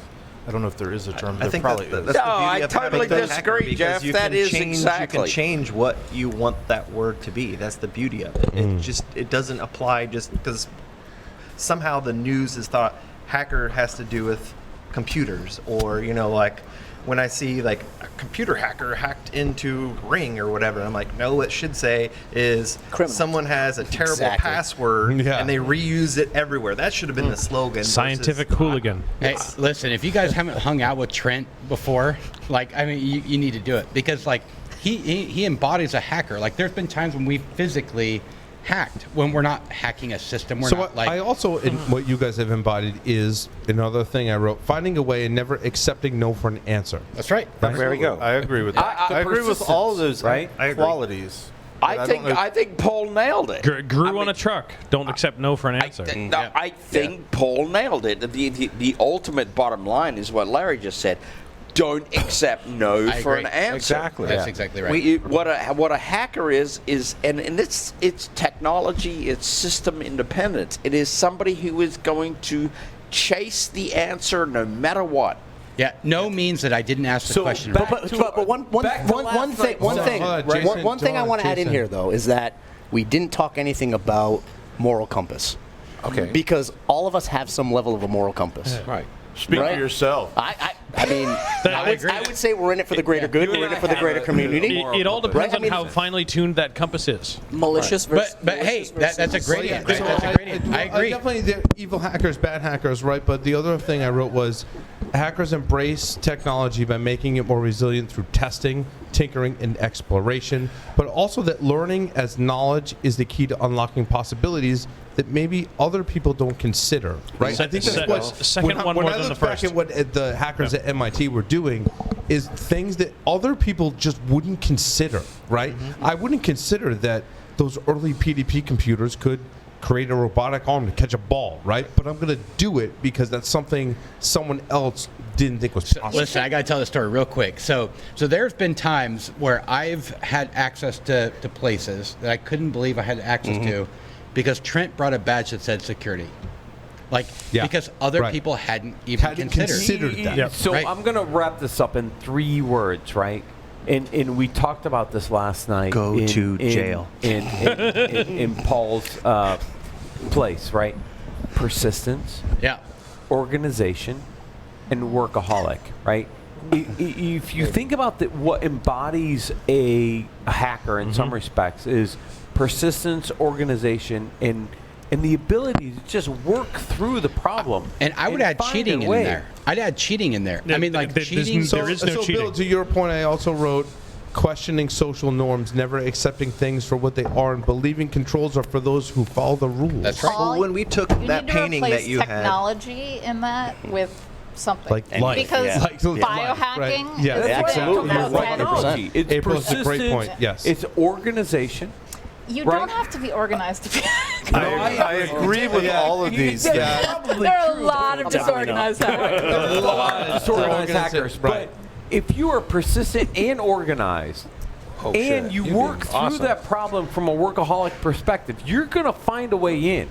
That's a big if. Workaholic maybe is not I would say organized not the right word. in your mind to solve the problem. I would go with that. Yeah. The thought process is organized to solve the issue. But original hackers were people who solved problems. So you go back to the origin of the word. It's back into the 40s and 50s, and it was not about people that were breaking into things or anything like that. It was Hollywood. It was about the original engineers who solved new and weird problems that nobody thought of before in ways nobody had thought of. They injected people with seawater to see what would happen. And so that was where the word came from. Other people will accept things for what they are.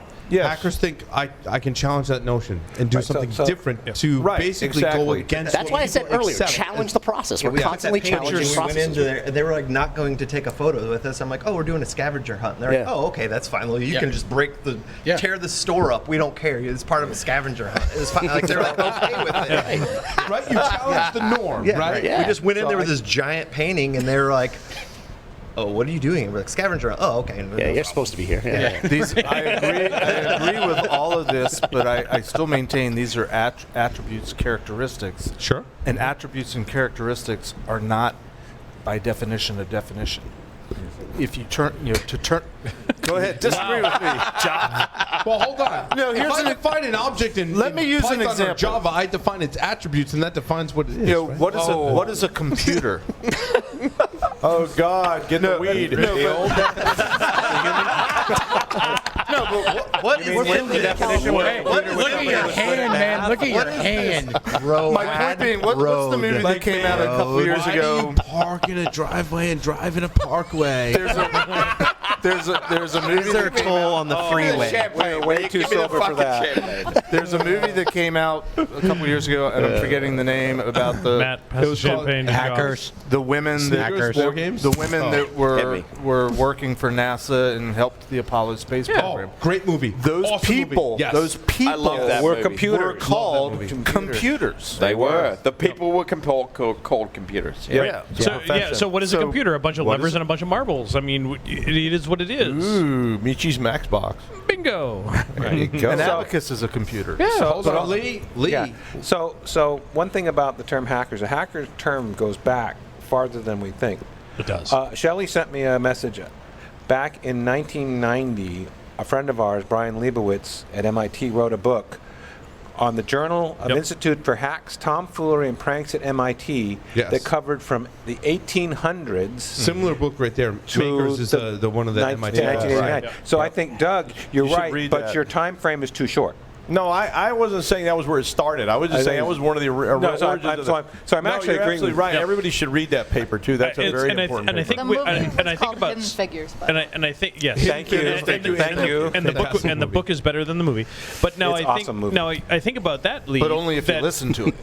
You gotta listen to it. No, we have hard copies in the house. How do you listen to hard copy? And a reader. How do you read that while you're driving? You don't. So you read it in bed before you go to sleep. What speed But do you listen that on? You think about that. Regular speed. You think about that book, Lee, from the 1800s, and I think about some of the other things. Is that these hackers at MIT? I think about the college stadium, the football stadium, where they want to have this message against the other football team, and I the details are fuzzy because alcohol. But they had a problem. They had a problem that they wanted that they had to solve, and they wanted to pull a prank.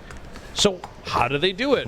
They stormed the field and delayed the Harvard-Yale game. No, they break into the stadium at some ungodly hour and they plant something into the field that they can trigger remotely. So this balloon comes out of the middle of the field that no one knows about. This is a problem. They want a prank that they need to find a solution to. I want to go back to Jeff's comment of that what we've been defining as attributes of a hacker, and I think it's much like similar to like DevOps is a process, right? Hacking is what I wrote, a mindset, a culture, and a spirit, right? I think mostly it's a defined mindset process, right? Because we define that in everything we do as hackers, right? A mindset, a culture, and a spirit. Yes, I agree. I wholeheartedly. Hello. That's easy for you to say. Use your words. What he said. Use your words. Chimney. I wholeheartedly agree with that. That's how they say it in Australia. Chimney sweep in the house. No, I do. That's well He said. came down the chimney. There's something caught in the chimney. It's been there since last Christmas. Somebody please hand me a towel. You know who was a hacker? That's Whoever well said, back in the history of warfare where they used to stand in fields and shoot at each other, whoever figured out, I should hide behind a tree. He was a hacker. Yeah, exactly. I got a problem. I don't want to die. That's beautiful. Hide behind a tree. Here's the problem. I don't want to die. You got how do I solve that? Jeff played it's a very valid point, right? That's how war was. Walk in a straight line and get shot at. World of War, you would face each other on the battlefield. But then, I don't want to die, man. Point in time. Right? Point in time. Right? You would stand field to field, and you would go through armory, and then you would have these people come out of the trees, like nowhere. That was a great hacking environment. Why do you think we exist as a country? What are you saying? Because we came out of trees? Because you could. What you're saying? Because you could. Oh man, just don't go there. I mean, it was just this whole. Because we figured out we could hide behind a goddamn rock. I want to know who hacked Matt. Who hacked Matt? But you have some. Why not? Somebody hacked Matt. Paul, rescue us. Paul, please rescue us. Please take us home. Oh my! Send it home, Paul. Already? No. What? No. Keep going. Keep going. We started late. We started way late. We did. Look, I love hacker culture, and I love the people in this room. Mm-hmm. I love you, man. Oh, we love you. I love you in an kind of agnostic, non-gay kind of way. I love you in an extremely gay way. Well, man, April. Where are the towels? Later. Hugs part of our culture. I think hugs are part of our Way to culture. hack a compliment.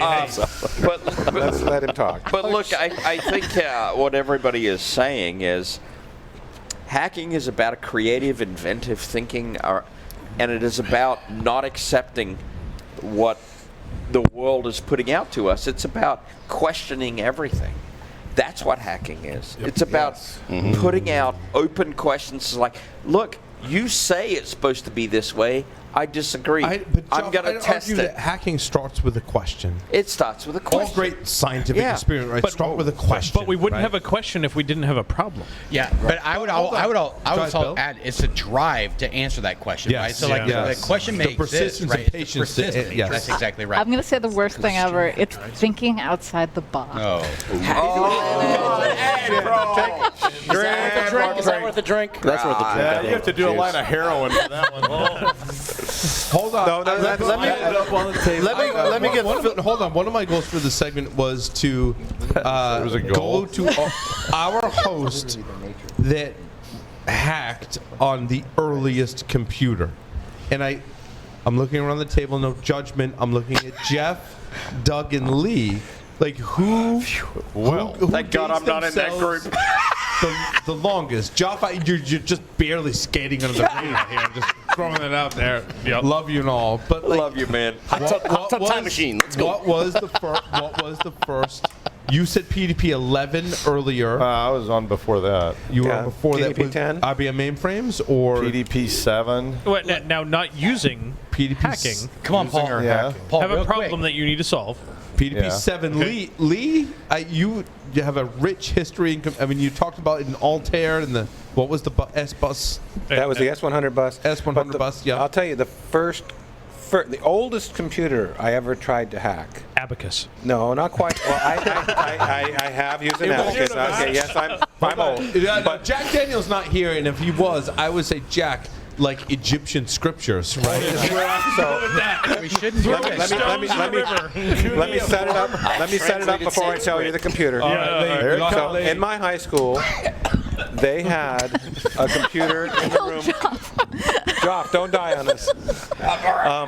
There was a IBM System 610 from World War II. Oh my God! It was a combination of relays and transistors. Yeah. Did you have to pull a lever to get it to process? Well, actually, to regulate the power, it had capacitors in it. And as it charged up to enough power to run, the relay would flip. It would run off the capacitors. When the capacitor started discharging, it would flip back. So Paul, wow. And I tried to get that working. It had a cathode ray tube about that big and a wired hard key terminal. It was from the 40s. So age aside, having worked on the oldest computer, Does Lee take the cake on this? Yeah, that sounds. Yeah, he wins. I want to jump in. I want to jump in. Okay, hold on. Time out, Bill. We shouldn't do this, right? So, like, I'm going to blow your all mind, right? My first computer was a 486. Like, in my hack. What is wrong with you? Hey, you know what? Like, let's do it. Like, That's ageist. Come on, let's do it. Nothing the hell wrong with that, bro. We shouldn't talk about age, right? We shouldn't talk about age.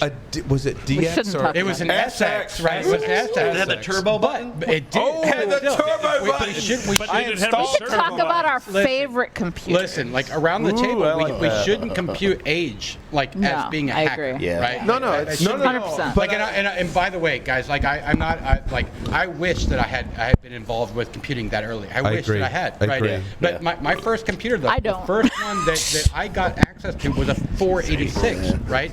And still, I'm still a hacker. No, Bill, I wasn't trying to say you're not a hacker if you didn't work early. No. I was just curious. Just because you're young, it doesn't mean Lee homie, I'm wins not the young. prize, which I'm not sure is actually winning, of working on the oldest computer. It was paying respects to the elders. I was like, hold on. I want to go to April's point of what was your favorite computer to hack on? One of you, maybe early computers you hacked on. What was? I mean, for me, it was the Apple IIe, and I'm really upset that I don't have that original computer. And I think one of my goals, I want to have an Apple IIe to just have that reminder. It's interesting. I found the 5 1/4 floppy disk with the completely white label on it that was labeled Paul by my instructor when I was 7. That's my source code. Now, the joke I make is it's not much better than the source code I write today. But it's not a joke. It's probably the same size, right? It's not a joke. It's the truth. It's the truth. Truth. That 5-inch floppy. I'd like to modify your question. Oh crap! I'm a 3.5. 3.5. That's why he asked about my Python all the time. Micro SD in Paul's case. We should go around and talk. So actually, Lee. I'd like to extend Paul's question slightly. Sure. One is extend his Python. When, at what age did you get as opposed to saying hacking? What age did you get hooked on computers? Yeah, that's a better question. And I would modify. And the second one, you're saying, what was the computer you loved hacking? I was going to say, what was the computer you used that you don't have anymore you'd love to have now? Oh, yeah. I'll go first on that one. So what age and the computer you would love to have today? Let's go around. I was 2. Yeah, we should go around. I was 2 years old. I was 2 years old. And I distinctly remember this. It's one of the few memories of my childhood, just because reasons. But I remember sitting on my dad's lap at the. And that wasn't the reasons. That sounds frightening, Larry. He knows this audience. A TRS-80 Model 1. Oh, baby. With the actual monitor, not a TV. Ooh. Yes. With tape. Yes. And a printer that my dad built that didn't come with a case, so he had to fabricate his own case. You have a problem, solve it. Wow. So he went to work and not surprising where you came from, Larry. Just to be, 15 years of doing podcasts with you, not surprised. Yeah, so he had to build a printer for this because he wanted a printer, and the printer didn't come with a case, and you couldn't buy a case. You had to build your own case. Many people built it out of wood, but he went to work and he made one out of plexiglass because that's the material he had access to. How cool is He that? made a plexiglass printer. That's fucking awesome. But people pay huge money for that. Yeah, I was going to. I want a wood printer. How cool is that? And I remember being 2 years old and learning how to add to 21 because the only game we had was poker. Oh. Yeah. Poker or blackjack? Nice. I'm sorry, blackjack. We're going to live stream Blackjack. poker after this on this show. Blackjack. Interesting. And I specifically remember this because not only was my dad playing blackjack on the computer because it took forever to load the next card, he was also working, and one of the things that he was working with was acetone to assemble parts to effectively fuse plastic parts together. And I reached up to play the next hand, and I actually dropped the cup full of acetone down my diaper. It's amazing you have children. That was only a year ago, folks. That was only a year ago. It's amazing your voice isn't higher. Kidding. It's amazing how things go full circle. And with that, See the scars. how are you going to follow that, Jeff? Jeff? Well, the question was, when did you fall in love with computers? Yeah. I didn't. Okay. That's fair. I fell in love with problem solving. Okay. At what age? Impossible, but very knowing you, Jeff, for as long as I have, very much a puzzle solver. Yeah. So, I mean, I grew up in a household where we had this thing called a newspaper, and the newspaper had the funny pages, and in the funny pages there was a trivia quiz and a check your knowledge, and we would, as a family, we would ask those questions at the dinner table. Oh, I remember those. That was cool. And so that's why. But your vocabulary definitely. Today, I'm like, I have to, like I said before, like I have to look shit up. Like on the thesaurus, which is really, you should be using a dictionary. I don't even know which fucking resource to go to. But at an early age, that makes sense that you were doing those just puzzles, Google it. right? So my father was a physicist. He worked at Naval Research Laboratory, and he was involved with the and got to witness the detonation of the first hydrogen bomb. Oh, Jesus. So, that's where I'm coming from. Yeah. I don't have a lot of good things to say about my dad. That's a whole other story. But the things that he instilled in me and my brothers was, and we've all gone different paths, but critical thinking, which I think is something that's essentially incredibly important of the hacker mentality, and problem solving. I'm a little bit of a handyman. I got that from my dad. Yep. Yeah. If you've ever tried to do any kind of home improvement project, whether it's building framing for a wall or doing drywall or doing electrical work, or deploying an antenna for your ham radio, whatever it is, Whatever if the you've got the problem is, right tools, it's a cinch. If you don't have the right tools and you don't want to spend the money to buy the tool to use it once, you've got to figure out how to do it with what you've got. and that's one thing that I have gone forward and said, use the right tool for the right job. But sometimes you don't have the right tool, so use the best tool that you have. Use what you've got. I mean, if you don't have the right tool for the right job, you have a sawzall and you're good. Yeah. I mean, let me finish. Why I'm here today is because I ended up working for the NSA, and I got a job there because I like to do puzzles. So why I got into all this was because I like to do puzzles. I like, and there's been a phase. That was your upbringing, though. That was my upbringing. Yeah. That's cool. But the hacker mentality, the critical thinking was something that, I mean, yes, I think I was born with it, but. Maybe it's Maybe it's Bible. Great minds think alike, April. Marketing. Ninja plug. I think it's Doug's turn. I think it's my turn. My final thought was a lot of the marketing hype is security as a game. And I don't think of it as a game. I think of it as a puzzle. There's a solution. Agreed. And I've focused my hacking skills for the last 15 years or so on what I think we would all agree is the hardest part is the people aspect. How do we hack the culture? How do we hack the corporation? How do we hack the people and get them to understand and change their ways? The computer stuff we've all known and we've proven is the people is the harder part, right? It's the hard part. Peopling is hard. Now, y'all are just selling out doing the easy stuff. Doug, what's interesting is you're pretty close to Lee in early computing times. And because you're an old fucker. But you know what? But hold on. You know what I realized? Old farts rule. Early on in my career is old farts rule, right? Talking to people that had been doing computing 5, 10, 15, 20 years before me, I wanted to hang out with those people, right? I wanted to know how computing worked. That's why we love in those times, right? Yeah. All those lessons transfer. Talking to Doug and Lee and people who've been around computing longer than I have, right? I learned so many lessons, right?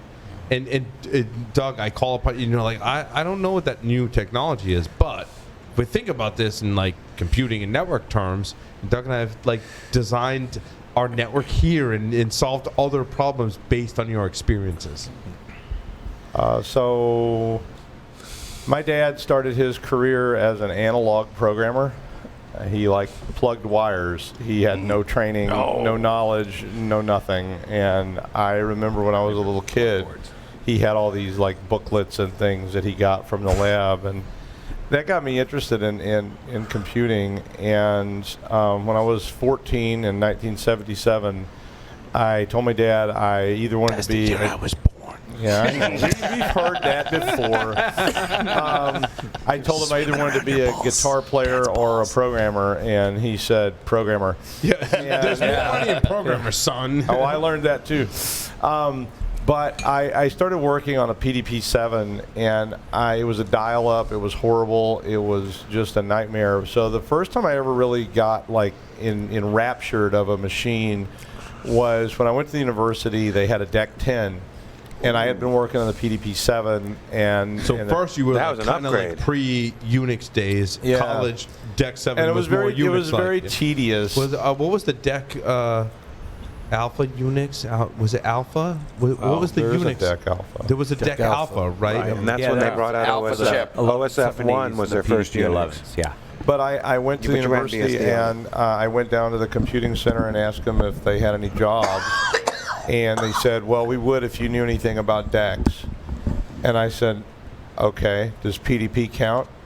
And the guy said, you know something about PDP? And I said, yeah. And he said, well, we just got a DEC 10.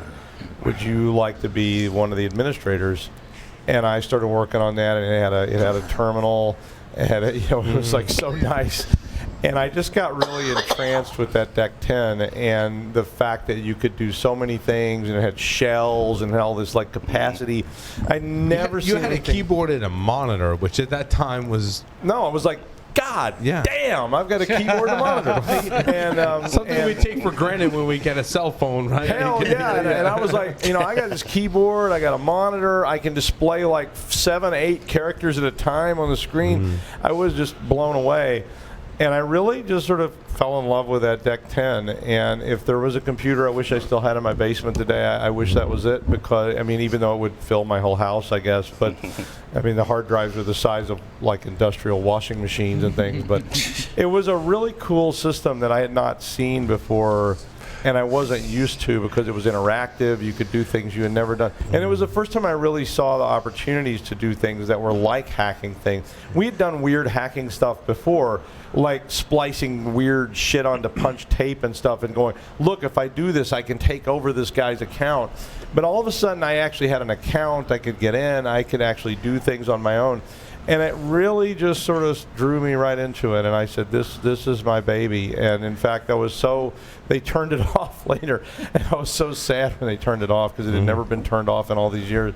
Whoa. And that thing was like, it was like, I don't know, it was Turning computers off and on back in the day, by the way, was a process. Not like today when you're like, Windows crashed to like reboot. Well, we have like the was IPL. a process, right? We have the IPL manuals, and the IPL manuals were like volumes 1 through 6, and it took like 6 hours to shut the thing down, and it was never designed to be turned off. Right. And It wasn't. we did the IPL when they were going to kill it.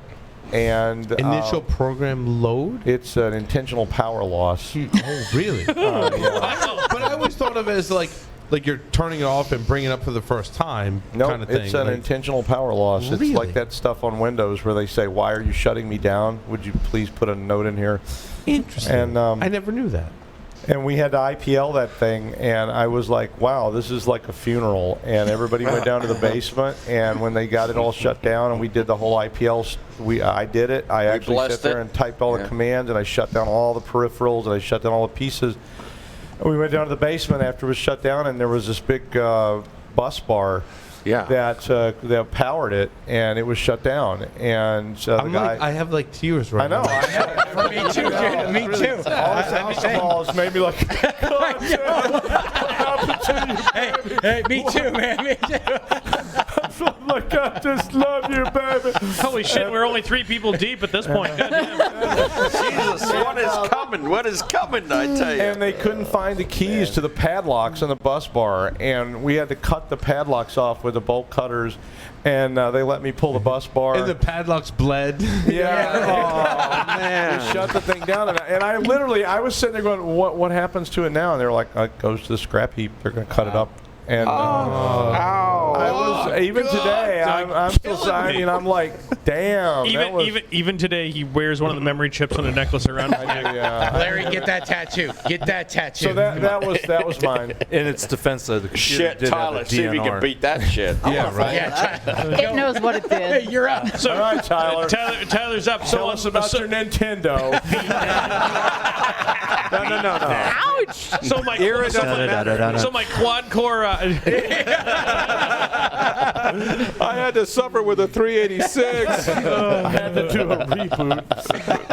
So, actually, honestly, and like to follow up something you said a while back, the amount of time that you've been in the industry and or done security, really, we have to make sure that the next generation understands that they have a Pentium, wasn't it? A leaping point. They can stand on giant. Come on, what was your first computer? When did you fall in love? My first computer. No, the question is when you fall in love. When I fell in love was probably, so we were poor. We didn't have computers. High school. It's a Pentium 3. Hey, it's okay. Awesome. Hey, that was cool. That was cool. Those were cool. Apple IIe. I had Apple IIe at my grandparents' house. But the one you fell in love with? A Pentium 3 800, because we realized we could overclock and do something that was not designed to. There you go. And Bingo. we could make it go faster, and I could do a lot more things. He realized he could hack it. To play Leisure Suit Larry. I never played games on computers. No, in our day, Even I played that game. I remember taking moonshine and spitting it into the carburetor of the computer to make it go faster. That's what we called overclocking, goddammit. I'm fixated on April and her freakishness right now. But no. So what's the computer you wish you still had? Probably my grandpa's Apple IIe that I played Hangman on with the dropper helicopter thing. I wrote Hangman on the Apple IIe. There you as go. an exercise in class. That's awesome. Right. Oh, Paul. And Tyler played it. I wrote Mastermind. I have an Apple IIe in the I think I got wood right I gotta there. get one. And my code was on punch tape. April. Oh. Come on, April. Okay. Come on, baby. So first computers were Nope. Well, The computer you fell in love with. I'm going through everything. Hold on. I'll be quick. Go for I it. promise. You'll be quick. First You'll rip the computers Band-Aid off. were like at school. I think it was an Apple II. Okay. And then at home it was a Commodore 64. Awesome. What did you fall in love with? Well, Hold hold on. I don't know that we're friends. We're not in love necessarily. Okay. But I had the weirdest computer. It was an Apple clone. Oh, that's And right. it was I a forgot about those. Radius 81110. And it was a tower machine. yeah. And it was so much faster than the actual Macs. Oh, sweet. And that's the machine that I started on IRC and all this other stuff. And I had and then I built my own Linux machine. It was like a 386 baby. or something because I wanted to be able to connect to the internet. So what I did was I read a Unix book in detention. We need to hear more about this. So I read a Unix book. God, yes. Why were you in detention? Come on. I skipped a lot of school. PC war. I skipped a lot of school, and I hated school. So I'm a little hard right I'd say I had a lot of detention. So I wanted to. I had a PPP dial-up account, and it was like a Unix account, and I would get on IRC that way. Awesome. And I wanted to understand more about the environment that I was this in. is my new recruiting strategy. And what is IRC? That are reading books about computers. I want to hire them. Right? What is IRC? Is that like Slack? Shut up, Bill. So like Jabber or Slack? Yeah, Door is right Slack there. without the pictures, Bill. My Slack without the pictures. school didn't have a computer program like we did HyperCard and some other BS. Yes. So they Oh my actually gosh, I remember created HyperCard. a class for me and weirdly enough another female named April. Oh, that's Weirdest thing ever. So they created a special class for us to teach us programming as part of something they were trying to make into a bigger thing. But we didn't have the internet at school or anything at this point. It was pre-internet. It was just the other April squared. today. That's cool. So the computer you wish you still had? Oh, I don't care. I'm not Any like a big computer old will do. computer. Okay, that's I want the new computer. I don't That's want an old fine. computer. The newest one. That's a great answer, though. Yeah. That's Why awesome. take up space with the old computers when you have a new Exactly. computer? Oh, Yeah. fuck. I like Who fucked up? All right. Patrick. What, Jesus. Who, me? Mark, really? What the fuck? Okay, Patrick, do it. So this is going to probably be not real interesting after April's detention story and before these two guys actually get to talk. Go for broke. No, why not? Come on, Patrick. The first computer I ever had was the TRS-80 that was kind of discussed. Trash 80. Trash 80. Wait, Model now, which one? model? Oh, Was it gray or beige? I think it was gray, and with the U-clips that went onto the back of the TV and all that. Was the screen green or orange? Oh, there was no screen. There was no screen. It might have been a Model 1 or Model 2. Well, wait. If it was the kind the that Model would 3 was did the it first use your that was beige. TV, not its own? Right. Hey, that was let a color the man computer. talk. What's that?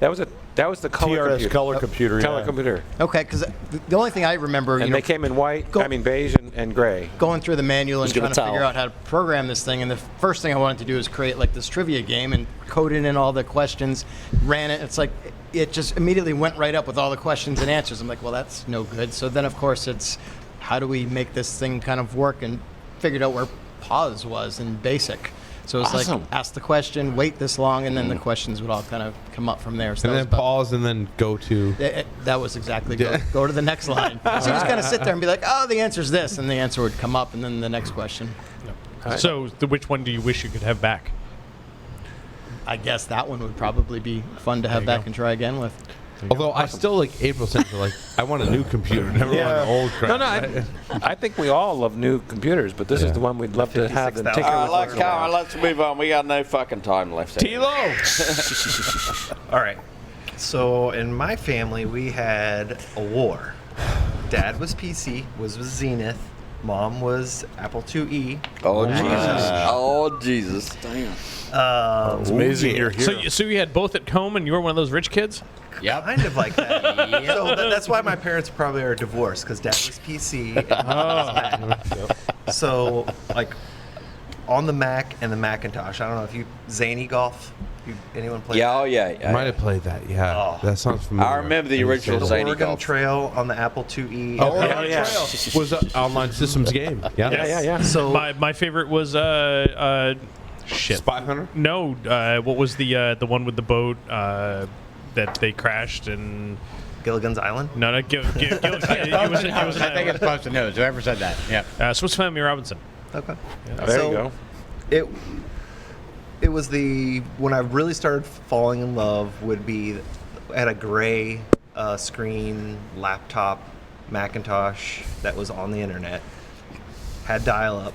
Mom had written, my mom was a teacher, she had written a grant to get, hours. If you remember those free hours. Yes. Mom bought like 1,000 hours for her school, and I started using that. And one night she's like, one day she comes to me like, how did you use 200? You cannot use this anymore. So that's hacking AOL came along. And so I would have to say, I'd have to say that the 2E is something special just because that's where I just started playing with the computer. I mean, I fell in love in the internet world, but just having that, that sense of the old computer, the way it started up, the screen, how it would blink out, and that sort of thing. Next. That's amazing, dude. That's very cool. So first of all, I just want to say this is amazing. I don't care how long this goes. We need to keep this up. This is amazing. That's great. If it stays up for more than 4 hours, you should seek a medical professional. I need to pee though, so do your thing. There's a point where I need to pee. You do you, and Paul's going to do thimble bladder. He's going to do him. So listen, there's a few of us around the table that I've known before tonight, but I think you learn so much about somebody with this conversation. So the computer that I love, right? So like when I think about the one that when I got, how did I know about computing and what made me love about computing was, so it goes back to that same area, so that 486, and I had, the story was I was starting to hack. I didn't really know what hacking was, right? And I was starting to hack. And I had done something to my Windows 3.11 system, and whenever I turned the thing on, it would not boot into Windows. It would go straight to DOS.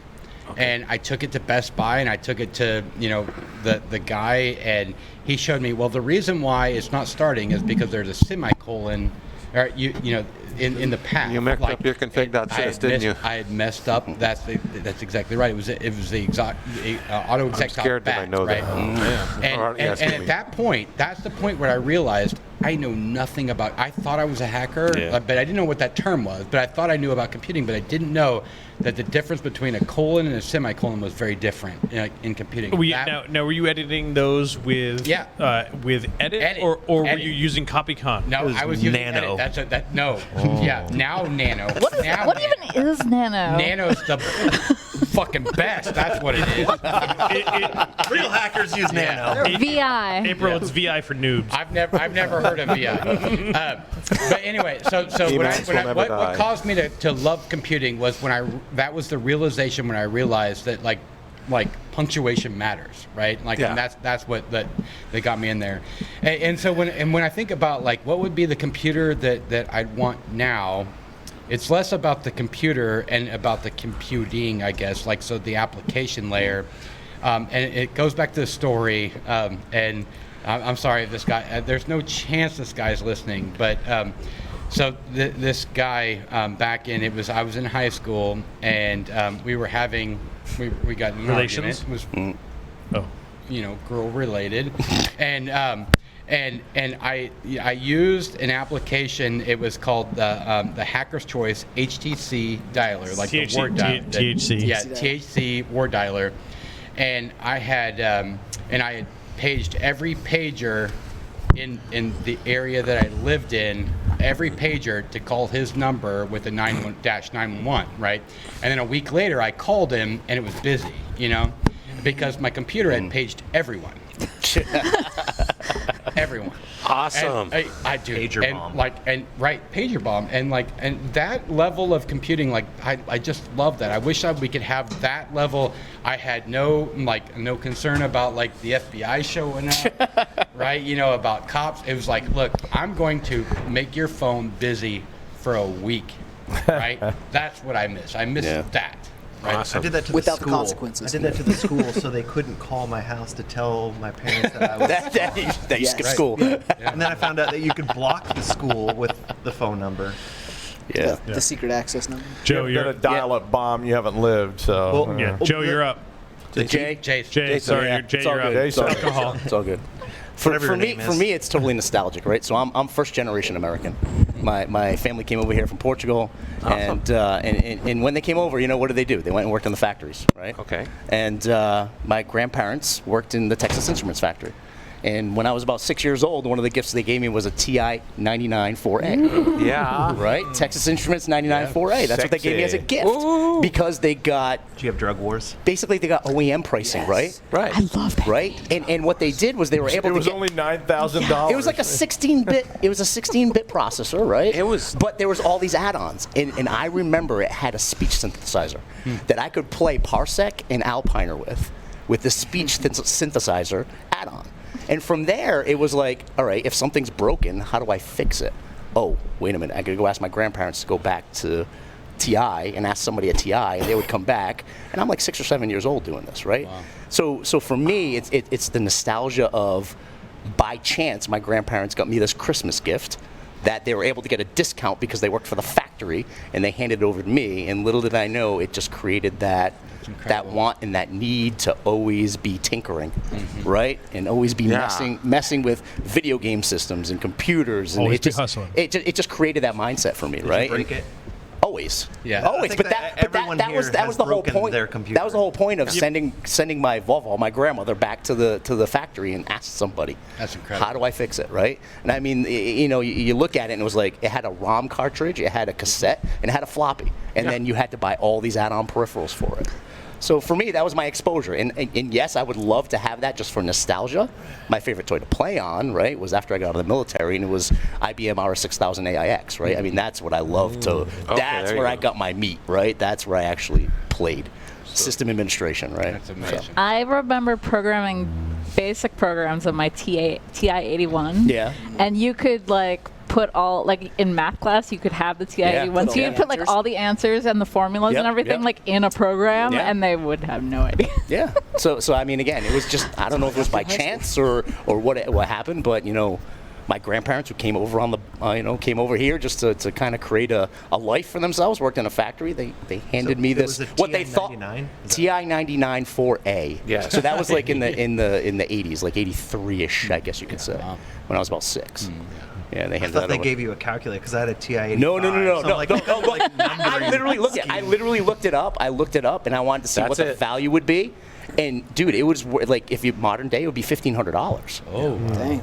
Right? I mean, that's what it would have cost. It was $525 back then. And I'm like, holy crap! I mean, even if they got a discount, they still spend some dough to get me this thing, right? I mean, these guys were factory workers. My grandparents were factory workers, so it was kind of cool. They got me the exposure, and from there, it created that mindset and that need and that want and that, like I said earlier, intellectual curiosity to just keep going. I wish they would have said like "Boo Patriots." No. Actually, the Patriots really sucked back then, so.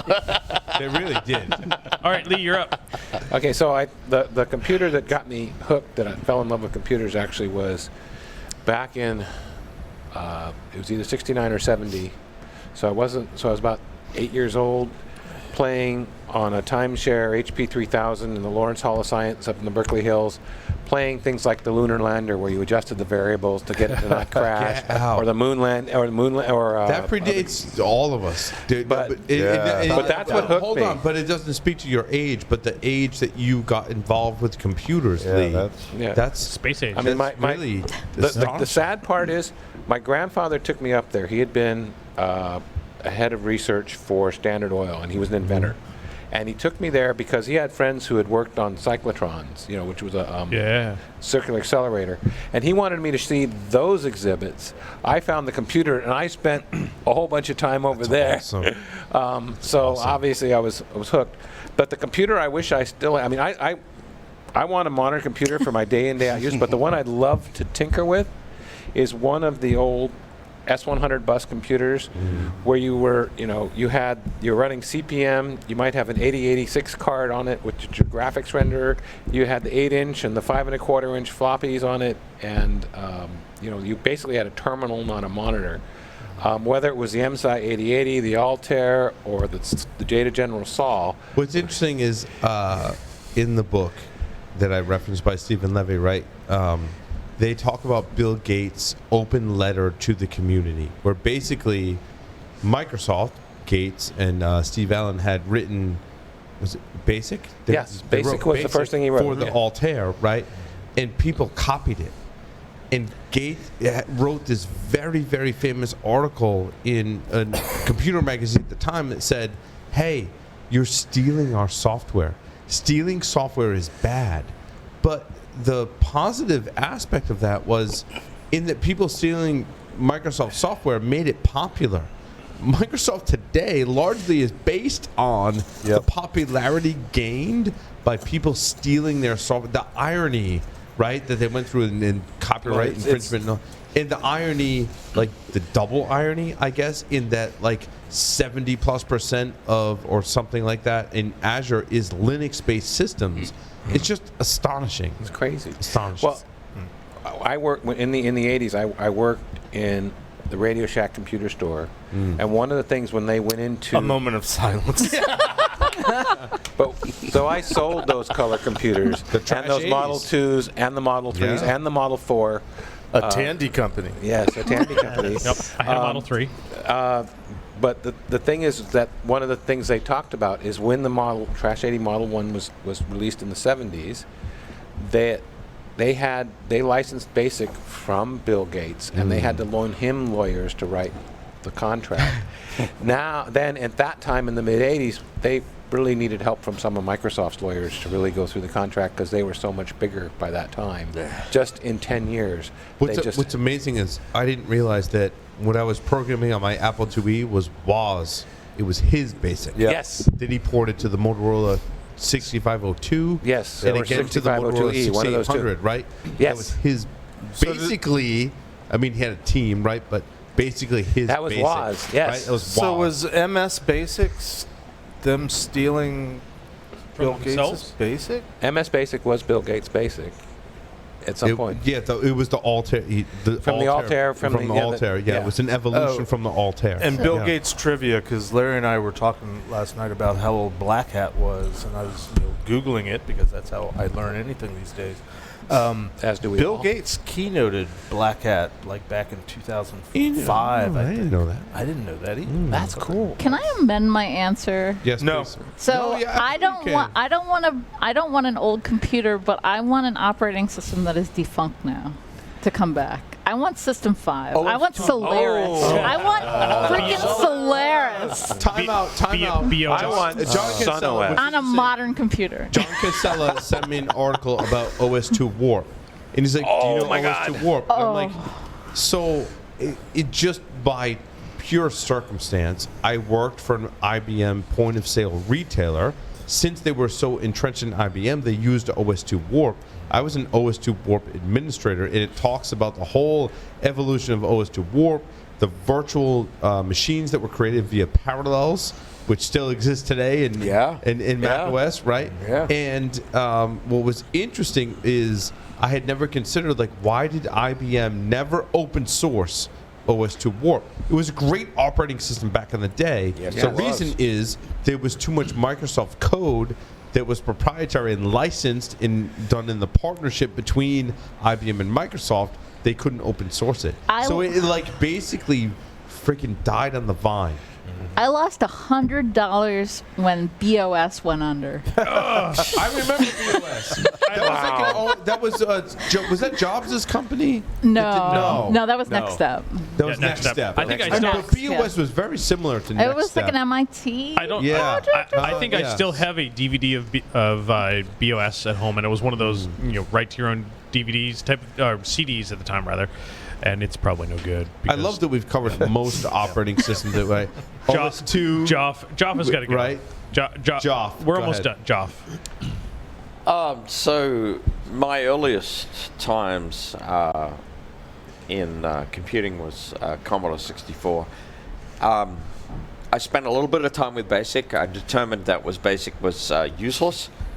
And you went to the assembly. What's interesting is Levy's book talks about that very distinct dynamic between, it very much describes hackers that looked at BASIC and was like, yeah, that's cute and all, but in order to write a game that could display graphics, for example, that were actually believable and didn't look like shit, I had to learn the assembly language for the processor that I was on. Yeah. That was Commodore 64. The whole premise. Atari was a platform. Atari and a Commodore 64 Right. So, were all very heavy assembly located. So I quickly learned 6502 and 6510 assembler Motorola processor at the time. So which one was the one you fell in love with? I fell in love with the Motorola instruction set basically at that time. Quickly determined that I'd need to rewrite the kernel. Didn't like the operating system, rewrote it to do what I wanted it to do, and then wrote our network operating system pretty quickly thereafter. Enjoyed the hell out of it. Then moved up. Something I never thought I'd say. I have a newfound respect for your skills, John. That is something. Just to put that in perspective, having been in computing at that time and read and listened to books in that That's time, not hacker. That's ninja. That's ninja. Yeah, seriously, dude. Like that's. Yeah, I mean, I just rewrote the operating system. I didn't like it. We've all been there. Not. Yeah. No, this was 8-bit times. Things were simpler. Yeah. True. My brother and I at the time, and my brother works in defense in Australia and has for a long time. We moved to the Amiga, which was the Motorola 68000. A1000 series. Joff A1000. Yeah. That was one of my favorites. Yeah, loved that architecture. Really loved it. Kind of lost my way at that point. I didn't get deep into that chipset because I got enamored. Because girls? Well, there was that. Yes. That too. Yeah. Always. It plays a factor. The wife. Girls or guys, right? But there was that, but I also got introduced to the early Australian University network, which was part of the ARPANET and part of the digital equipment. So virtual UUNet. It was UUNet. So in other words, pictures of virtual girls. Yeah, exactly. I used to work at UUNet. But job PDP 11, right? Time or yeah, it was definitely PDP 11, but Unix, like Ken Thompson and Dennis Ritchie had developed Unix. They'd already developed it. I came in post that time, and I was dealing with digital equipment and VMS in the early times when I was in college, early days. And it was UUNet. That was all about news groups and University of North Carolina Chapel Hill that did UUNet. It was amazing times. And lost track. I did not learn 68,000 series assembler, but moved pretty quickly into the PC architecture. After Digital Equipment Corporation and dealing with mainframe operating systems. So, the one you wish you could have back? The one I wish I could have back was the Amiga. The A1000? Yeah. The Amiga 1000 was an amazing piece of machinery. That video hardware was amazing. Yeah. The sprites. Out of the box in 1986. Out of the box in 1986, it could display more shades of gray than the human eye could discern. Yeah. I mean, we threw down, my brother and I actually co-funded it, and we threw down $2,500 for an Amiga 1000. Yeah. U.S. dollars or Australian dollars? It was Australian dollars, 2,000 U.S. Bitcoin. Sure, I understood just how bad that was. But that was quite as impressive. In 86, that was a lot of money. Bullshit. You're talking about mid-early 80s. That was a lot of money. Shit ton of money. In 85, 86, that was a shit ton of money. Particularly for what age you were. Yeah. And that's like a car. I do remember like a lot of coins. You could go to the arcade and play video games. Exactly, right? And I do remember my father actually getting involved because my father was like, "You're freaking kidding me! You just told these guys you're going to pay like $2,200 for a computer that you don't have in your hands yet because it was a forward thing. Mm-hmm. The Amiga hadn't landed yet." There was like a Patreon account. Yeah, GoFundMe. He was considerably irritated, but these were good times. I did not spend time on 68,000 Motorola, but 6802 and 6810, I knew that assembler backwards and forwards. I could rewrite that operating system like awesome. 10 times over. And you probably still do in your sleep every once in a while. Yeah, probably do. It was a good grounding because, you look at the Intel instruction set and it's not a mystery to me. It's those principles apply. Those principles absolutely apply. And, I can hack the fuck out of anything, to be honest.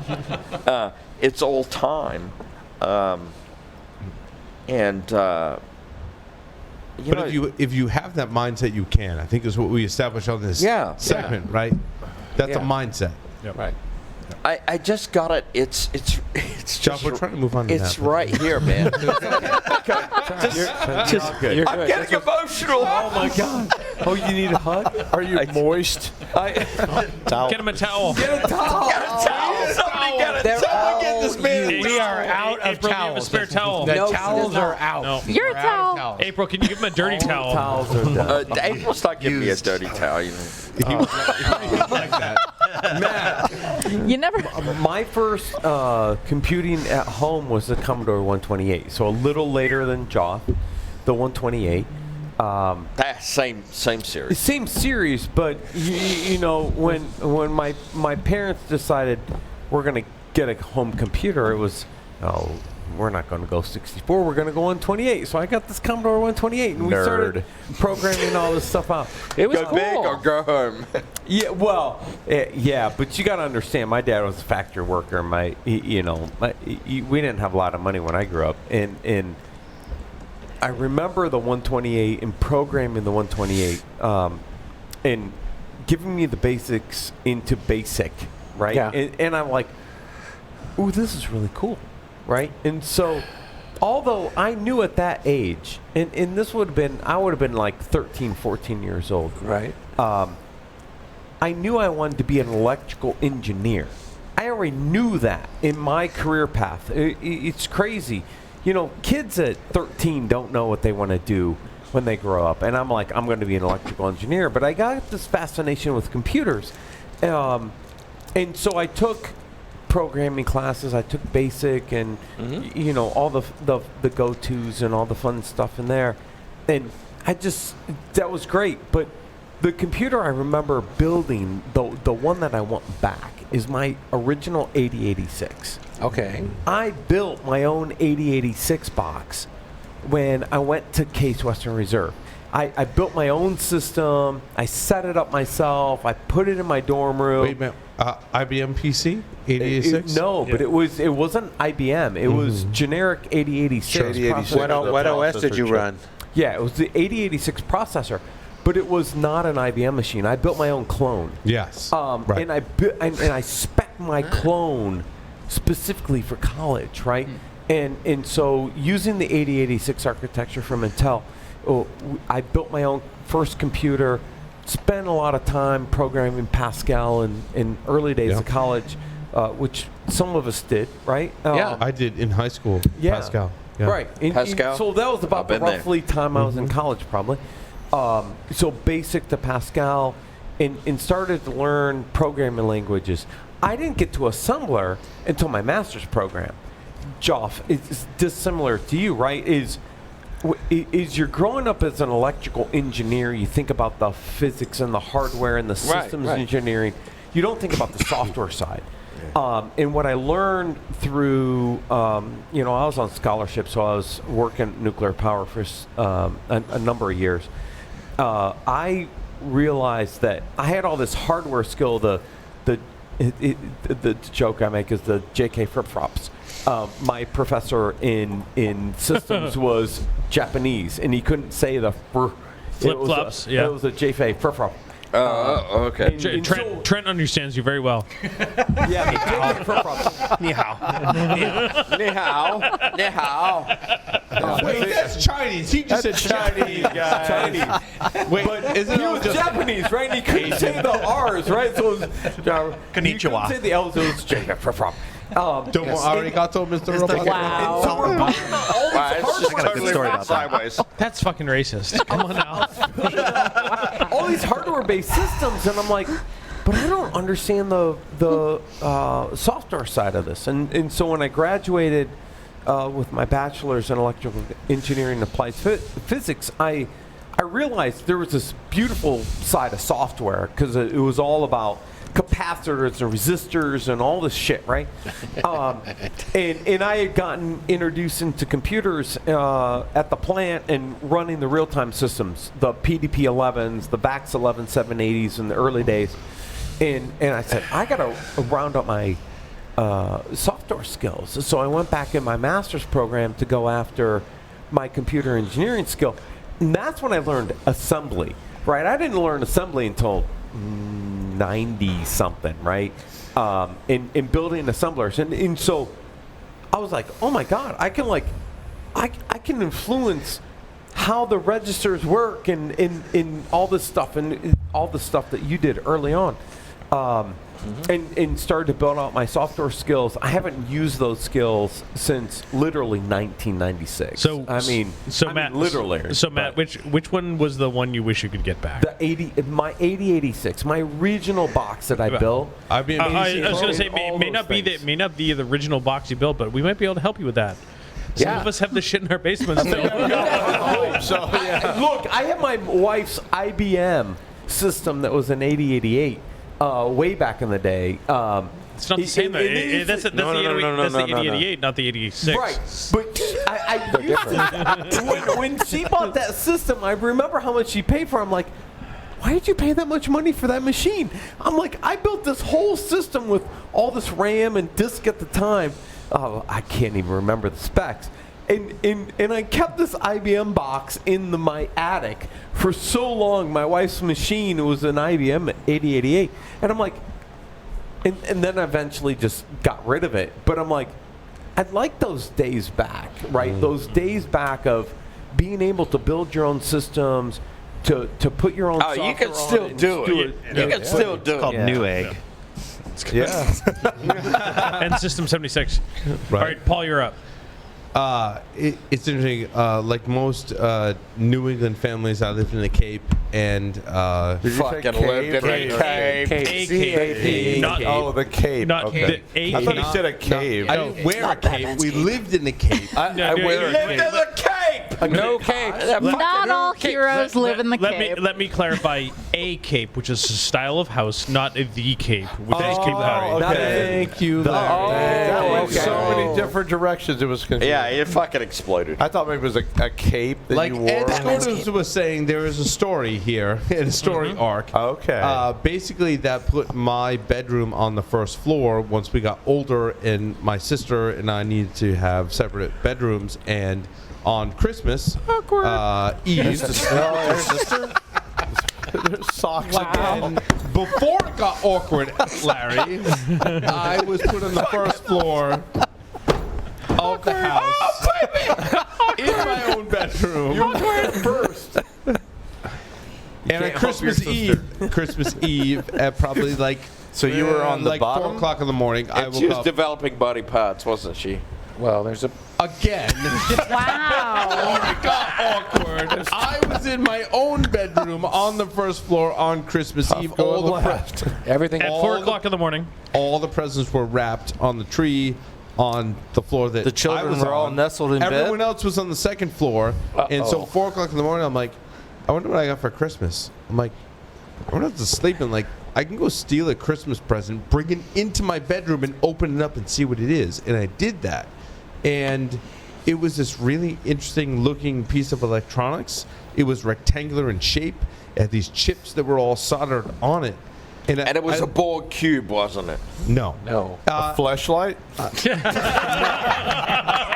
This escalated quickly. Just push through, Paul. Hold on, Jeff. Hold on. If your fleshlight is rectangular shaped with chips soldered on it, like, can you send me a link? It was not me. It was That's MLAI chipset. Keep what going. That was it was RAM from my Apple IIe, right? That my parents had bought me. So I had taken classes. My parents had bought me a computer, but what I had unwrapped before they had shown me actually what I got, because it was just the RAM, was an Apple IIe computer. That's the computer that I wish that I had. I was the cool kid on the block. I had 2 disk drives, right? Oh man, you were badass if you had 2 drives. Disk drives. You had a pair. I played Spy Hunter on my Apple IIe, which was awesome because a few months ago into the arcade in Providence and had the Spy Hunter, like you sit in an arcade game playing Spy Hunter, which was really cool. And so that was my first kind of introduction to computing, was writing basic programs on an Apple IIe. And what was interesting, though, is that I got interested in not computers but girls. Yes. And then kind of rekindled. Fucking love girls. Right? They're awesome. So let's go around again and everybody talk about their favorite girl. No. The one you wish you still We'll be here till midnight. This is a bad idea. We'll save that for after the show. But I made long distance calls to a girl too. Just saying. Like so, but in high school, I was taking basic, kind of getting back to my roots, and I'm like, this is really cool. Like, I remember all this stuff from all the stuff I did in Apple IIe, and my math scores. The story goes, my math scores were horrible, and the vice principal was like, look, I'm like, I want to take the Pascal course, to your point, and they're like, that's the advanced programming class, and I'm like, yeah, that's cool. I want to take that. And he's like, but your math scores really suck. And I'm like, well, computers do math for you, right? And he's like, yeah, that's cool and all, but you got to get an A in basic to be able to take Pascal. So I got an A in basic, and I took Pascal, and I also got an A. And I'm like, computers could be like a cool kind of thing for me. So math and computers, the one thing Sean Malloy taught me a long time ago was when you solve problems in N, it's way better than 1 to the n. Right? Right? Yes. But you got to I can understand tell the how to algorithms. do yes, math. Yes. exactly. As long as I know how to do math, I don't have to do math. Right. The computer does it for me. Yes. And that's what I learned in writing BASIC and in Pascal in high school. And I'm like, I'm kind of onto something. And then, again, I got interested in girls and like paintball and stuff in college. Girls and paintball. Girls and paintball. Like, it kind of went back to that, right? How does that correlate? But then because it was a tangent that I went off on, right? And didn't do too well in my. Hopefully, my kids aren't listening. But I didn't do too well in my first year of college, right? And then I'm like, and you didn't do too well on the girls or the paintball, right? all of them. You have to specialize. You need to pick And I'm one. like, hold up, but like one thing. You distributed your skill set in college, and you sucked at all of them. But I'm like, one thing I'm pretty good at is computers. So I'm And like, there's porn on computers. So there's girls and there's paintball. like girls and computers. Like there's an intersection there with porn, which is great. And I'm like, this is awesome. So I'm like, I want to go back to computers. And then my first job interview in college, when I was like, yeah, probably paintball and girls I'm not too good at, so let's do computers, right?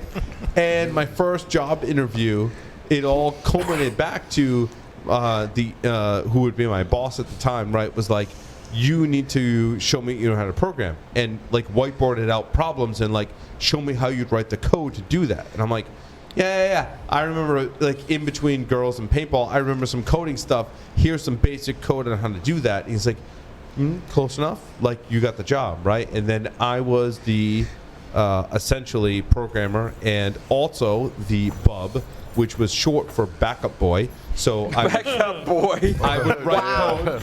That sounds like a T-shirt. Right? Show me where I touched you. I was the person I'm who your bub. I would write code, and the senior programmers would laugh at me and show me how to write code the right way.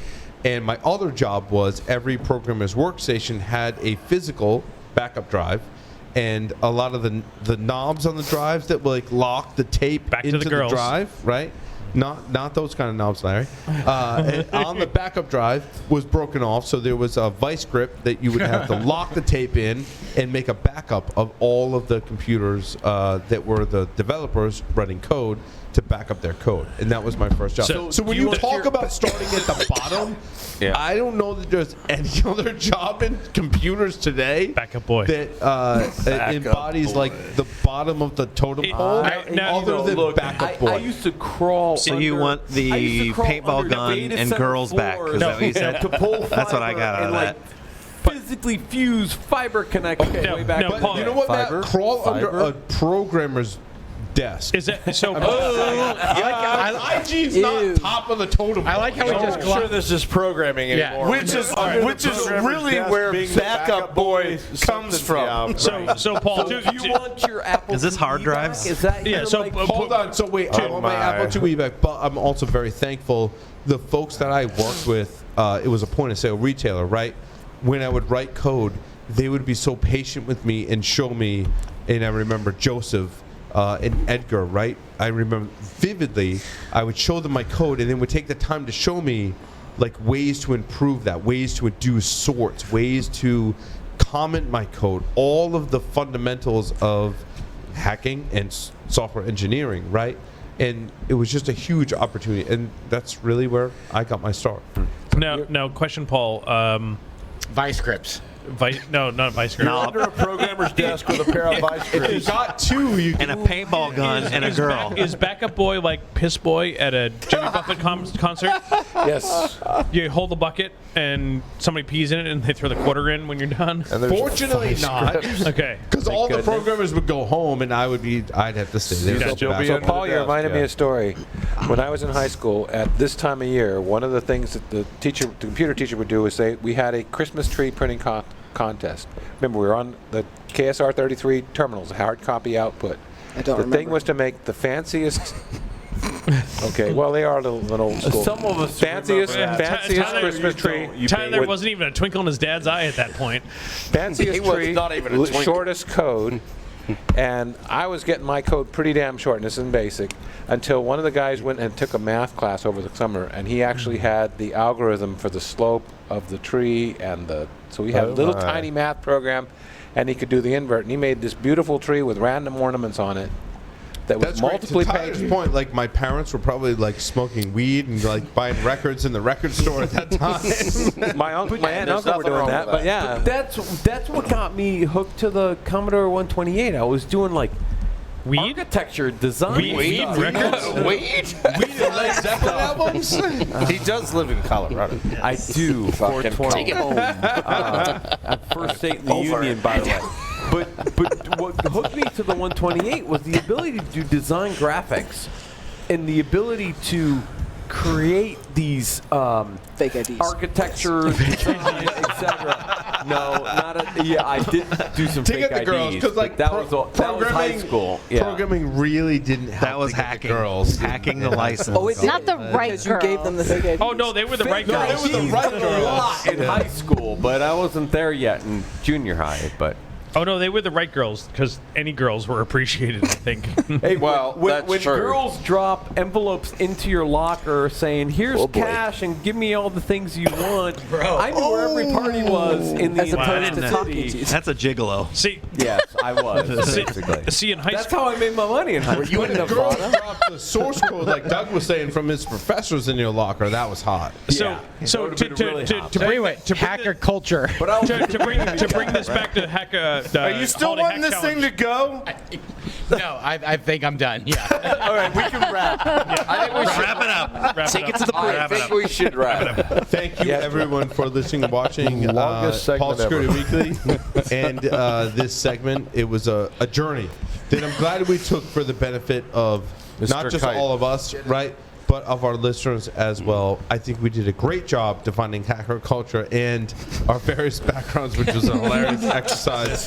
Thank you, everyone, and that will conclude this episode and segment of Paul Security Weekly. Over and The marathon has ended. Merry Christmas, everybody. We didn't even get into movies and TV shows. Bill dropped The Matrix. Okay, Bob. No one knew.